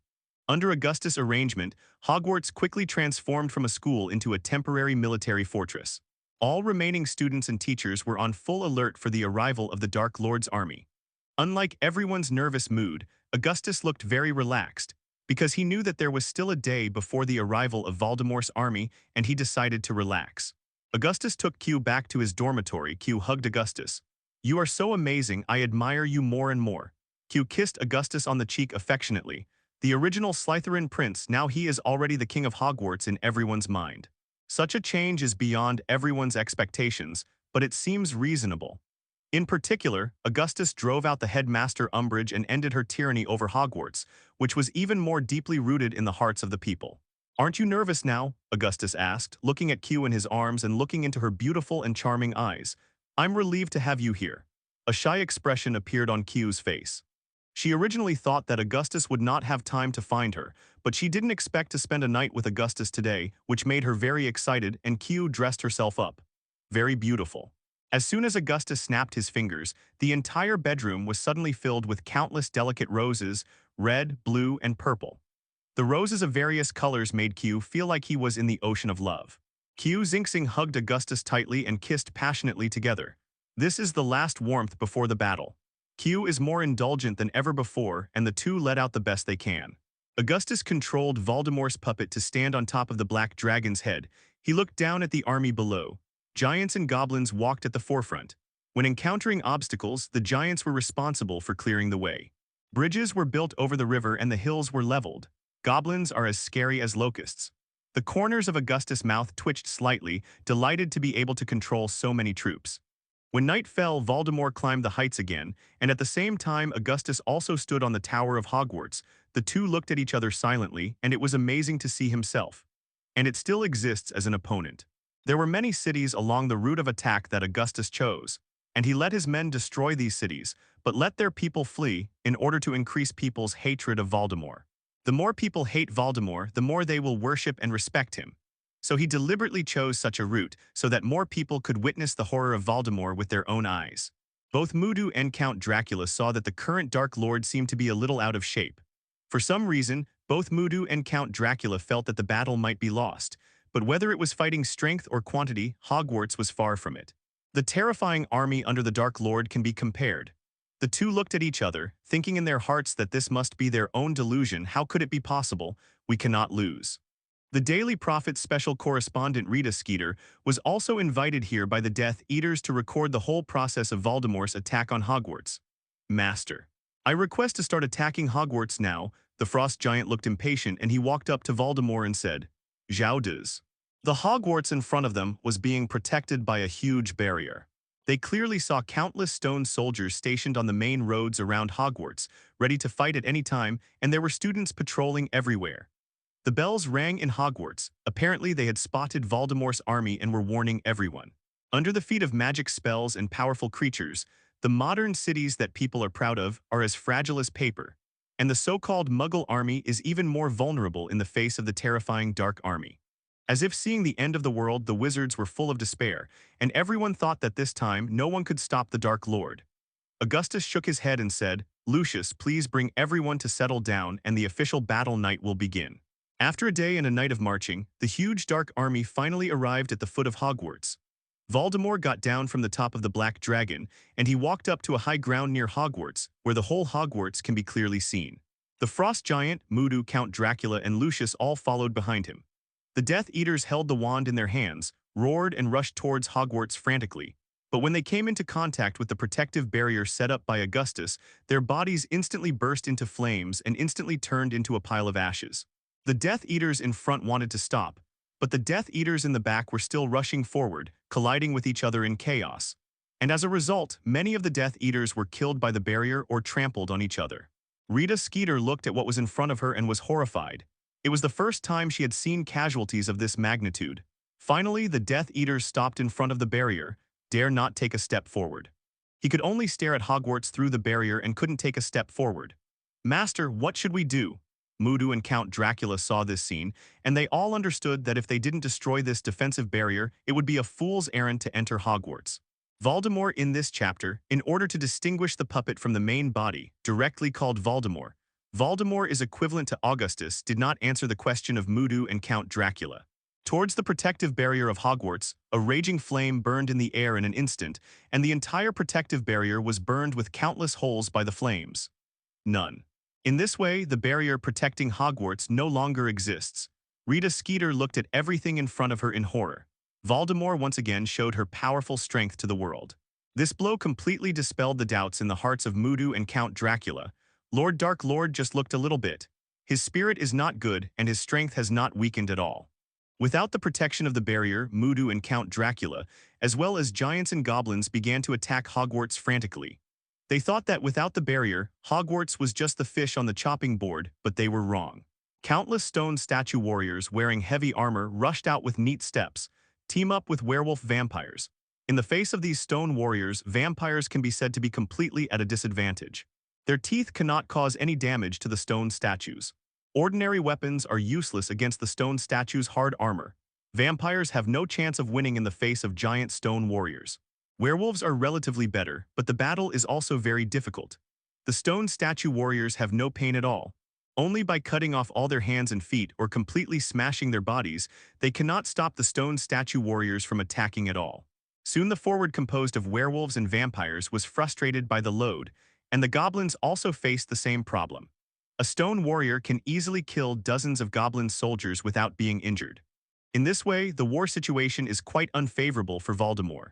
In the face of this group of stone statues who only know how to attack but do not know how to defend, Werewolves, vampires, and goblins are obviously not opponents. At this time, the frost giant who was standing behind him waved the battle flag, and the tall and strong mountain giant he led began to charge towards Hogwarts desperately. All the vampires, werewolves, and Death Eaters who didn't have time to escape were either trampled into patties or beaten to pieces by the giant clubs they wielded in their hands. These mountain giants are brave and fearless and will only follow the command of their leaders. The giants are indeed very powerful. The weapons in their hands have been upgraded and eliminated, turning into iron rods or mace swept across and can smash a few stone warriors into pieces in an instant. This terrifying force has become the well-deserved king of trailblazers in the Army of Terror. The stone warriors were far less tall than giants, but they were given the ability to cooperate. Several stone warriors raised their stone shields to block the giants' attack. Other stone warriors hid under the stone shields and waved their sharp spears. They stabbed into the thighs of giants, who, unlike stone warriors, are sentient. The severe pain caused the giant to collapse with a roar, and crushed a lot of vampires and Death Eaters behind. The battle was extremely tragic. Rita Skeeter could no longer have the courage to watch the battle. There were corpses and fragments flying everywhere. The originally peaceful and harmonious Hogwarts was shattered in the fire, and countless exquisite statues were smashed. In pieces, the beautiful buildings were destroyed. But Voldemort and Augustus were still standing, and it wasn't time for king to king. The teachers of Hogwarts and members of the army of Augustus, led by Hermione, were all guarding the gates of Hogwarts, and once the Dark Lord's terrifying army broke through the defenses of the Stone Warriors, it was their turn to rush up and meet. Fight to the death. The Army of Terror did not have a great advantage in front of the Stone Warriors, but there were too many of them, especially the goblins. They were endless like locusts. After losing the defense barrier, the Death Eaters turned into one after another. Smoke began to hit Hogwarts. Ask for flowers. Master, should we go? Lucius stepped forward and said to Voldemort. Well, Voldemort agreed in a low voice. His body slowly rose, suspended in midair. Rita Skeeter looked at Voldemort in the air, her heart beating violently. She knew that Voldemort's shot represented a larger-scale destruction and horrific destruction. On point 0. The flame is indeed the most powerful and primitive weapon in the world. In the raging flames, the bodies of the stone warriors shattered and even melted. All the people in Hogwarts witnessed all this, and they were all astonished. The Legion of Stone, which they had been able to rely on, was instantly burned to a pile of rubble by Voldemort. No wonder even a great wizard like Dumbledore was killed by Voldemort. The wand in Voldemort's hand sent out a scorching flame, rushing straight to the stone warrior, and the flames turned into countless giant snakes and traveled among the stone warriors. The werewolf vampires avoided one after another, and they all knew that if they were touched by this flame, they would turn into nothing in an instant. Augustus watched all this silently, waiting silently for the moment to strike. Soon they were confronted with the Augustus army. These Death Eaters did not expect that underage students in the school would have such a strong battle. Shihua, even the teachers of the academy were very surprised by this. They did not expect that Augustus could have such a high level of ability and could train a group of powerful young wizards in a short period of time. The battle has now reached a fever pitch, with armies of gargoyles and werewolves, vampires, giants, and goblins battling outside Hogwarts. In the castle, the professor and the members of the Augustus army are fighting the Death Eaters heroically, and the whole area is caught in the flames of war. Seeing all the stone warriors being wiped out, the Dark Legion cheered soaringly, so that they could rush into Hogwarts and slaughter. This is their purpose.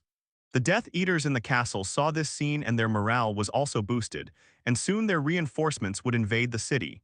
Seeing Hogwarts is about to lose work. At this moment, countless huge lightning bolts shot out from the top of the high tower of Hogwarts, and a huge crack was cut between Hogwarts and the Army of Terror, like a boundary separating the two. Everyone. They were all stunned. They did not expect Augustus to have such a powerful power. At this time, the voice of Augustus sounded from the tower. Dirty dark creatures, listen carefully. Whoever dares to cross this line, waiting for him will be death. The whole Hogwarts people heard Augustus full of with the sound of murderous voices. They all turned their heads to look at the tall towers. This bolt of lightning really had a shocking effect. All werewolves and vampires took a step back. Look at me, I look at you, and no one dared to take the first step. This sudden incident was completely beyond Rita Skeeter's expectations. She hurriedly asked the photographer to carefully record it all. If a battle was overwhelming, it would be nothing to watch. Already used to the news of Voldemort's siege everywhere, only a different kind of report can cause a sensation again. It turns out that the dark army that swept across the European wizarding world under the command of 17 Voldemort was nothing but a group of cowards. The words of Augustus reached the ears of everyone present. which is undoubtedly the most serious humiliation to the army of terror. Pretend to be a ghost, the frost giant sneered. We giant warriors will not be frightened by a weak human like you. The frost giant couldn't help it. His words were sarcastic and he looked at Mudu and Dracula. The Earl's eyes were full of disdain. The frost giant waved the battle flag in his hand, and his giants immediately began to charge towards Hogwarts. These giants have no brains and have no idea what fear is. Their huge bodies crossed huge cracks in one step, and when they all passed through the cracks, nothing happened. Not in the face of death, as Augustus said. The frost giant is even more proud, and this time Lord Voldemort will definitely see who is the most brave race in the Dark Army. But at this moment, countless lightnings fell from the sky, slashing precisely on every giant who crossed the crack, and the tall body instantly turned into a pile of coke. This terrifying power immediately deterred the army of death that was about to move, and the Death Eaters who had entered the castle saw such terrifying magic power and all withdrew from Hogwarts. Back at the other end of the crack. Thunder, no matter which world it is in, is regarded as a punishment from heaven. Few people can control such a powerful thunder, which is completely different from the small lightning that wizards usually send out. Even creatures with strong magic resistance like giants were instantly killed, not to mention other races. Now the light forces represented by Augustus and the dark forces represented by Voldemort are facing each other across a huge crack. What Augustus had in mind was how to put on a good show of killing Voldemort in front of everyone. Let the entire magic world see his strength. Voldemort fell to the ground. He walked step by step towards the huge crack. Everyone's eyes were focused on Voldemort. He held the wand tightly in his hand, but his expression was very relaxed. Voldemort came to the crack and raised his head to take a look at Augustus on the tower, then step over the gap. Walk slowly to the front of the tower. Everyone held their breaths, waiting for Augustus' next move. Augustus waved his wand, and a purple lightning burst with the breath of death fell from the sky. At the same time, a fiery flame was shot from the tip of Voldemort's wand, forming a barrier around Voldemort. The lightning strikes on the flames, and it has no effect. The Death Eaters, werewolves and vampires burst into the sky with wild laughter. His master walked through the crack without any accident. Prestige is not Voldemort's opponent at all. Just when everyone thought that Voldemort had completely resisted the Augustus curse, countless bursts of blue electric light suddenly appeared on the flame barrier, and a painful expression appeared on Voldemort's face. The barrier, like a giant electrical grid, trapped Voldemort inside. The Death Eaters took a step back when they saw this scene. It turned out that this move by Augustus did not intend to kill Voldemort at first, but just gave him a dismount, and Voldemort shot out a few more flames, which broke the power grid set up by Augustus. Averta kills. Voldemort roared and the tip of his wand shot a green flash. It was the death curse. Everyone was stunned. How could Augustus escape the death curse? Ritaski Special watched this green light attack Augustus on the tower. Augustus did not dodge but stood straight there. With a smile on his face and a look of indifference, everyone thought he was stupid. This is a death curse. Could it be that Augustus doesn't even do any defense? In the eyes of other people, this short few seconds seemed to have passed for centuries. Everyone thought that Augustus was dead, and many people closed their eyes in pain. But the death curse did not end Augustus' life, but passed through Augustus' body and shot into the dark night sky, leaving only a green light spot at the end. He can actually withstand the attack of the death curse. Everyone was stunned, and Rita Skeeter accurately recorded this scene. It's not that Augustus didn't do any defense, he activated the incarnation ability the moment the death curse hit his body, creating the illusion that the death curse passed through his body. This is Augustus' performance in front of others, in order to let everyone see his extraordinary strength. He is different from Harry Potter. Harry Potter resisted the death curse because of the ancient guardian curse, but he is the place where he has completely surpassed the curse of death. Augustus even had the confidence to take the death curse just now without any defense. At most, he would be a little uncomfortable, and he would never kill him with a single blow. All the people with formal magical education present were impressed by the mysterious performance of Augustus, and were amazed in their hearts. No wonder Augustus dared to raise the flag against Voldemort at Hogwarts when Voldemort's forces swept the entire European wizarding world. It seems that relying not only on courage, but also incomparably powerful strength.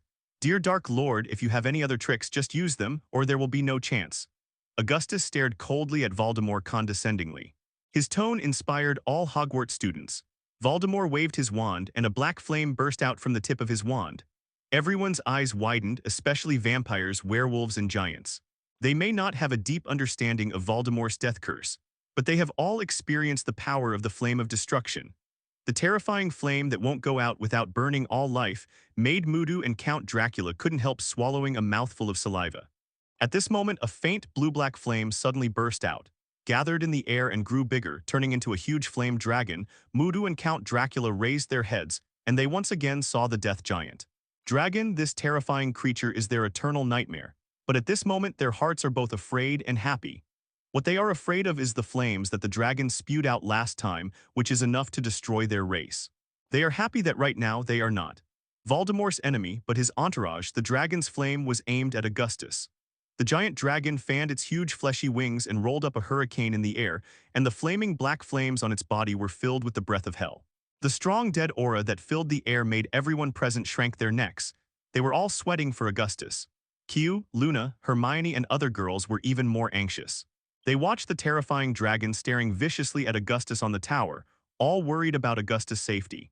At this time, the flame dragon slowly opened its big mouth and spewed death flames towards Augustus, and the air was distorted by the blazing flames. Everyone watched as the fireball flew towards Augustus on the tower. The students of Hogwarts are all praying for a miracle, because Augustus is their only support now, and the army of death under Voldemort is also looking forward to it. They are looking forward to this black flame to burn this damn Augustus to death as soon as possible. They did not expect to meet such a formidable opponent at Hogwarts. But they didn't know that all of this was a big play directed and acted by Augustus himself. Even the two roles, the pros and cons, were actually only performed by Augustus alone. The fireball was getting closer and closer to Augustus, and everyone seemed to be able to feel the pain of the scorching flame touching the skin. But at this moment, a scene that shocked everyone appeared. Facing this terrifying flame, Augustus he just waved his hand and brought a gust of wind, and that monstrous flame turned into a little starlight and disappeared between heaven and earth. Augustus remained calm and stood motionless on top of the tower, which once again shocked everyone present. Augustus did not even use his wand, so he easily escaped the attack of the flame of destruction. Both Mudu and Count Dracula felt a chill in their hearts. Even such a powerful trick couldn't hurt Augustus at all. Is there any hope of defeating him? Apparently the dragon in the sky was angry. It sprayed flames at Augustus one after another. Everyone showed a look of horror. The entire tower was engulfed by flames. And when the fire dragon Psy stopped attacking, people found that although the flames burned the tower, but Augustus remained unharmed. The reason he doesn't care about the flames of destruction is because the space magic mastered by Augustus has reached its peak. He can create countless spaces at will and then transfer all kinds of attacks into it.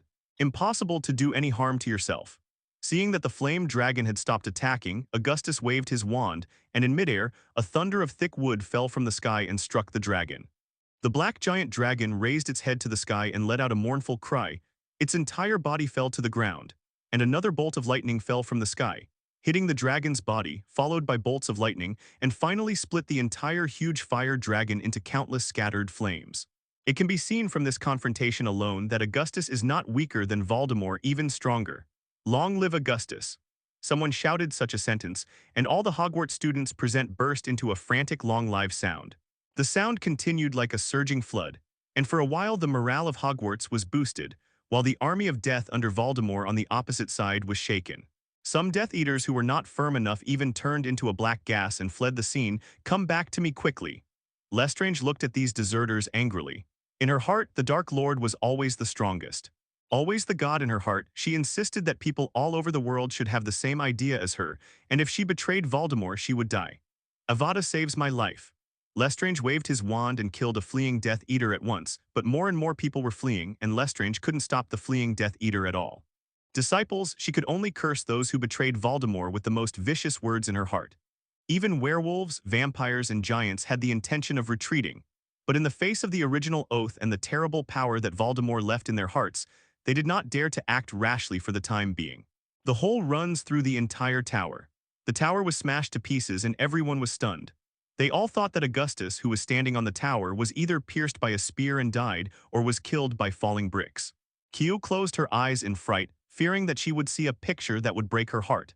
Even the Legion of Giants gasped when they saw this terrifying warrior, because it was Susanoo who defeated their first warrior. Susanoo stood on the field and it was the same height as the tower where Augustus was standing. He has a long grab in his hand. Seeing that the force on the spear had been neutralized, Augustus raised the corner of his mouth, and his other hand firmly caught the sharp spear. All this was seen by the Augustus army and all the teachers. It was a major catastrophe that would have destroyed the entire school. Because of Augustus's action, the situation was completely reversed, and their hearts were full of respect for Augustus. Augustus decided to perform another miracle in front of everyone with space magic. Susanoo raised his hand and stabbed his spear at Augustus. The spear was hung with the cold wind and howled. Voldemort's face was covered with dark clouds, and he snorted angrily. At this time, all the Death Eaters saw for the first time that Voldemort became so irritable. The magic created a giant warrior. This warrior wears hard armor all over his body. This is Susanoo, which is completely created by cyan energy. Under the majestic magic power of Augustus, the spear was completely unable to go any further and gradually stopped half a meter in front of him. In terms of shock and performance, is there anything more impactful than Susanoo's? Penelope, Hermione, Luna and other girls also had worries in their eyes. They watched the shattered tower and the smoke rising in the night sky, and their hearts tightened. Just after the smoke and dust gradually disappeared, someone pointed to the sky and shouted, "Look!" Everyone's eyes were attracted, and under the moonlight, Augustus was suspended in midair, and one of his hands held with the wand, the top of the wand burst out with a powerful blue light, constantly weakening the terrifying impact on the spear. Everyone thought that Augustus was going to take the next step. In fact, he just cleverly used the space technique to transfer part of the spear to the space of the riding wheel, using the space to reduce the weight of the spear. The spear is actually the weight of a quill. Q, look, Augustus is fine. In the voice of her companions, Q gradually opened her eyes, and she saw Augustus floating in the air at a glance, unharmed, holding Susanoo's thorn in one hand. The spear that came was really amazing, as if the gods descended to the earth. When Q saw this scene, she couldn't help crying with joy. Her beloved was not hurt in any way, which made her very happy. The same is true for Hermione and Luna. At this time, they are not only joyful, but also full of admiration for Augustus. Augustus seems to be a hero in mythology who single-handedly saved all those who fell into despair.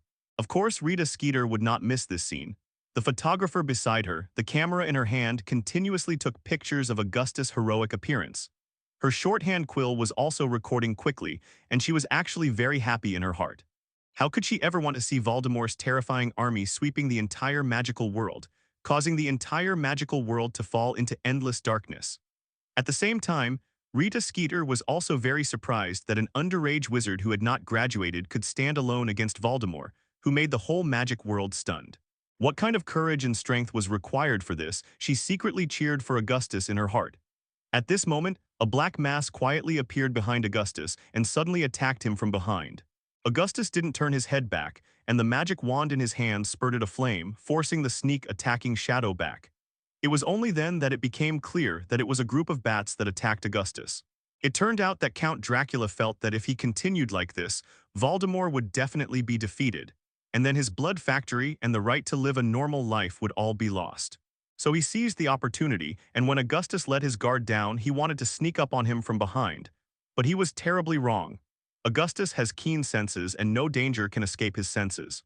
As soon as Count Dracula appeared behind Augustus, he felt it immediately, and Augustus was very unhappy that Count Dracula interrupted his display. "Dracula, what are you doing? Don't you believe in my strength?" Voldemort, who had been silent for a while, suddenly rebuked Count Dracula under the control of Augustus. There was a chill in his icy tone. "No, master, I am." Count Dracula was just about to defend his mouth, when a crucifixion from Voldemort's wand shot out of the center of Dracula's body. Dracula immediately fell from the air, and he holding the head and rolling on the ground in pain. The most terrifying part of this spell is that it makes people feel the most terrifying pain in the world. Everyone witnessed the tragic situation of Count Dracula, and they all felt sorry for Voldemort's cruelty. They didn't know that all this was Augustus using Voldemort's hand to punish Count Dracula. As a result, the other Death Eaters, werewolves, and giants did not dare to take a step forward, and could only stand back and watch the development of the matter silently. At this moment, Augustus held up the spear he had captured, in the eyes of everyone in amazement. Augustus twirled the spear with both hands in the air, like a huge propeller. Because of the rapid rotation of the spear, the ground began to have air currents rising continuously, gathering on the spear, gradually forming a small tornado in the air. The strong wind made everyone present hold on to the things around them to prevent themselves from being blown away. At this moment, Augustus's eyes narrowed, and the spear in his hand, with a strong air current, attacked Susanoo like lightning, and he shaved off Susanoo's head. In an instant, Susanoo's body began to gradually collapse. Solution and finally vanishes into nothingness. Augustus saw that the performance was almost done. After these 3 rounds of competition, no one would suspect that Voldemort was releasing water, and now it was his turn to attack. Augustus waved his wand in his hand and said, "God guard." He saw a huge silver-white phoenix appeared in the sky. Professor McGonagall burst into tears when he saw the phoenix. This is the same patron saint as Dumbledore, Augustus with such a powerful force. He deserves to be the heir of Dumbledore. No, Augustus has surpassed Dumbledore and has become the greatest wizard in the wizarding world by 2.8 now, past and future. Rita Skeeter couldn't help cheering. All the werewolves and vampires' eyes were focused on her. Only then did she remember that she was still in the midst of the army of terror, and Rita Skeeter quickly stopped her smile and embarrassed. Winked at them. Voldemort waved the wand in his hand, and Li Huo turned into a ferocious snake in the air, but everyone could see that Voldemort's last struggle. The fire dragon just couldn't hurt Augustus, and now this big snake looks very powerful, but what does it do? Of course Augustus wasn't going to attack with the Patronus charm, it was his modified spell. With the Phoenix Patronus as the core, supplemented by monstrous flames. The agility of the guardian deity combined with the powerful flame makes the Flame Phoenix possess an advantage that other elemental creatures cannot match. Mudu was very annoyed. He should not have brought his clan into this battle, and now he is likely to face the risk of exterminating his clan. The Death Eaters saw that things had developed to this point, and all those who could escape ran away. Except for diehards like Lestrange and those who knew the details like Lucius, there were no Death Eaters left. How much? Vampire. The werewolves and giants also began to be restless. The situation in front of them was obviously at an absolute disadvantage, but they had no way out, and they didn't know what to do at the moment. The Hogwarts students present cheered loudly. In front of them, Augustus, relying on his powerful forces, thwarted Voldemort's attacks 3 times in a row, and these attacks were extremely terrifying. Many people see this Patronus and think of Dumbledore, the great man who gave hope to Hogwarts. The fiery snake curled up and enveloped Voldemort in order to protect him from the attack of the patron saint of Augustus.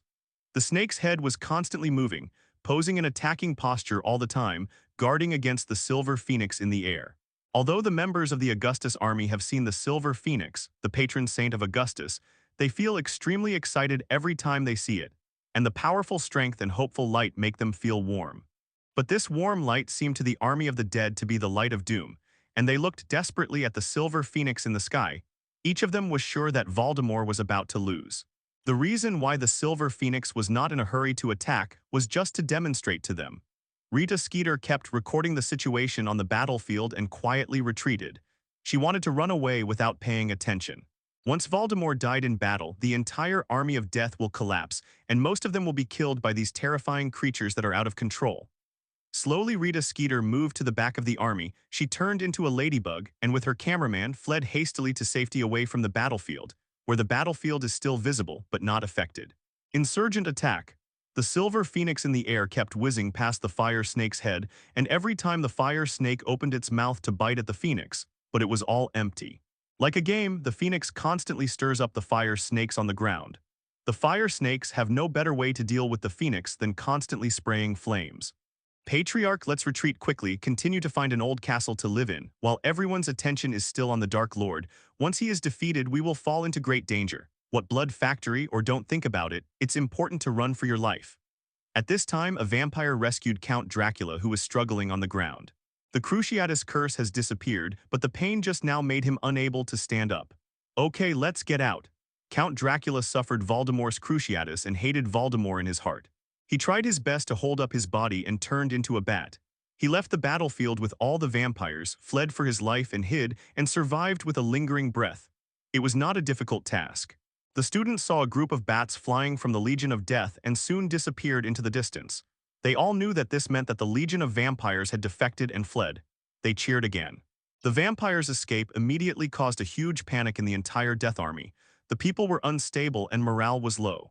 When the vampire escaped, the entire Death Army immediately disintegrated. Mudu fled with the werewolf in a panic, as did the giant army.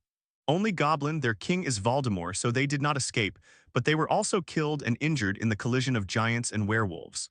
The army of death that terrified the entire magical world was wiped out in an instant, and now only a few Death Eaters and goblins remained, but they were only at the end of the battle.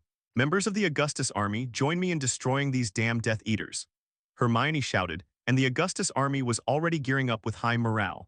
They felt that Augustus could not face the entire army of death alone, even if the ability is not enough to fight against Voldemort, but it is more than enough for these remaining skirmishers. Professor McGonagall and the others could not stop the students from attacking the remaining Death Eaters. They could only follow the students closely and rush to the Death Eaters with them. The only purpose was to protect the safety of these students. Lestrange was extremely fierce, although at this time, as Voldemort's most loyal follower, she had no intention of backing down. Lucius beside her had long since disappeared. Lestrange waved the wand in his hand, and several green death beams of Avada Suiman shot out, and the students who rushed in front were killed instantly. But this casualty, it didn't stop the march of the Augustus army, but aroused the anger in their hearts. For a while, the petrification spell, the fainting spell, and the patron saint spell flew all over the sky, and the remaining Death Eaters that were beaten fled in panic. A green death curse flew towards Hermione, but was blocked by a blue barrier. All petrified, Hermione raised her hand and hit Lestrange.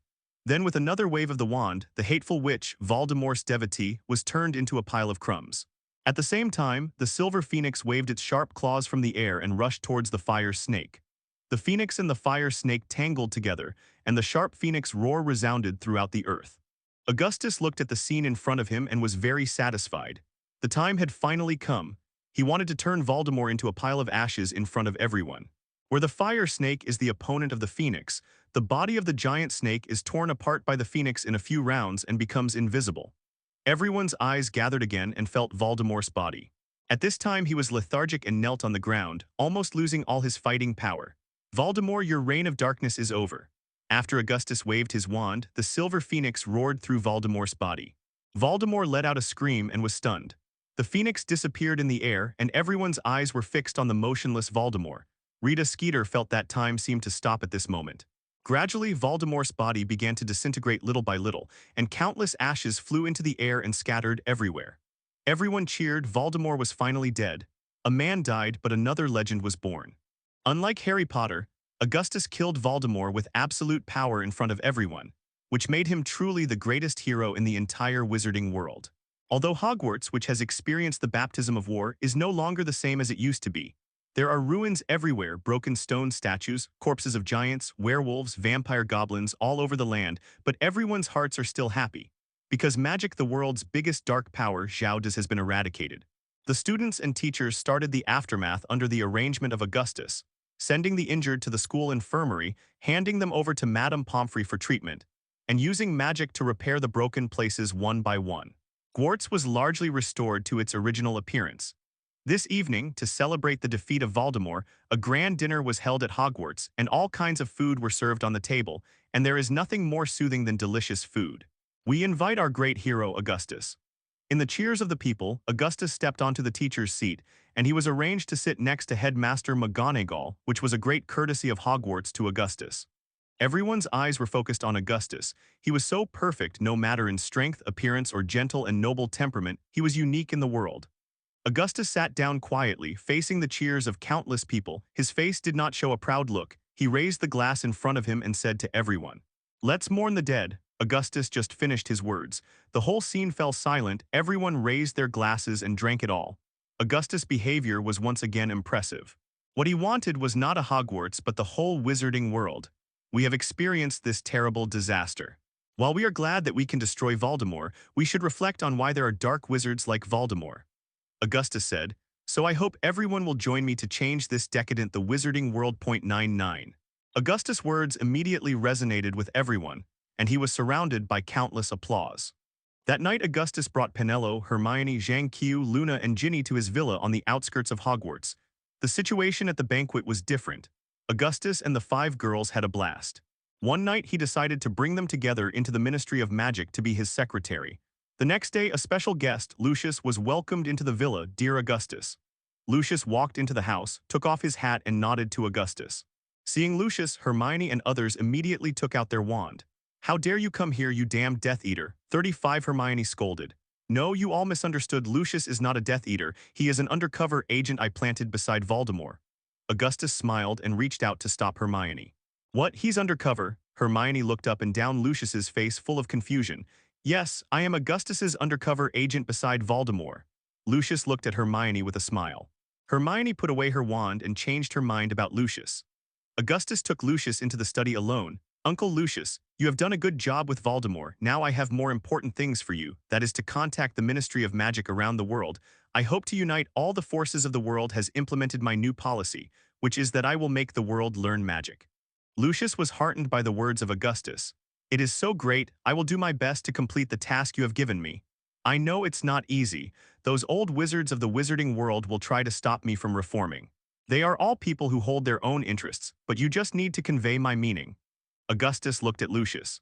Lucius understood that Augustus would do the rites first, then it would be best if the old stubborn accepted his proposal, otherwise Augustus would definitely use other means to force them to submit.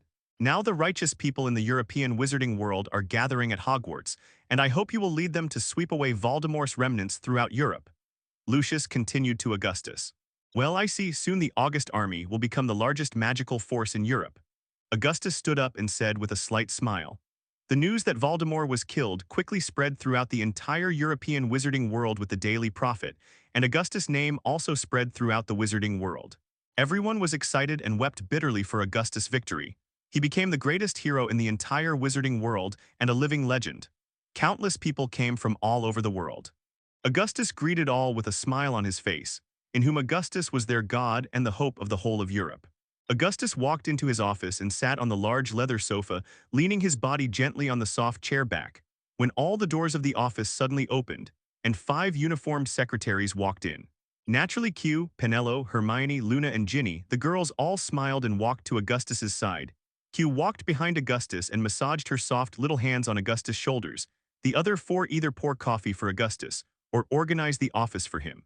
As soon as Augustus came to power, he announced to the entire European magic world that the secret of magic would be disclosed. Although there were objections, the decree was quickly passed in the face of Augustus' powerful power. Except for the United Kingdom, the Ministry of Magic of all European countries invited Augustus to serve as the Minister of Magic of their own country. Augustus received all of them, and finally, through Augustus's efforts, he unified the Ministry of Magic of European countries and established the European Ministry of Magic. Augustus served as the Minister of Magic to manage the magical world of Europe, and thus the European magical world was unified. Augustus was sitting in the office that day. Qiu Zhang was sitting on his lap, rubbing his shoulders when there was a knock on the door. Qiu stood up knowingly, walked to the office door to open the door, and Lucius came in. He walked quickly to Augustus. Master, as expected, the Ministry of Magic of several major states is unwilling to accept the unified request, not to mention the full opening of magic to Muggles. This morning was European Magic, the first day of its establishment. Augustus walked into the European Ministry of Magic. There was no one in the Ministry of Magic. Augustus was wondering when 4 huge portraits of 20 meters long hung down on all 4 walls. The above depicts Augustus's great victory over Voldemort, and in the middle is a giant portrait of Augustus. Countless ribbons sprayed all around, beautiful petals fell from the sky, and everyone came out to applaud Augustus, welcoming the first minister of the European Ministry of Magic. Sit. Augustus pointed to the opposite chair. Lucius sat down. Q brought 2 cups of coffee and placed them in front of Lucius and Augustus. Then he backed out, and now only Augustus and Lucius are left in Luota's office. 5 pretty little secretaries are not only beautiful, but also very talented. They are in charge of several important departments of the Ministry of Magic. The entire European wizarding world has become only orderly under the management of Augustus. The supporters of Augustus all gathered at Hogwarts, and they all became members of the August army, sweeping the remnants of Voldemort all over Europe. Psi 9. Augustus took a sip of his coffee and continued. They say you're promoting the decree of overt magic, and they don't accept it at all. They think you're ignoring the traditions of the wizarding world, so they strongly oppose the merger. These old guys. Augustus's tone was full of disdain, and he smiled coldly. In this way you help me gather these opponents. Let's meet, and I will make them change their minds. Lucius nodded and backed out. Then Augustus picked up the phone and notified Zhang Qiu and let a few people in. Now that the magical world in Europe has been shared with the Muggle world, the items in the Muggle world have also entered the magical world. Such as the telephone. With these convenient items, magic can be used for more important things. Soon there was a knock on the door of the office. Come in. Augustus stretched out his body and leaned on the soft back of the chair. At this time 2 people came in. One was a tall man who looked like an Indian, and the other had the style of an ancient European aristocrat. But both had haggard faces. They are Mudu and Count Dracula who escaped that day. After being hunted down by all over Europe for a few months, they finally decided to surrender to Augustus. At this moment, Augustus came up with a way to rectify those old-fashioned against unity. As soon as the door closed, Count Mudu and Dracula knelt on the ground. Respected human powerhouse, we were wrong. We should not follow Voldemort to attack Hogwarts. Please let us and our clansmen die. Bar. Augustus sneered. They must not know that they were Lord Voldemort, the master they had knelt down countless times. And even if their fate was different now, they still knelt down in front of him. Augustus stood up. The room was soundproofed very well, and it was impossible to have any recording equipment. Augustus suddenly spoke, and the voice was extremely cold, making Mudu and Augustus both shivered. Mudu, Dracula, you guys, do you know what's wrong? Are you Voldemort? Both Mudu and Count Dracula were stunned, and the familiar voice made them cold from head to toe. Augustus looked up to the sky and laughed. He did not answer the words of Mudu and Dracula, but continued. I promise you that the blood factory is as effective as the thing that promises you equal rights for the werewolves. Mudu and Dracula looked at each other, and they had already determined that Augustus was Voldemort. But he didn't know what Augustus meant. It's just your blood factory. The blood must be medical human blood that you paid for. This is not very expensive. I will let you run a part of the legal business. I believe in your ability. As for the werewolf, I have studied alchemy. I have also found a way to restrain the werewolf virus. If you want to become normal people, I can help you. If not, I will also legislate to protect your rights. Such a condition was something Mudu and Count Dracula could not refuse anyway, and they saw hope in Augustus. Master, we are all willing to continue to be your slaves. Count Dracula and Mudu were both moved, but there is no free lunch in the world. I want you to help me with one thing, Augustus said as he walked up to the two of them. Both looked up in surprise, not knowing what Augustus had in mind. You don't have to worry too much. It's not too dangerous. Just look at my eyes and drive. Augustus saw the worry of the two and comforted. A few days later, Augustus left London with Mudu and Count Dracula and flew to the United States, where things in the Muggle world were better than those in the Wizarding world. Coming to a forest in United States, Augustus took out his wand and waved it gently. The forest in front of them, with Augustus' wand as his loyalty, rippled in circles in all directions, and suddenly the trees in the forest separated to both sides. A door appeared in front of them, and with a loud bang the door opened, revealing a long corridor. Augustus took Mudu and Count Dracula into the door together. The door was then closed, and the forest returned to its original appearance. People in the magical world are always so sneaky. Have a meeting and relax. Augustus remembered his 5 gentle secretaries and regretted not bringing them. Walking along the long corridor, there were various precious oil paintings on both sides, and the figures in the oil paintings saw Augustus politely salute him. Augustus walked to the gate at the top of the corridor. In the middle of the door is a huge animal head. Your identity. The monster opened its mouth wide, revealing a hole. Augustus poked his wand into the hole. August, the European Minister of Magic, is here, said the monster. The door opened. Augustus thought it was really troublesome, one door after another, and inside the door was a very spacious conference hall, all in a classical European style, very elegant. At this time the conference hall was already full of people. They were all from the world. The ministers of magic of the other major states. Lucius had already arrived early. He saw Augustus coming in, and he hurriedly stepped forward and led Augustus to his seat. There is no way out of self-isolation. You look at the technology of Muggles now. They are more creative than us, but we are still standing still, strictly abiding by the so-called rules and refusing to communicate with Muggles openly. This has nothing to do with the development of magic. It doesn't make any sense. Augustus ignored the criticism of these ministers at all, and he continued, 66 If the secrets of the wizarding world are disclosed a few years later, when Muggle technology exceeds that of wizards, there will be no room for bargaining. Augustus' remarks made sense, and several ministers who had a good understanding of the Muggle world nodded their heads. Although they had such thoughts in their hearts for a long time, they were not strong enough to promote such reforms. For flowers, as soon as Augustus' words came out, they immediately caused a commotion in the audience. Although they had long known the ambitions and intentions of this European Minister of Magic, they did not expect him to speak out so blatantly. The conference hall suddenly became quiet, and everyone's eyes began to focus on Augustus. He is the youngest minister of magic in the magic world, and he has unified the entire European magic world without precedent in history. Everyone is curious about what this person looks like. Did not expect such a young, handsome man. Augustus stood up and said, "Not much nonsense. I have only one purpose in coming here today. That is, I hope that the whole world will establish a unified ministry of magic, and then let everyone, including Muggles, be free to practice magic." I object. The United States Minister of Magic stood up at this time. Magic must not be open to muggles. Have you all forgotten how muggles have persecuted wizards over the centuries?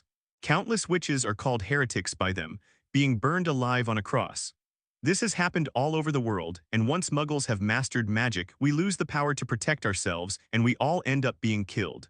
The words of the United States Minister of Magic point out the pain in the hearts of most wizards.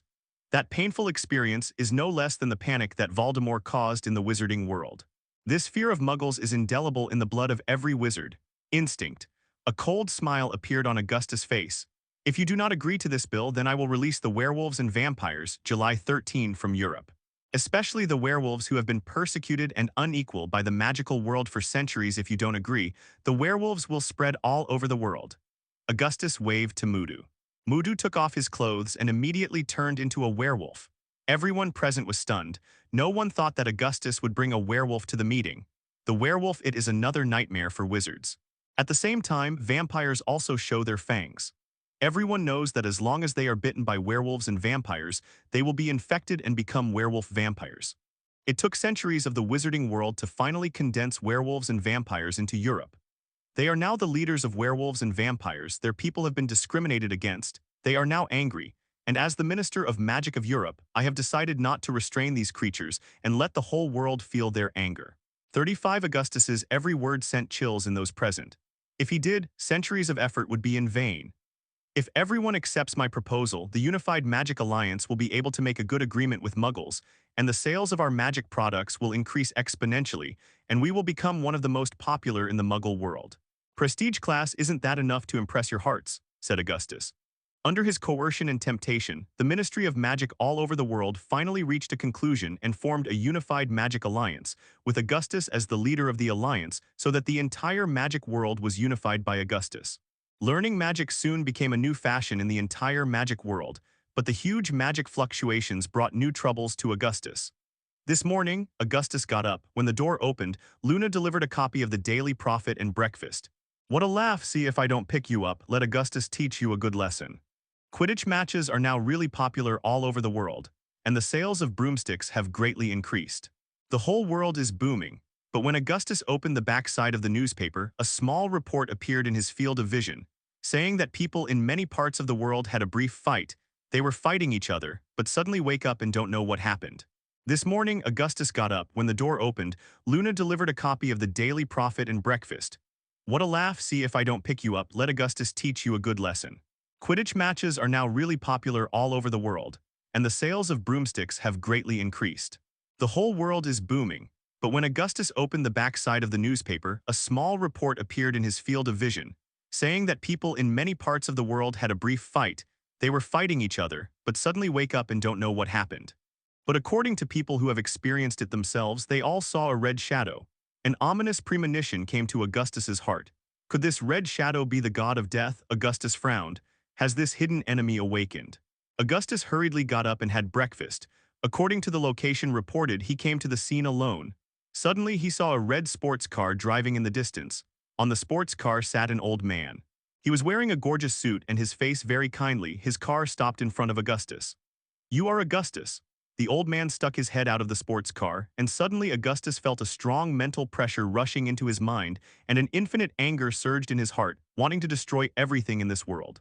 The writing wheel in Augustus's eyes turned, and he realized that what was in front of him was not an old man driving a car, but a knight in armor. The sports car was a fiery red horse, and everyone around him picked up armed with all kinds of weapons. He rushed towards Augustus desperately. The cyan energy on Augustus's body fluctuated and Hello, everyone. As we wrap up this video, I want to share a quick note. I have a Patreon account. If you'd like to support me and enjoy on-demand audiobooks, you can become a Patreon member. Alternatively, you can check out my Google Drive link, which has 500+ novel audiobooks available through my Ko-fi or Patreon shop. I appreciate your support.